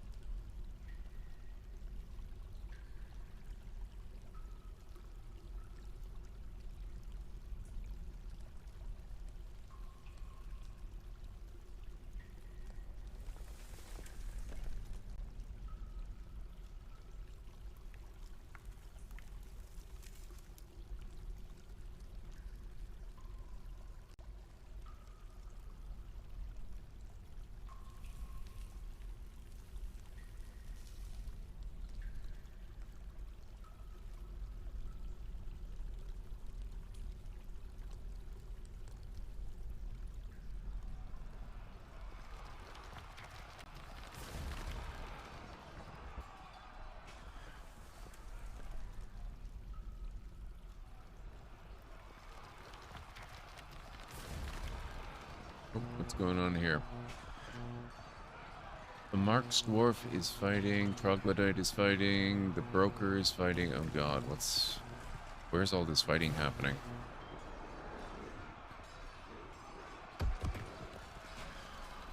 Smear of Troglodyte. Oh my god, that's a lot of Troglodyte blood.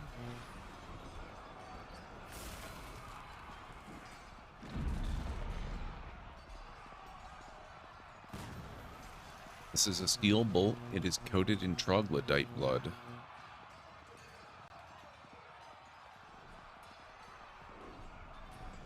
That kind of implies that you can recover bolts, which is kind of nice. Troglodyte. Overview, 24 years old. Tired. She is terrified while in conflict. She was uneasy after seeing a troglodyte's dead body.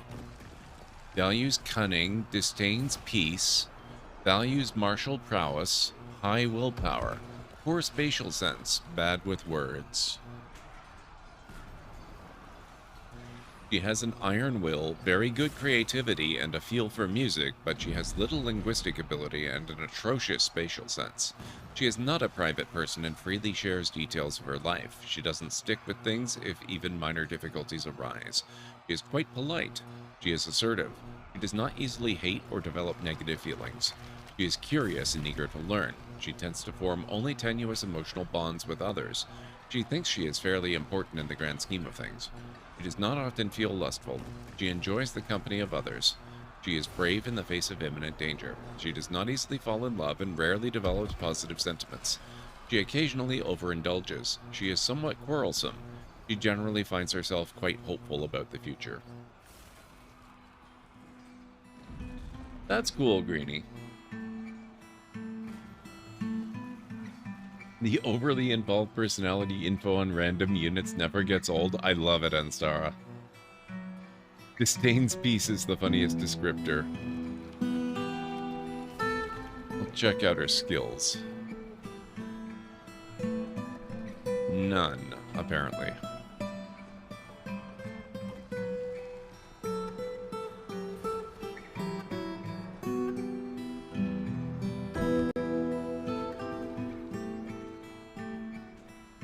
Okay, it's kind of starting to seem like I might need to defend this area at some point.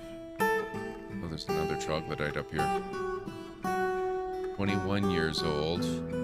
Not altruistic. Values leisure time. Overshares. Over-reliant on advice. Not vengeful. Tough. He was afraid after experiencing trauma. He was horrified after seeing a troglodyte die. Twice. Two separate troglodytes, presumably.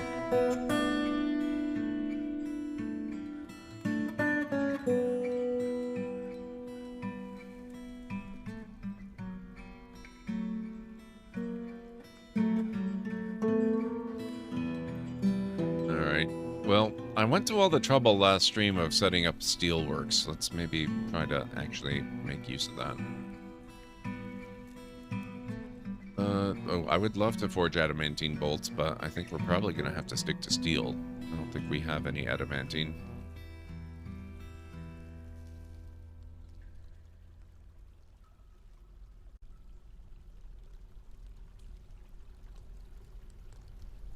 Never know, there might be necromancers afoot. It's true.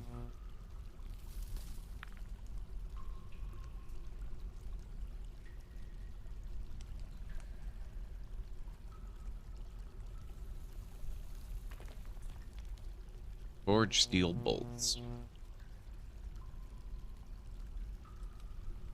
Let's see. Suggested conditions. Amount of steel bolts is less than 10. Amount of steel bars is greater than 10. Amount of refined coal is greater than 10. Let's see. Type, bolt, material, steel.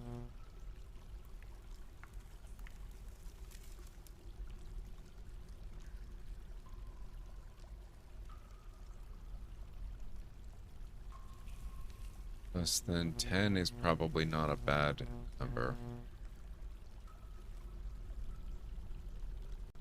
There we go. Now, can we add metal clothing, weapons and ammunition? Can I make crossbows?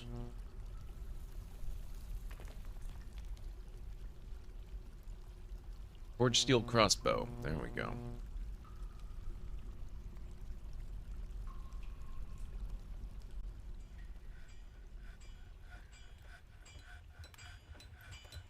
The reputation this game has for being complicated is not understated in the slightest, Glader. It's a pretty big list. You are correct.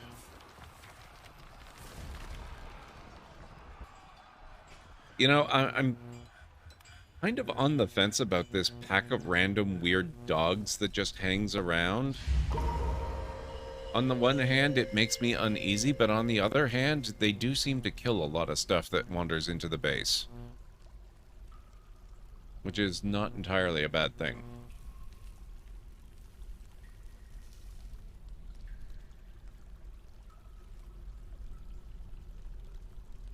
Darvesh has created a masterpiece dolomite ring. Cut gems has been completed. Oh, great. Hadden Enas Rimtar, the trapper, has been possessed. Fantastic. I might as well just go up and set a tomb while we're waiting, because that basically means that person is going to die.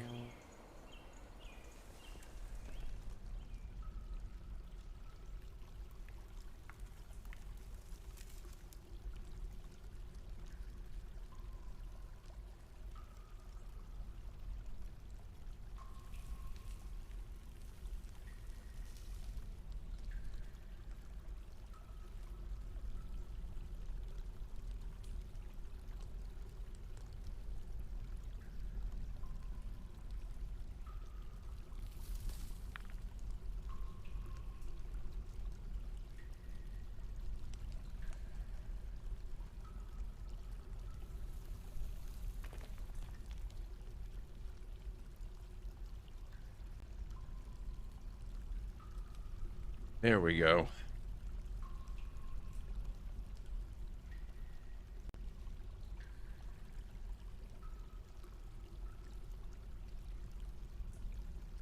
Masterpiece Goblin Cap Bed.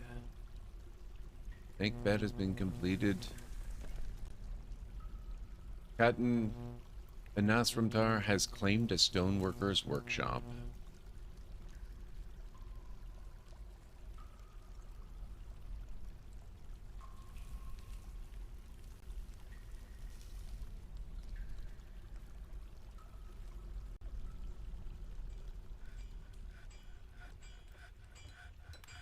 Engraver cancels store item in stockpile interrupted by a troglodyte. Okay. Well.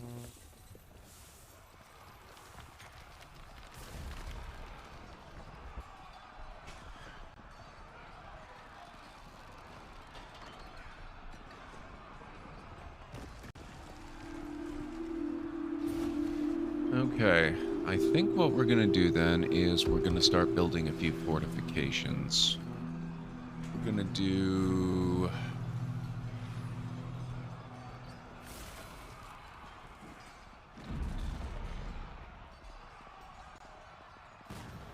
granite walls there. But we're going to erase that one. No.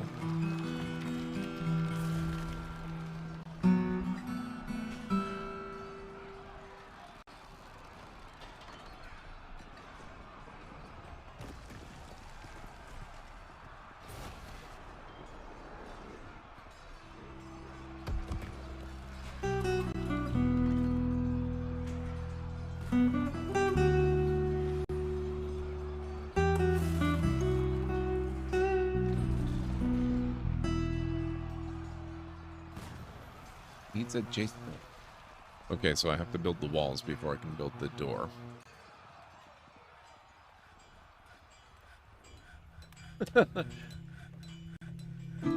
Sorry about that, Unstar. It didn't like the word troglodyte.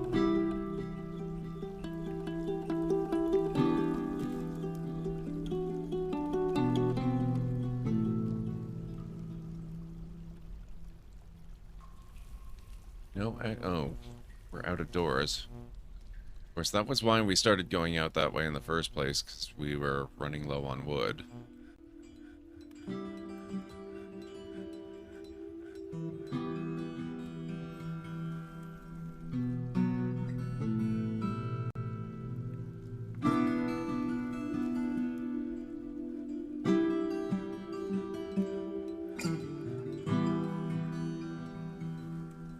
This is a troglodyte corpse. It is spattered with troglodyte blood. A lot of it, apparently.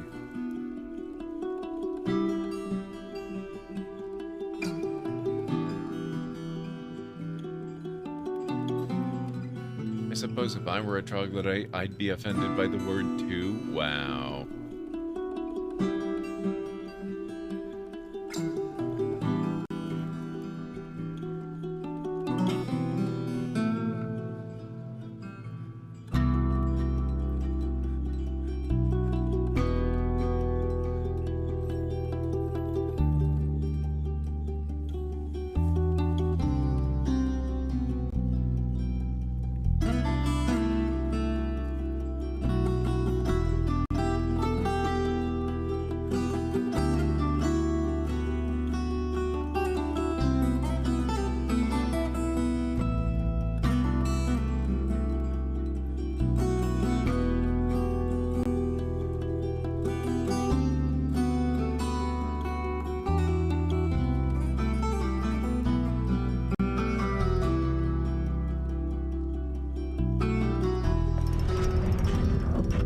Cotton and Nasrimtar Trapper has created a granite amulet. She claims it as a family heirloom. Troglodyte cats are probably evil too. I'm not sure that troglodyte cats exist, but I can't be certain about that, I guess.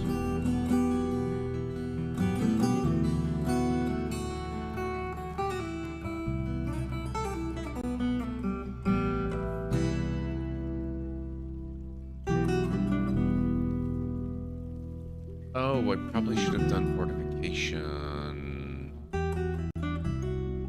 That would have been smart. How do I unbuild things?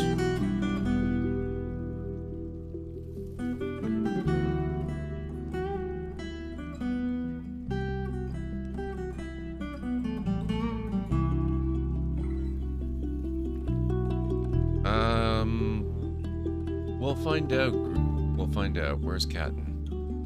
I'm not gonna undefine that tomb, though.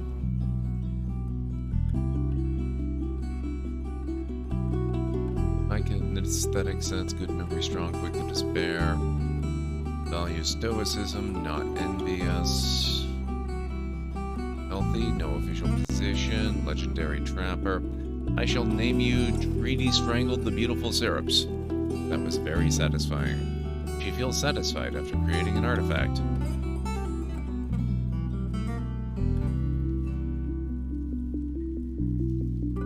She might be okay.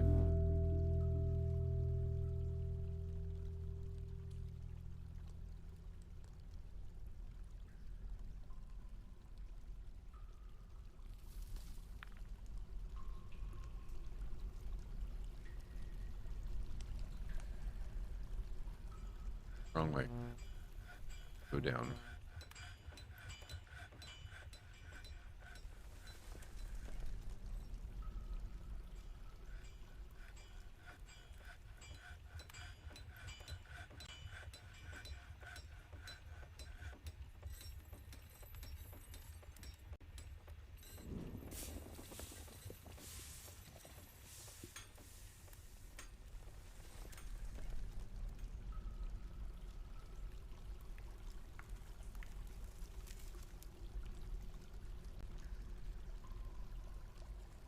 Okay, what the heck is this?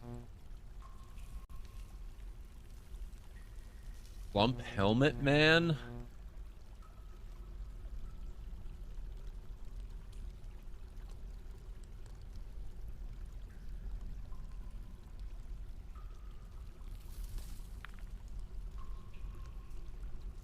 It's Toad. What the heck?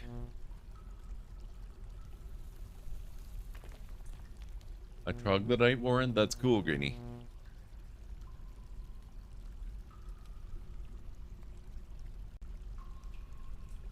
Oh, it's a whole invasion of the toads.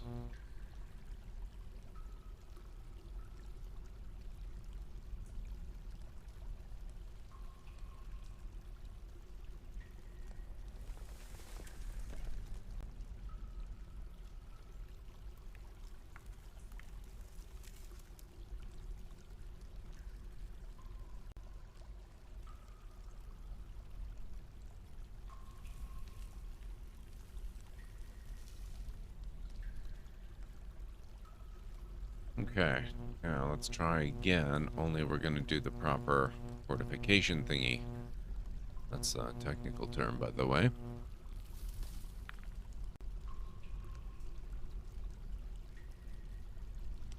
And this time, instead of using granite, we're gonna use granite block.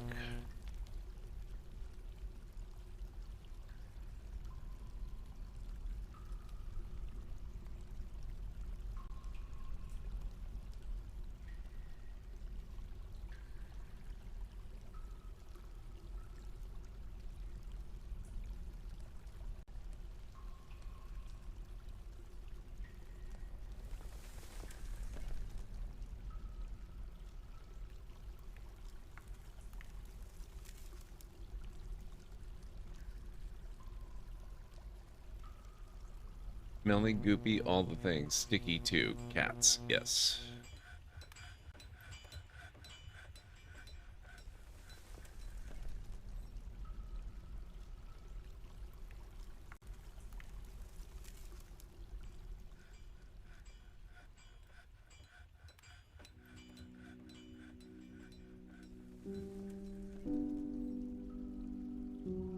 Okay, now. Walls, floors, ramps, stairs, bridges, paved roads, dirt roads, fortifications, wall grates, floor grates, vertical and floor bars, glass windows, gem windows. Interesting. This ornamental construction can enhance the value of rooms. 3 cut gem objects must be made at a jeweler shop before it can be placed. Supports tracks and track stops. Track stops? That's something we haven't done yet, is try making tracks of any kind for minecarts and whatnot.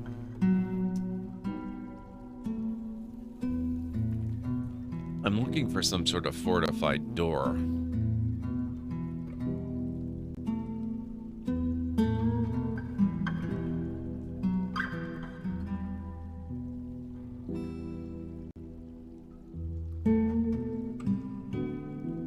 No, we have doors now.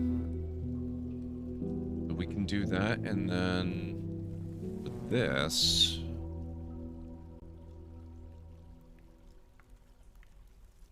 do straight up.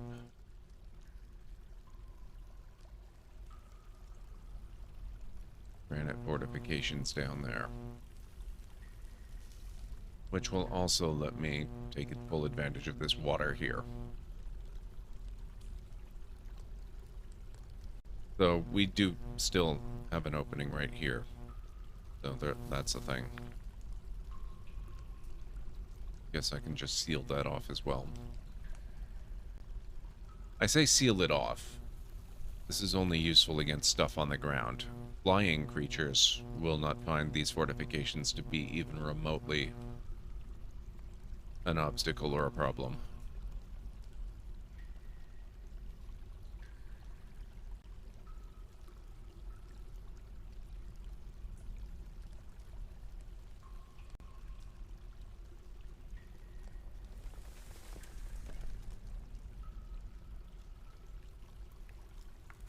There we go.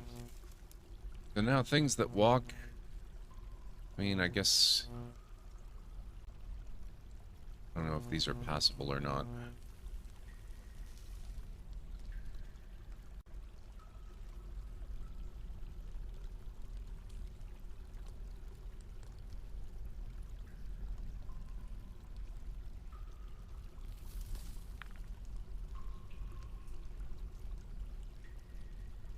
We have a lot of people that are kind of mad. I wonder what they're mad about. Is there a way we can figure this out?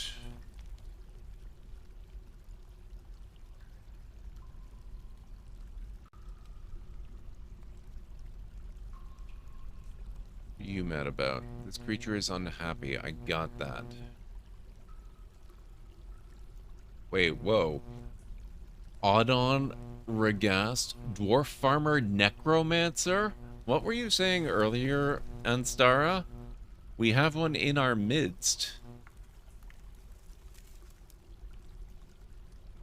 Unmet need, play to Zusosh, pray to a mug. You've got like 2 different places you can go and pray. What's your problem, sir? Unless maybe did I accidentally get rid of... No, it's still a meeting area. Tombstone altar.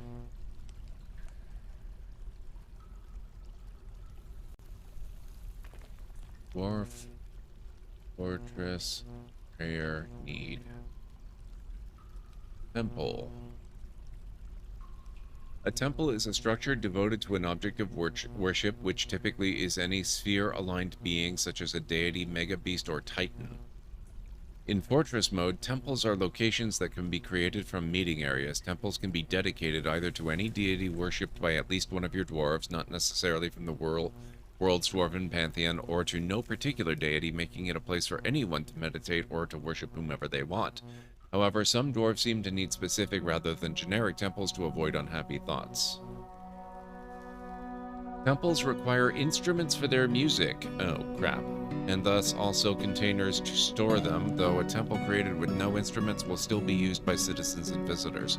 Temples also require an empty floor space called dance floor with a minimum surface of 25 tiles, the same as taverns.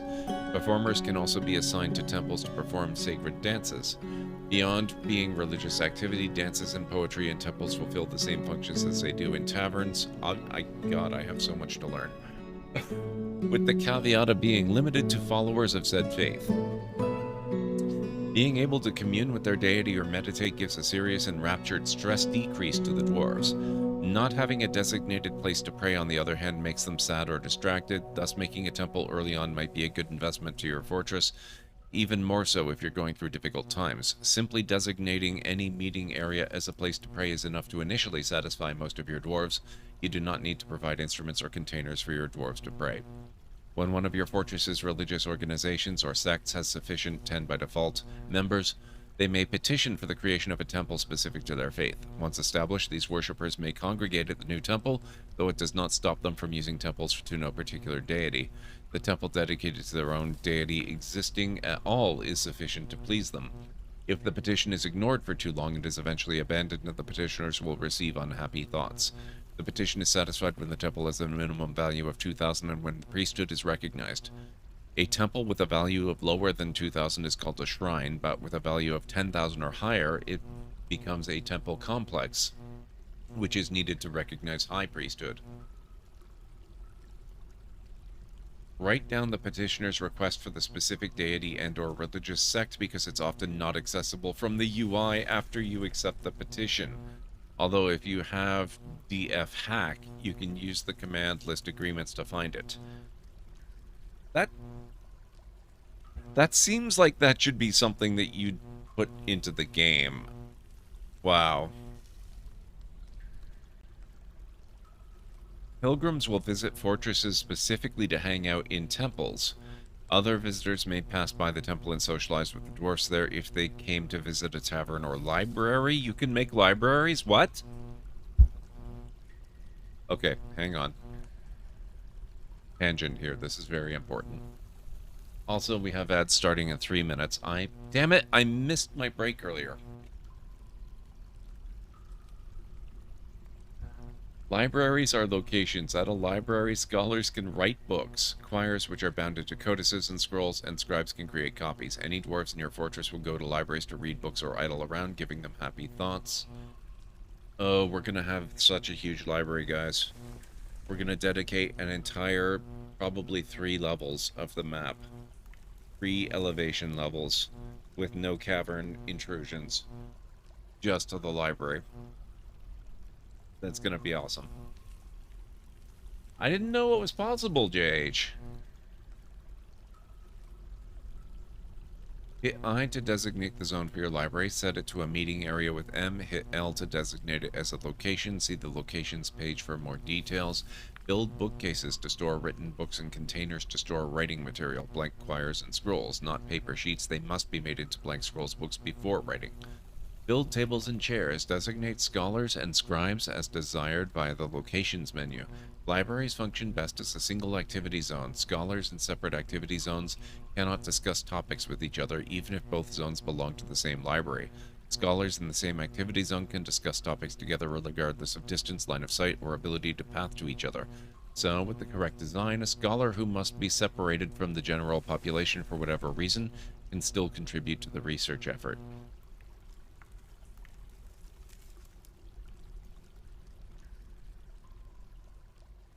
Urist's lever. It was discovered that by putting an unlinked lever in the back of a library, assigning only the scholars and scribes to use it, then assigning them to pull the lever with high priority on repeat, due to the vagaries of dwarven psychology, they will find themselves unable to resist reading, writing, or pondering something. This is a good way to increase the productivity of your fortress's best and brightest. Wow. In Vanilla Dwarf Fortress, it's rather difficult to get information about the books you own, who wrote them, how many copies you own, what topics they cover, etc. Fortunately, there's a DF-hacked script that makes all that very clear. Oh, God.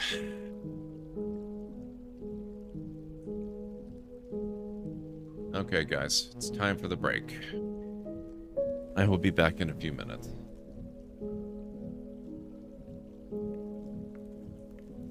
We're gonna look into that in a minute later, after we get back from break. Okay, I'll be back in a few.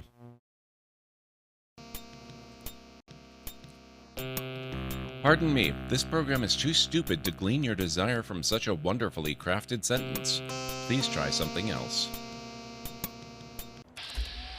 I have loved this game for a very long time.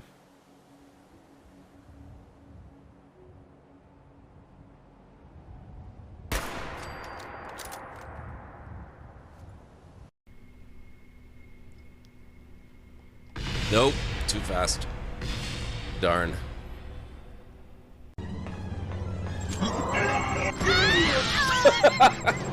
Well, that was pretty close to a good plan.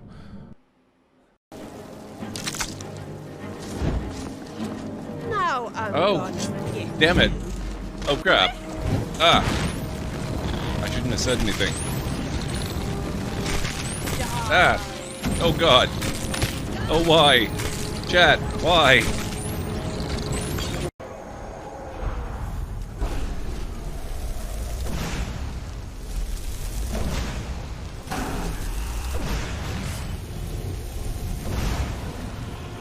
Gotcha.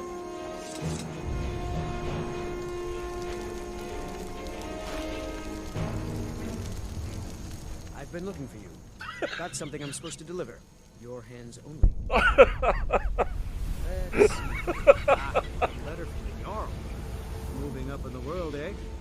Looks like that's it. Got to go. Oh my god, the timing.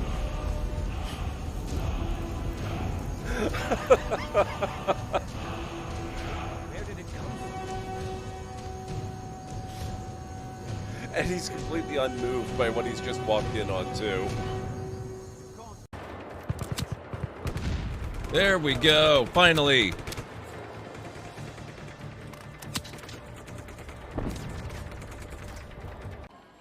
Astrologists report that a devastating meteor will strike the city in the near future. Residents should seek shelter immediately if any is available.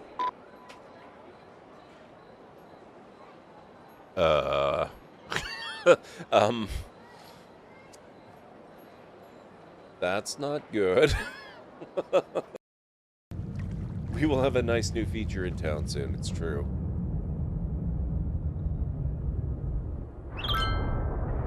Achievement unlocked. It's heading right for us. A meteor strike has occurred. Avoid the impact site and head to shelter if any is available. Well, you weren't kidding. That is actually a pretty attractive crater.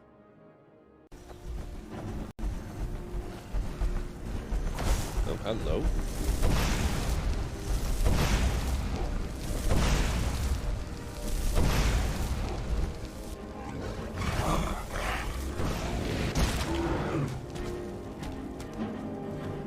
That is how you deal with trolls.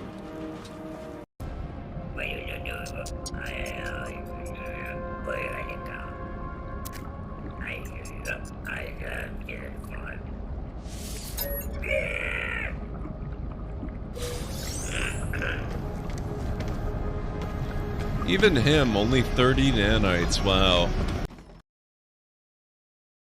Okay, I'm back. Apparently I did not understand how to use the meeting area thing at all.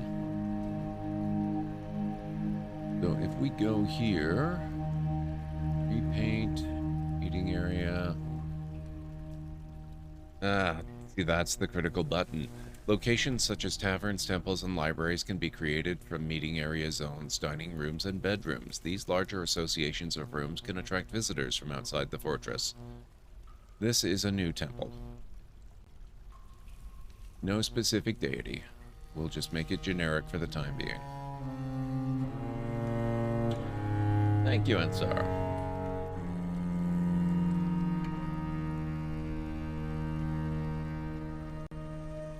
That also means I probably want to go and re-look at some of these others like this. We're gonna call this an inn or tavern. The Gilded Peaches.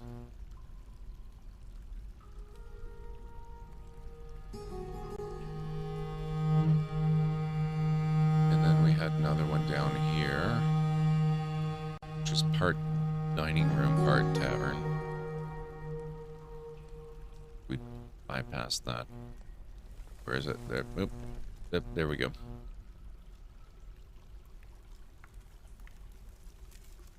Overlapping dining hall. Meeting hall. We'll call this an inn or tavern.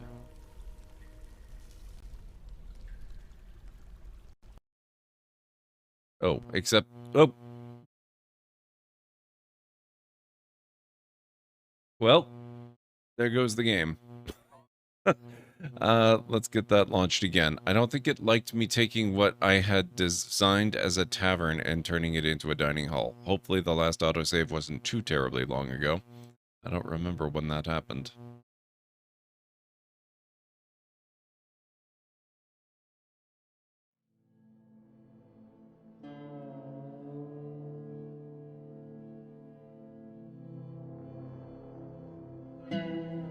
We can hope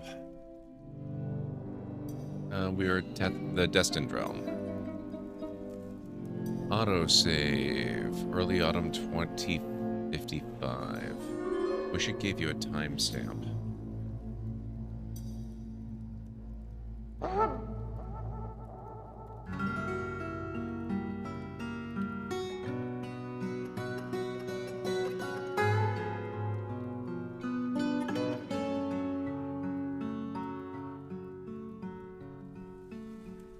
Oh, now they're still working on this, but that's okay.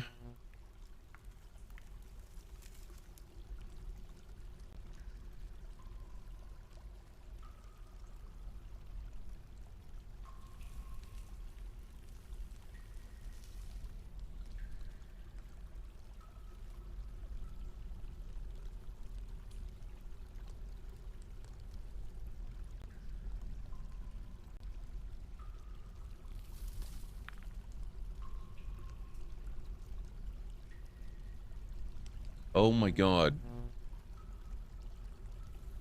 Oh, we lost all this. Oh, it's been a long time. On the plus side, we hadn't set this up at all, so now I can just do it properly to begin with.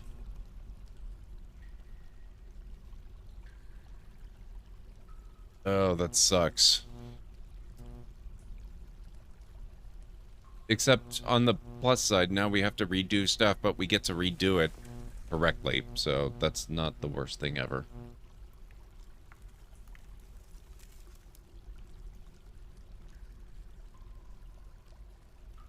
Maybe we'll set this one up as a proper dining hall instead of temple.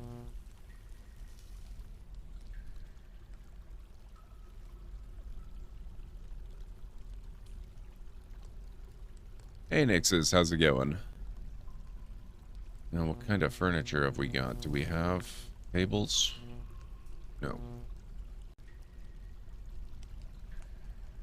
I did notice we don't have all of our bedrooms designated. Yeah, we're missing a few people too. And what's her name hasn't created her thing. Her artifact.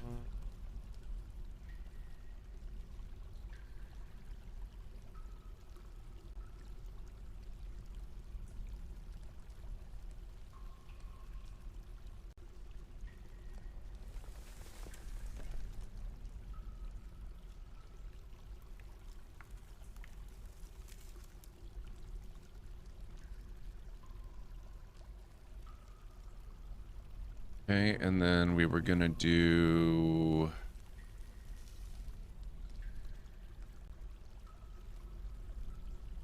Go down there.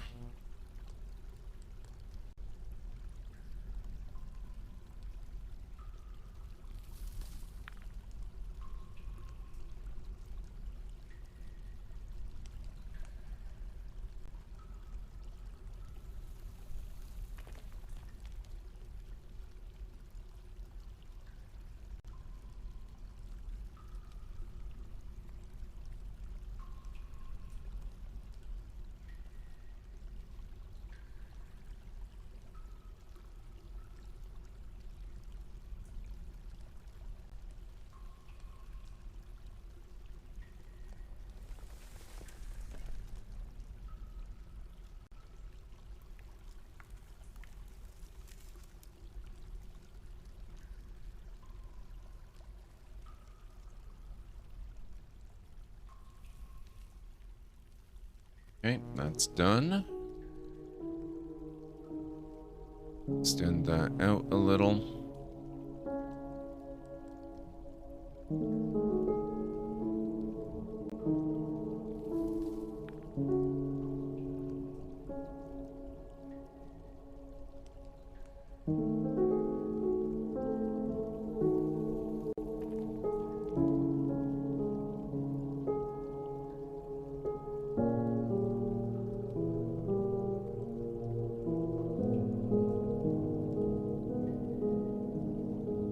There we go.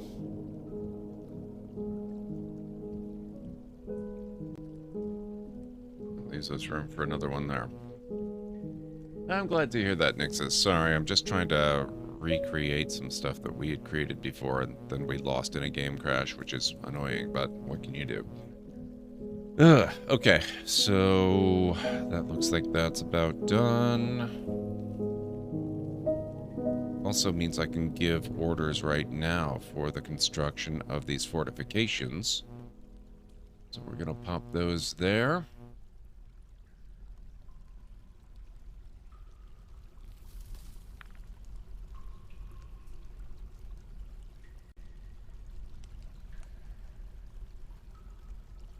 Oh, actually, it's going to want the fortifications first, isn't it?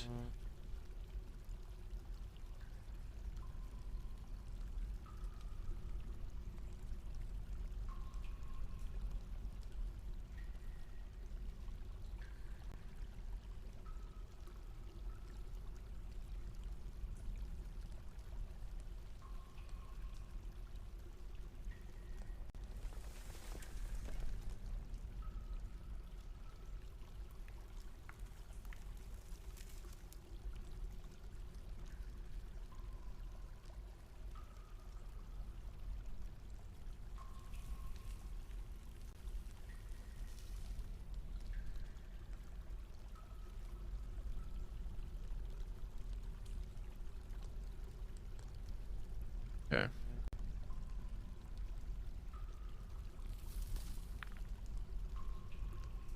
No idea what to do with today, feeling super lazy, also frustrated though. I mean, honestly, sometimes when you get days like that, it's best to just take it as a day to relax. Sometimes you just need that, you know?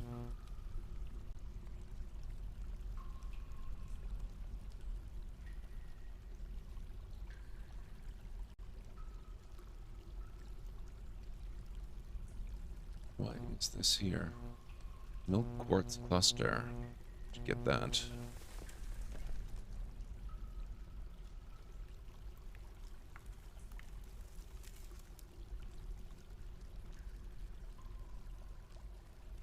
Also only slept 6 hours. Oh, yeah. Yeah, I can believe that. It really sucks when you don't get enough sleep.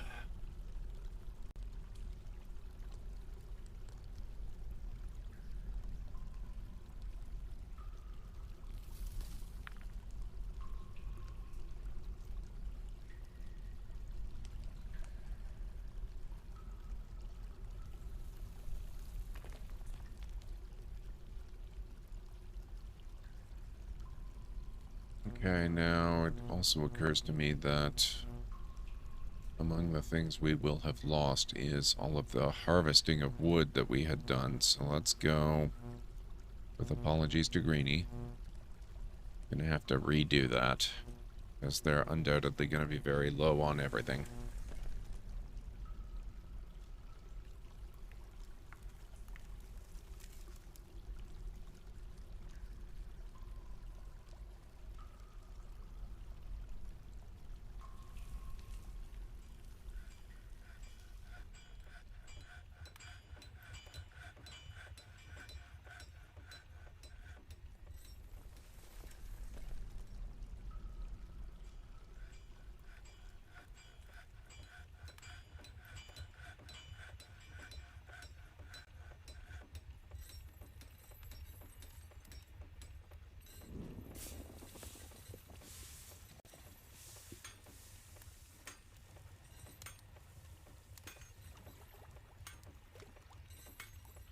Yep. It's true. Our fortress has been infiltrated by a mole.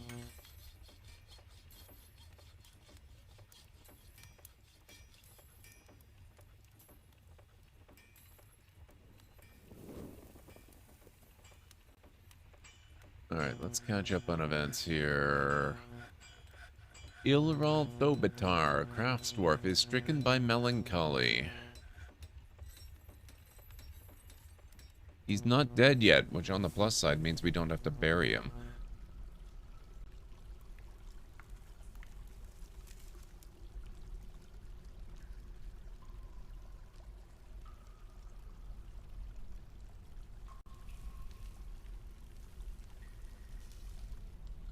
No job. Hungry, dehydrated. How do we make you...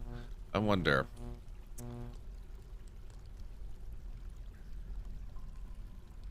Dwarf Fortress.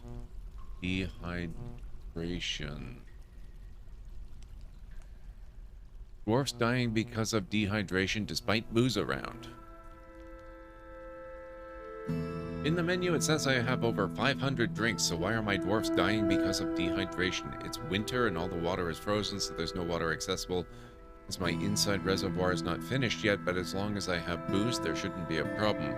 The dead dwarfs weren't wounded, one of them was a baby and 2 adults.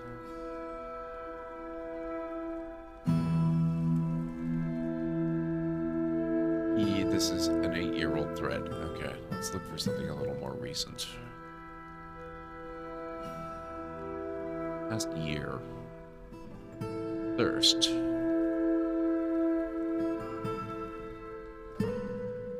He was annoyed dwelling upon having a drink without using a goblet, cup, or mug. Yes, but the operative word there is that he had a drink. He might be annoyed about it, but he had a drink. Dwarves given time will eventually get thirsty, as indicated by a blue down arrow blinking over the thirsty dwarf. If a dwarf fails to drink in time, the thirst will proceed to dehydration and eventually death. A dwarf needs to drink about once every 3 weeks.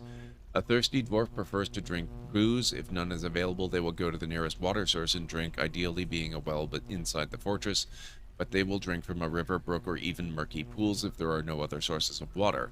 A dwarf can live indefinitely on water alone, but without alcohol they will suffer bad thoughts, reduced movement speed and work rate, and combat abilities, making a dwarf's efficiency highly alcohol dependent. While dwarves prefer an abundance of alcohol, they cannot survive on alcohol alone and will eventually dehydrate and die without drinking water. For example, if they are trapped with alcohol but no water. Okay, I didn't know that. That's actually pretty interesting. Dwarves seem to be capable of subsisting on vomit and slime in particularly dire times. Wow. Though this is, as to be expected, traumatizing and will quickly result in mental breakdowns and insanity. This will usually only happen in cases of dwarves walling themselves in and being forgotten, and in challenging embark locations. A resting dwarf will not do anything on their own until they have recovered from recent injuries, preferably inside a hospital, and will depend on others to provide them with food and drink. They will not be given booze, but will receive water carried in buckets. Any baby being carried by its mother will effectively leach drink from her, causing her to become thirsty at double the usual rate. This does not, however, count as alcohol. When a baby is close to 1 year old, it will have severe withdrawal. Vampires and necromancers never dehydrate and thus never drink water, but still enjoy consuming alcohol. In previous versions, werebeasts also needed not to drink, but this has since been fixed. Most types of humanoids who join a fortress, such as humans and elves, need to drink, eat, and sleep. It doesn't really say anything, because it seems to be the dwarves who get possessed and the dwarves who get struck by melancholy. And I don't really see anything about how to force a dwarf to drink.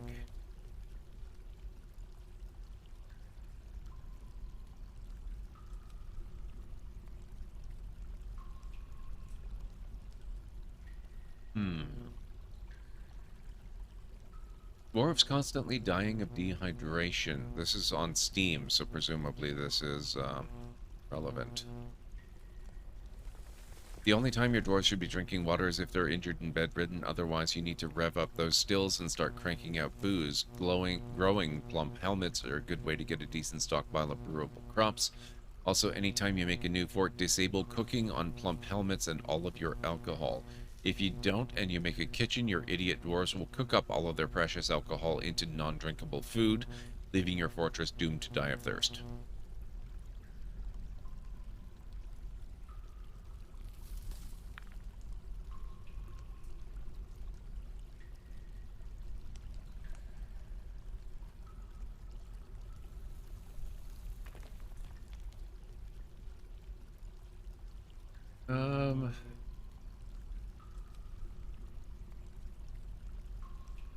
Labor's menu, kitchen tab. I guess we should probably look at that. Labor menu, kitchen. Oh god, I didn't even notice. Kitchen and stone use.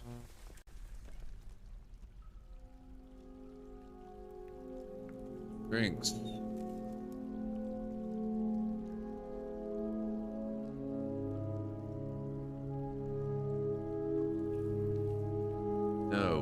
No cooking alcohol.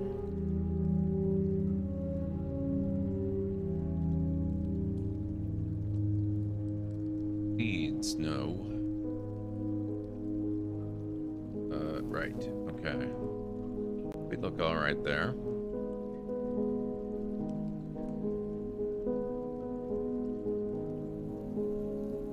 Oh, this is handy. It tells you what types are lava safe or magma safe.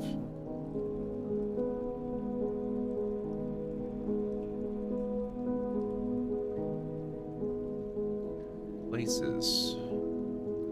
Surface water, garbage dump, sand, pond, fishing, prayer nook, meeting area, bookkeeper's office, manager's office, dining hall. We do have a dormitory, good.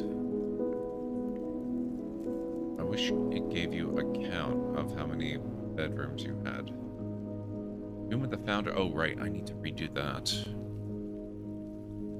So that was a problem.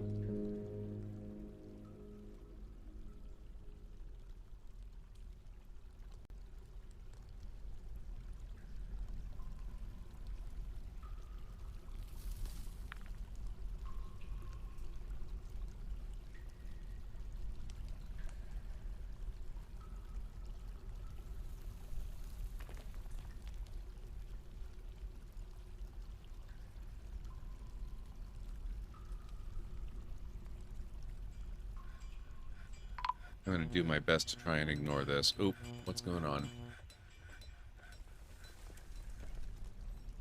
Black webs complete.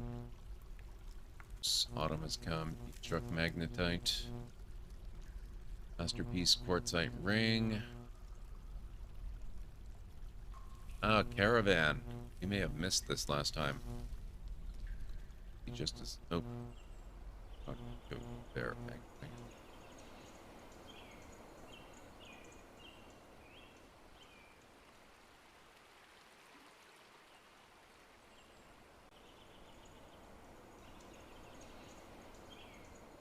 Okay, let's see. What kind of bins have we got here?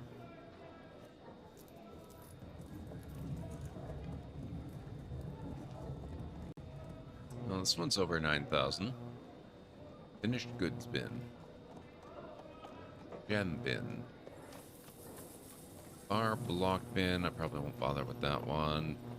And the cloth bin we don't want to use, so we'll just stick with those two. That'll be alright.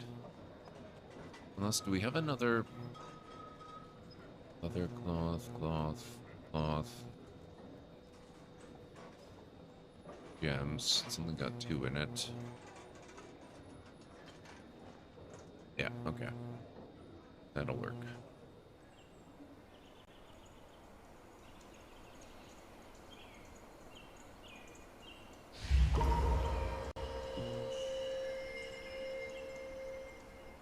Ilral has been possessed.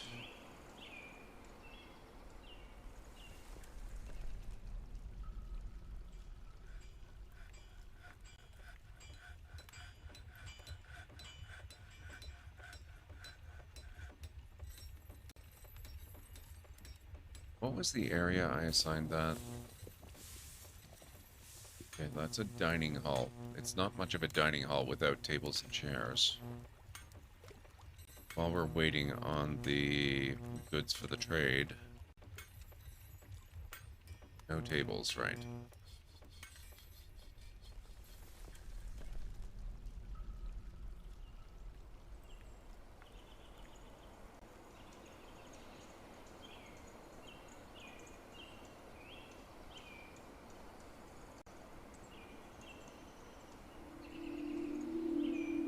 Seems like melancholy just causes them not to drink. That's not usually what melancholy means, although I suppose it could be a side effect.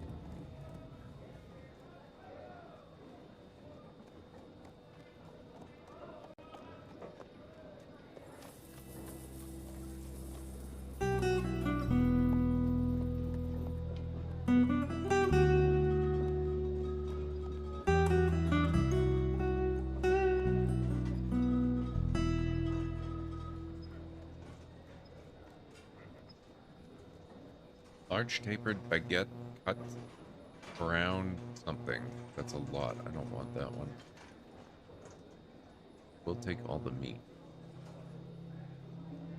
A lot of meat. I'll take the fish too. All the food and all the clothing.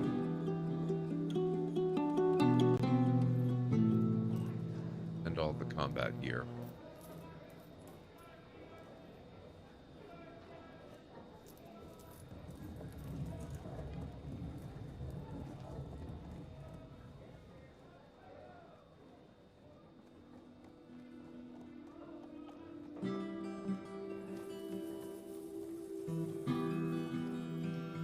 Okay, so what? Oh, that's expensive. I hope I can afford it all. If I can't, we might have to ditch some. I must have finished goods, though. Did pretty well on finished goods.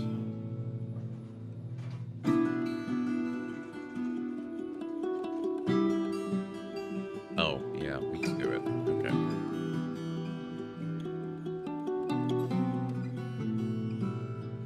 Just gotta be careful that don't sell priceless artifacts.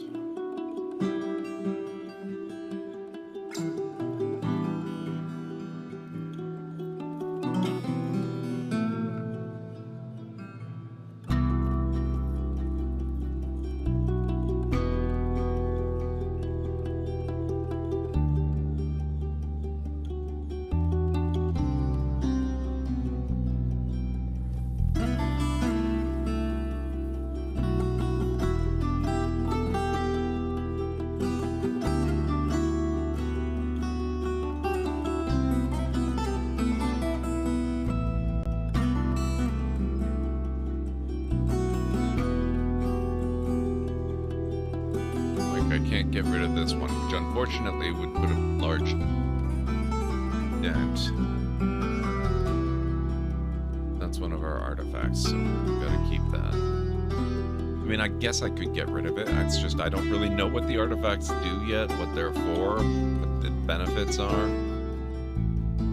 So it's not that I can't get rid of it, it's just that I don't want to get rid of what I don't understand.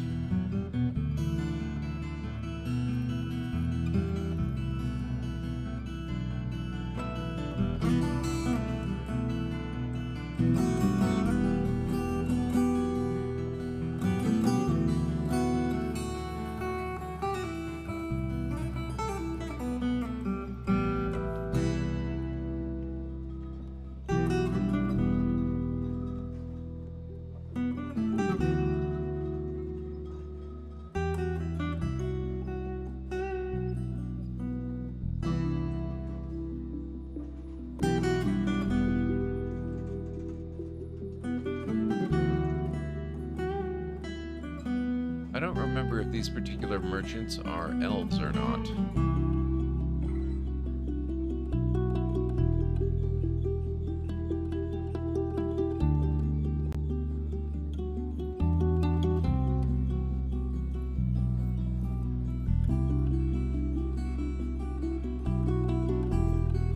All this clicking will be for nothing if they are, because they're not going to want the muscle shells.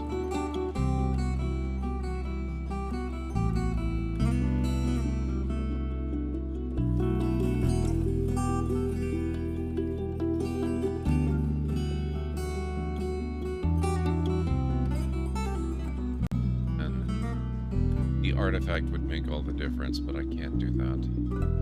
We're gonna have to ditch some stuff. Maybe the combat gear. Make our own.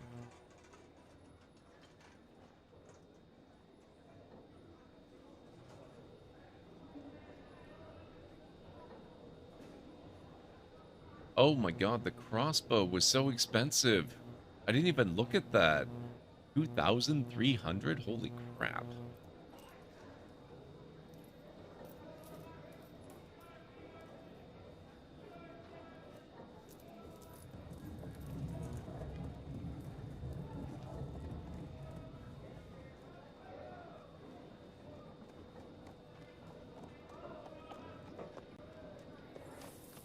Bother with the fish.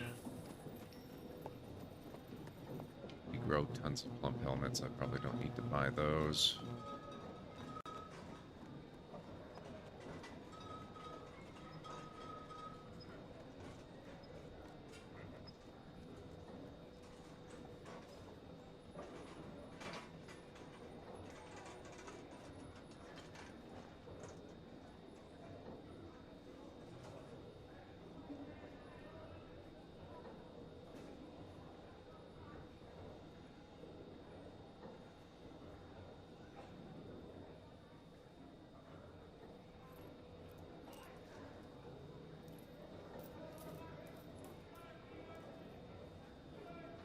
Okay. Thank you, sir.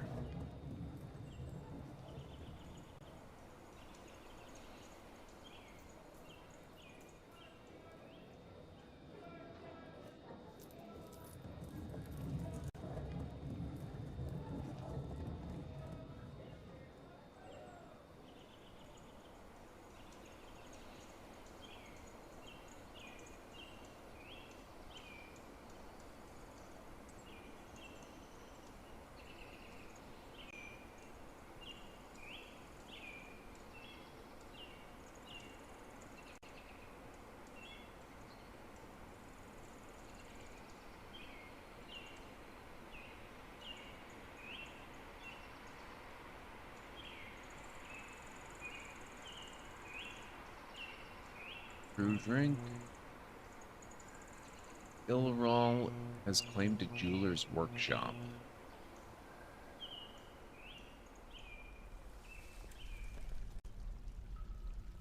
Let's hope he's able to complete what he needs this time. Sometimes I think I need a drink, but I can control myself.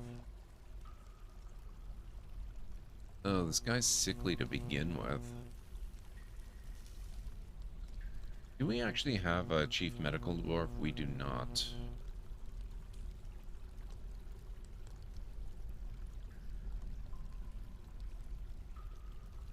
Animal caretaker.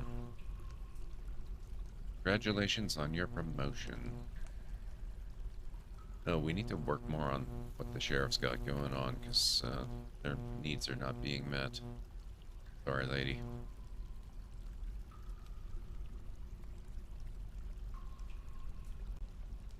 So I guess I need to build a hospital at some point too, then.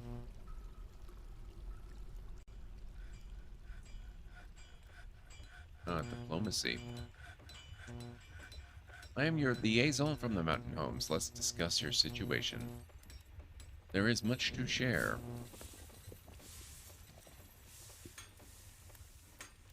What would you like them to bring next time? Probably garden vegetables.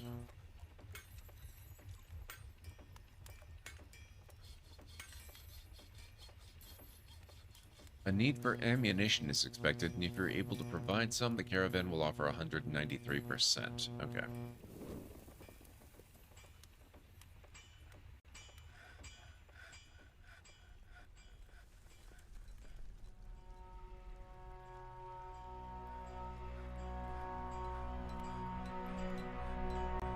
Yeah, they need logs. Okay.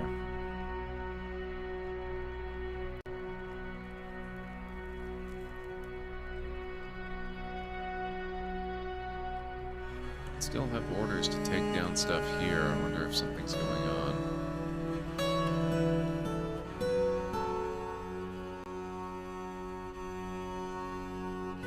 Have all that built.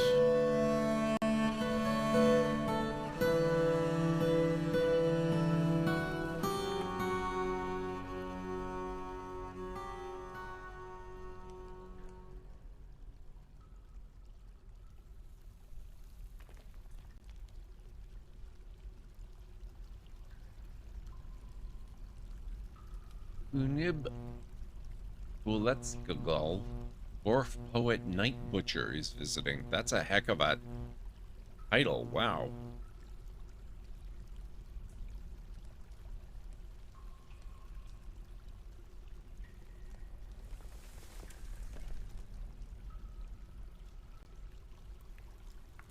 They're still working on carving all this out, too.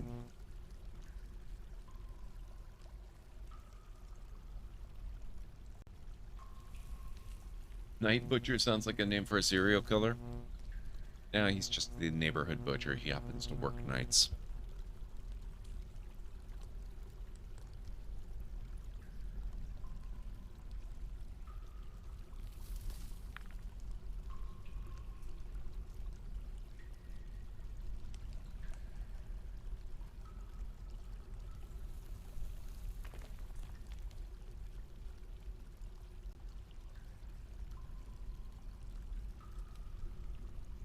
Or does he butcher knights? Well, it could be either way.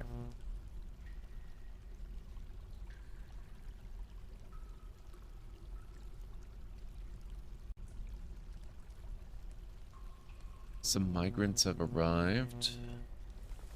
Another couple animals have grown to be stray dogs.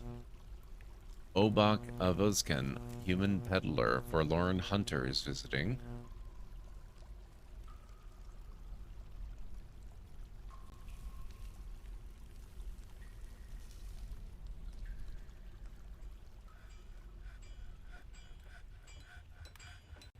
Night Butcher, slayer of gnome cavalry. Oh no.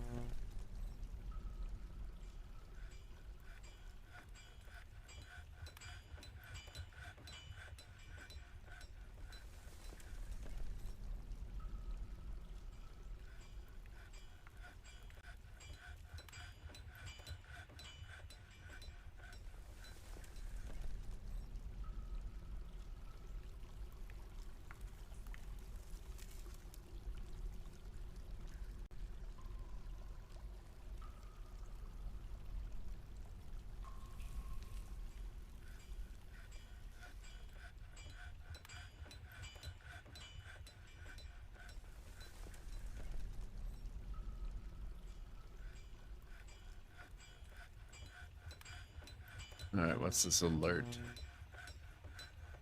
Pull the caravan. Needs empty food storage item.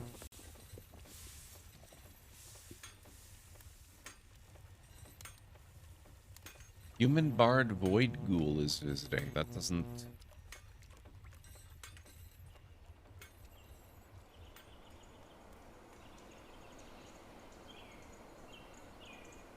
Not a name to inspire a great amount of confidence, I gotta say.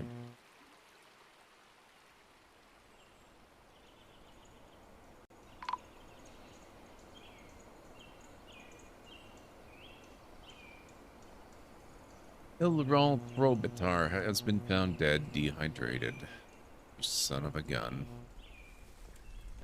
Crap.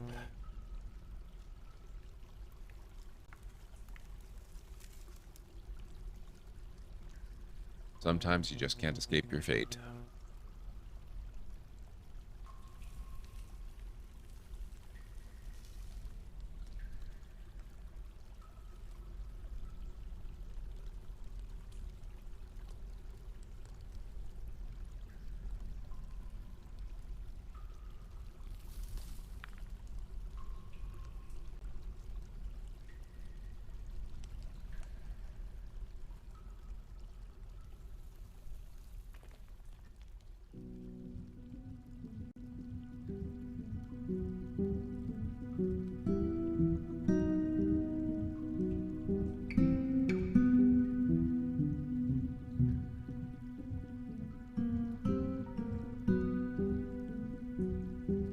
Babok has created a masterpiece fungiwood bin. Excellent.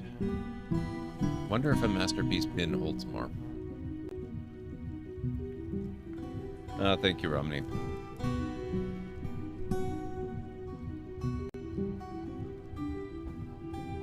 I want to end up like Ilrel.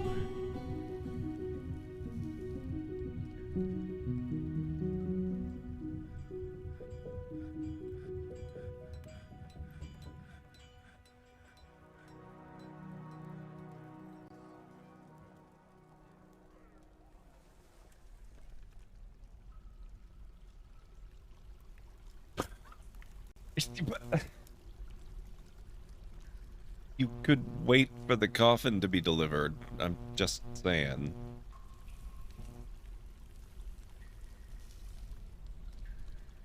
Wow.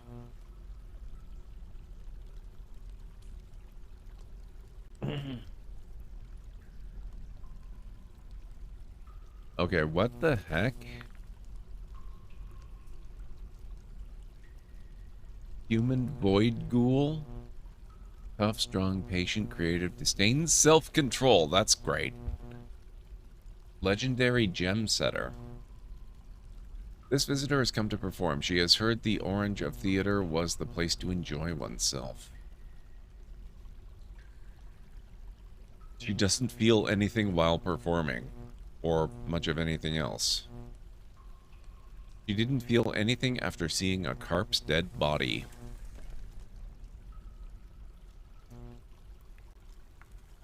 Well, she is a ghoul. Maybe it's like a Fallout ghoul. She has a deep well of patience, great creativity, great analytical abilities, a great sense of empathy, a natural ability with music, and a good memory. She is confident under pressure. She feels a strong need to reciprocate any favor done for her. She tends not to be swayed by emotional appeals. She is quite polite. She is slow to anger. She tries to do things correctly each time. She does not have a great aesthetic sensitivity, and she is conflicted by this as she values artwork and its creation. She tends to be a little wasteful when working on projects. She generally acts impartially and is rarely moved to mercy. She exhales sharply when she gets angry.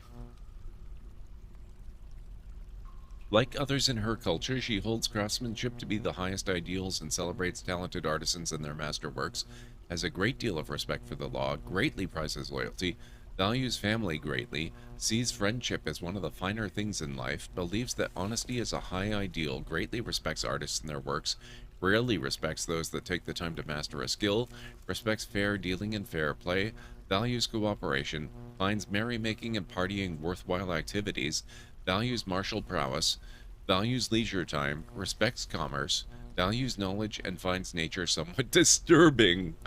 She personally finds that those who deny their impulses somewhat stiff, sees competition as wasteful and silly, finds the ideas of independence and freedom somewhat foolish, and doesn't really see the point of working hard. She dreams of mastering a skill. Wow.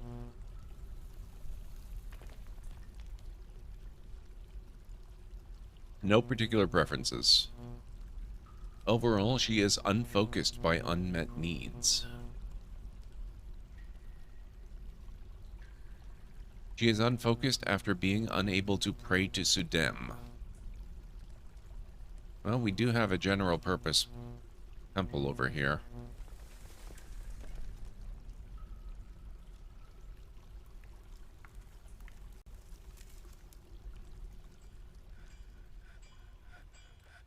It's interesting that we're getting people stopping by specifically for the tavern now that we've got it designated properly as a tavern. That's kind of cool. I like that.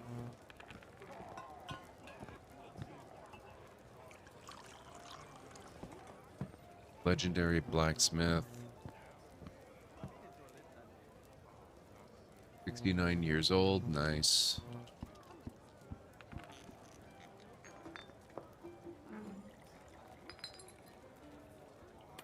No, this one we left. You're thinking of the other one, like, down in the cavern level. This one, we made a temple. This is the only temple we have right now. I might make some more deity-specific ones. Let's have a look at our people here. I need to wrap up shortly, but... See, you, Lolor, you're kind of upset.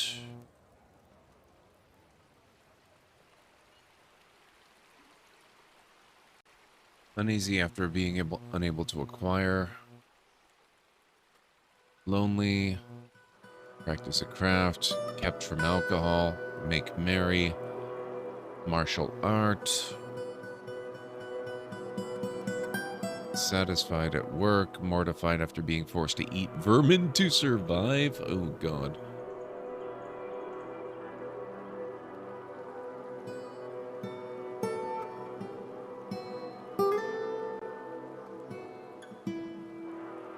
Likes Philite, lay pewter, red diamond, leather armor, emus for their inquisitive nature, and the words of the twilight of nights. When possible, she prefers to consume water buffalo, wine, and grapes. She absolutely detests toads.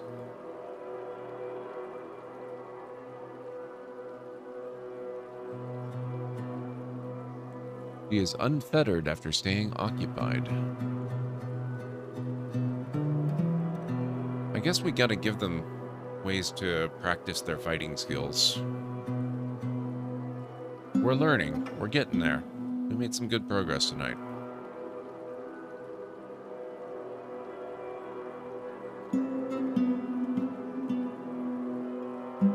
Alright, this is probably a good point to save. I think we're going to save to this timeline, and we're going to go and find somebody awesome to raid. And then I think tomorrow we're going to set up some sort of a training room with some practice dummies or whatever they've got for training. Maybe archery and melee combat stuff. Which is probably going to mean crafting a bunch of stuff, but that's okay. We can get all that set up too.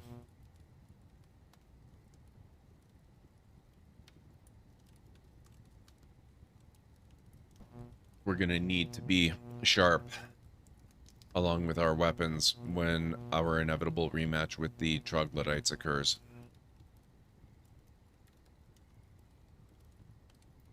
Thank you, JH. So, guys, I don't know what we're going to be playing tomorrow. Tomorrow's Sunday. What do we usually do on Sundays? Take a look at our schedule. Oh, you know what? I think tomorrow's going to be Broken Sword again. I am really enjoying Broken Sword. The story's great. The characters are a lot of fun.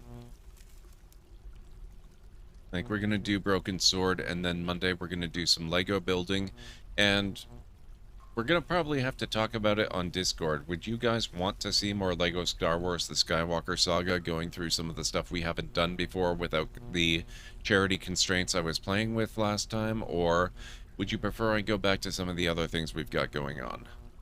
Let me know in the Discord. I'm gonna get out of that. So I kind of want to play some more. I've had requests to play some more. And it fits really well with the Lego build streams, but I don't know. I'll leave it partially up to you guys too. Let me know what you are interested in watching. We could always do some City Skylines or one of the other building maker games we've got. Alright, let me see who we have on this evening.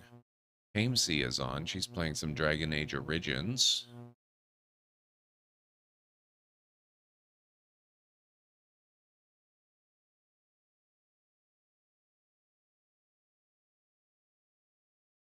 Simcopter's playing Mario Kart. Tea with Mandy is working on her Subnautica playthrough. What If Julia, also playing Mario Kart. I guess they dropped another load of the extra maps that they're releasing. That looks like that's about it, though. So a lot of Mario Kart, some Subnautica, and some Dragon Age. What are you guys feeling?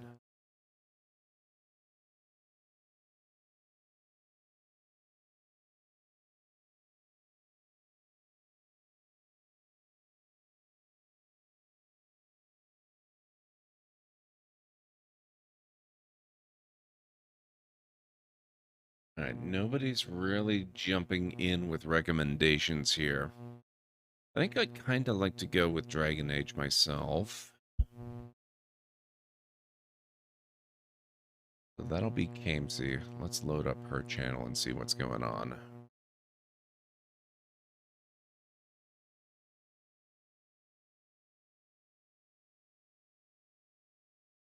Yeah, okay. It looks like...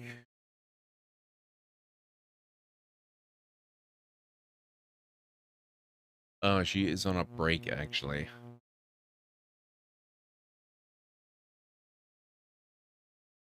She's getting tired of the ads, so she's taking a little bit of a break. Wait a minute. Wait just a minute. No, okay, that must have been a Greenie clip. I saw Greenie's face on her stream. I was wondering if she was watching him stream, but he's not even live. That would have been weird for him to be on. Yeah, she's going through clips from various people. Part of her break thing. Okay.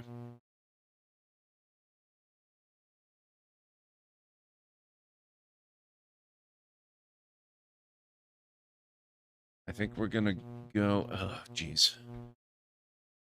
I want to raid over to Camesy with the Dragon Age, but I don't know how long she's gonna be away for. Should we raid over anyway, or do you want to go with maybe... It's been a little bit since we've raided Mandy. She's playing Subnautica, which I also dearly love.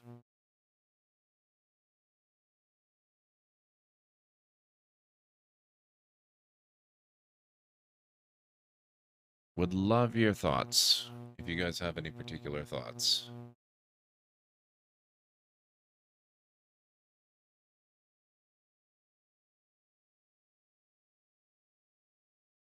Maybe Mandy? Okay, we can do that. We'll make sure to raid Camesy soon. It's been a little bit. Let me load up Mandy's channel. Thank you, Winters. Yeah, Mandy's actively streaming. Let's raid tea with Mandy.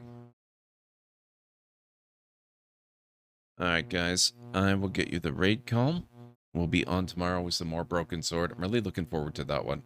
You can really see the difference between Beneath the Steel Sky and Broken Sword, how they've really stepped up their adventure game design. It's really, really good. I'm really enjoying it a lot. So, here at the Library of Lore, we use Library Raid. You've been bookmarked with the heart emote and the wave emote of the channel if you are a sub. If you're not a sub, you can use the Twitch Raid and the Tomb Raid emotes. In either case, sub or non-sub, please feel free to use any emote you feel is fun and appropriate for a raid. If you have emotes of your own, if you've got emotes from another streamer you'd like to use, maybe if you've got other Twitch emotes you want to use, feel free to copy the raid message, arrange the emotes you want to use the way you want them to appear, and it'll all be good in my book. Let's get over to Mandy's channel, see how Subnautica's treating her. I recognize the area that she's in quite well. I do believe she is exploring one of the first big alien artifacts that you encounter in the game, the big defense gun area. So that's a really fun one. So we'll get to see some of her reaction to that and see how she's liking this new element to the game that she's only just discovering for the first time. So let's get over there and wish her a good playthrough and see how it's going for her. And I'll see you back here tomorrow. So have yourselves a wonderful rest of your night, day, evening, whatever it is where you are in the world. I will catch you again real soon. Bye for now.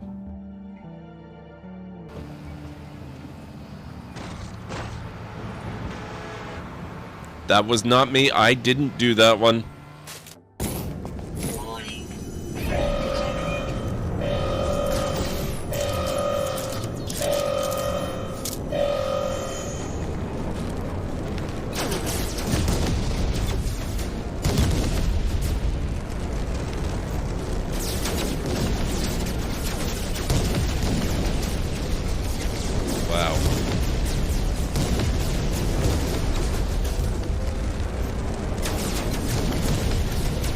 This is actually pretty cool. Also a little bit terrifying.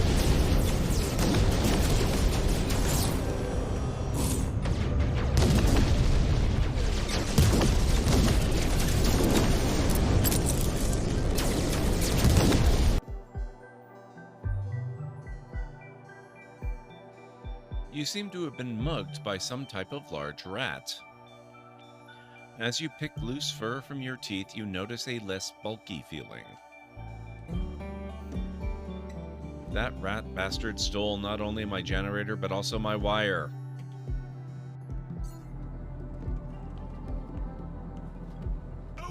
with you. You shall not pass. What timing?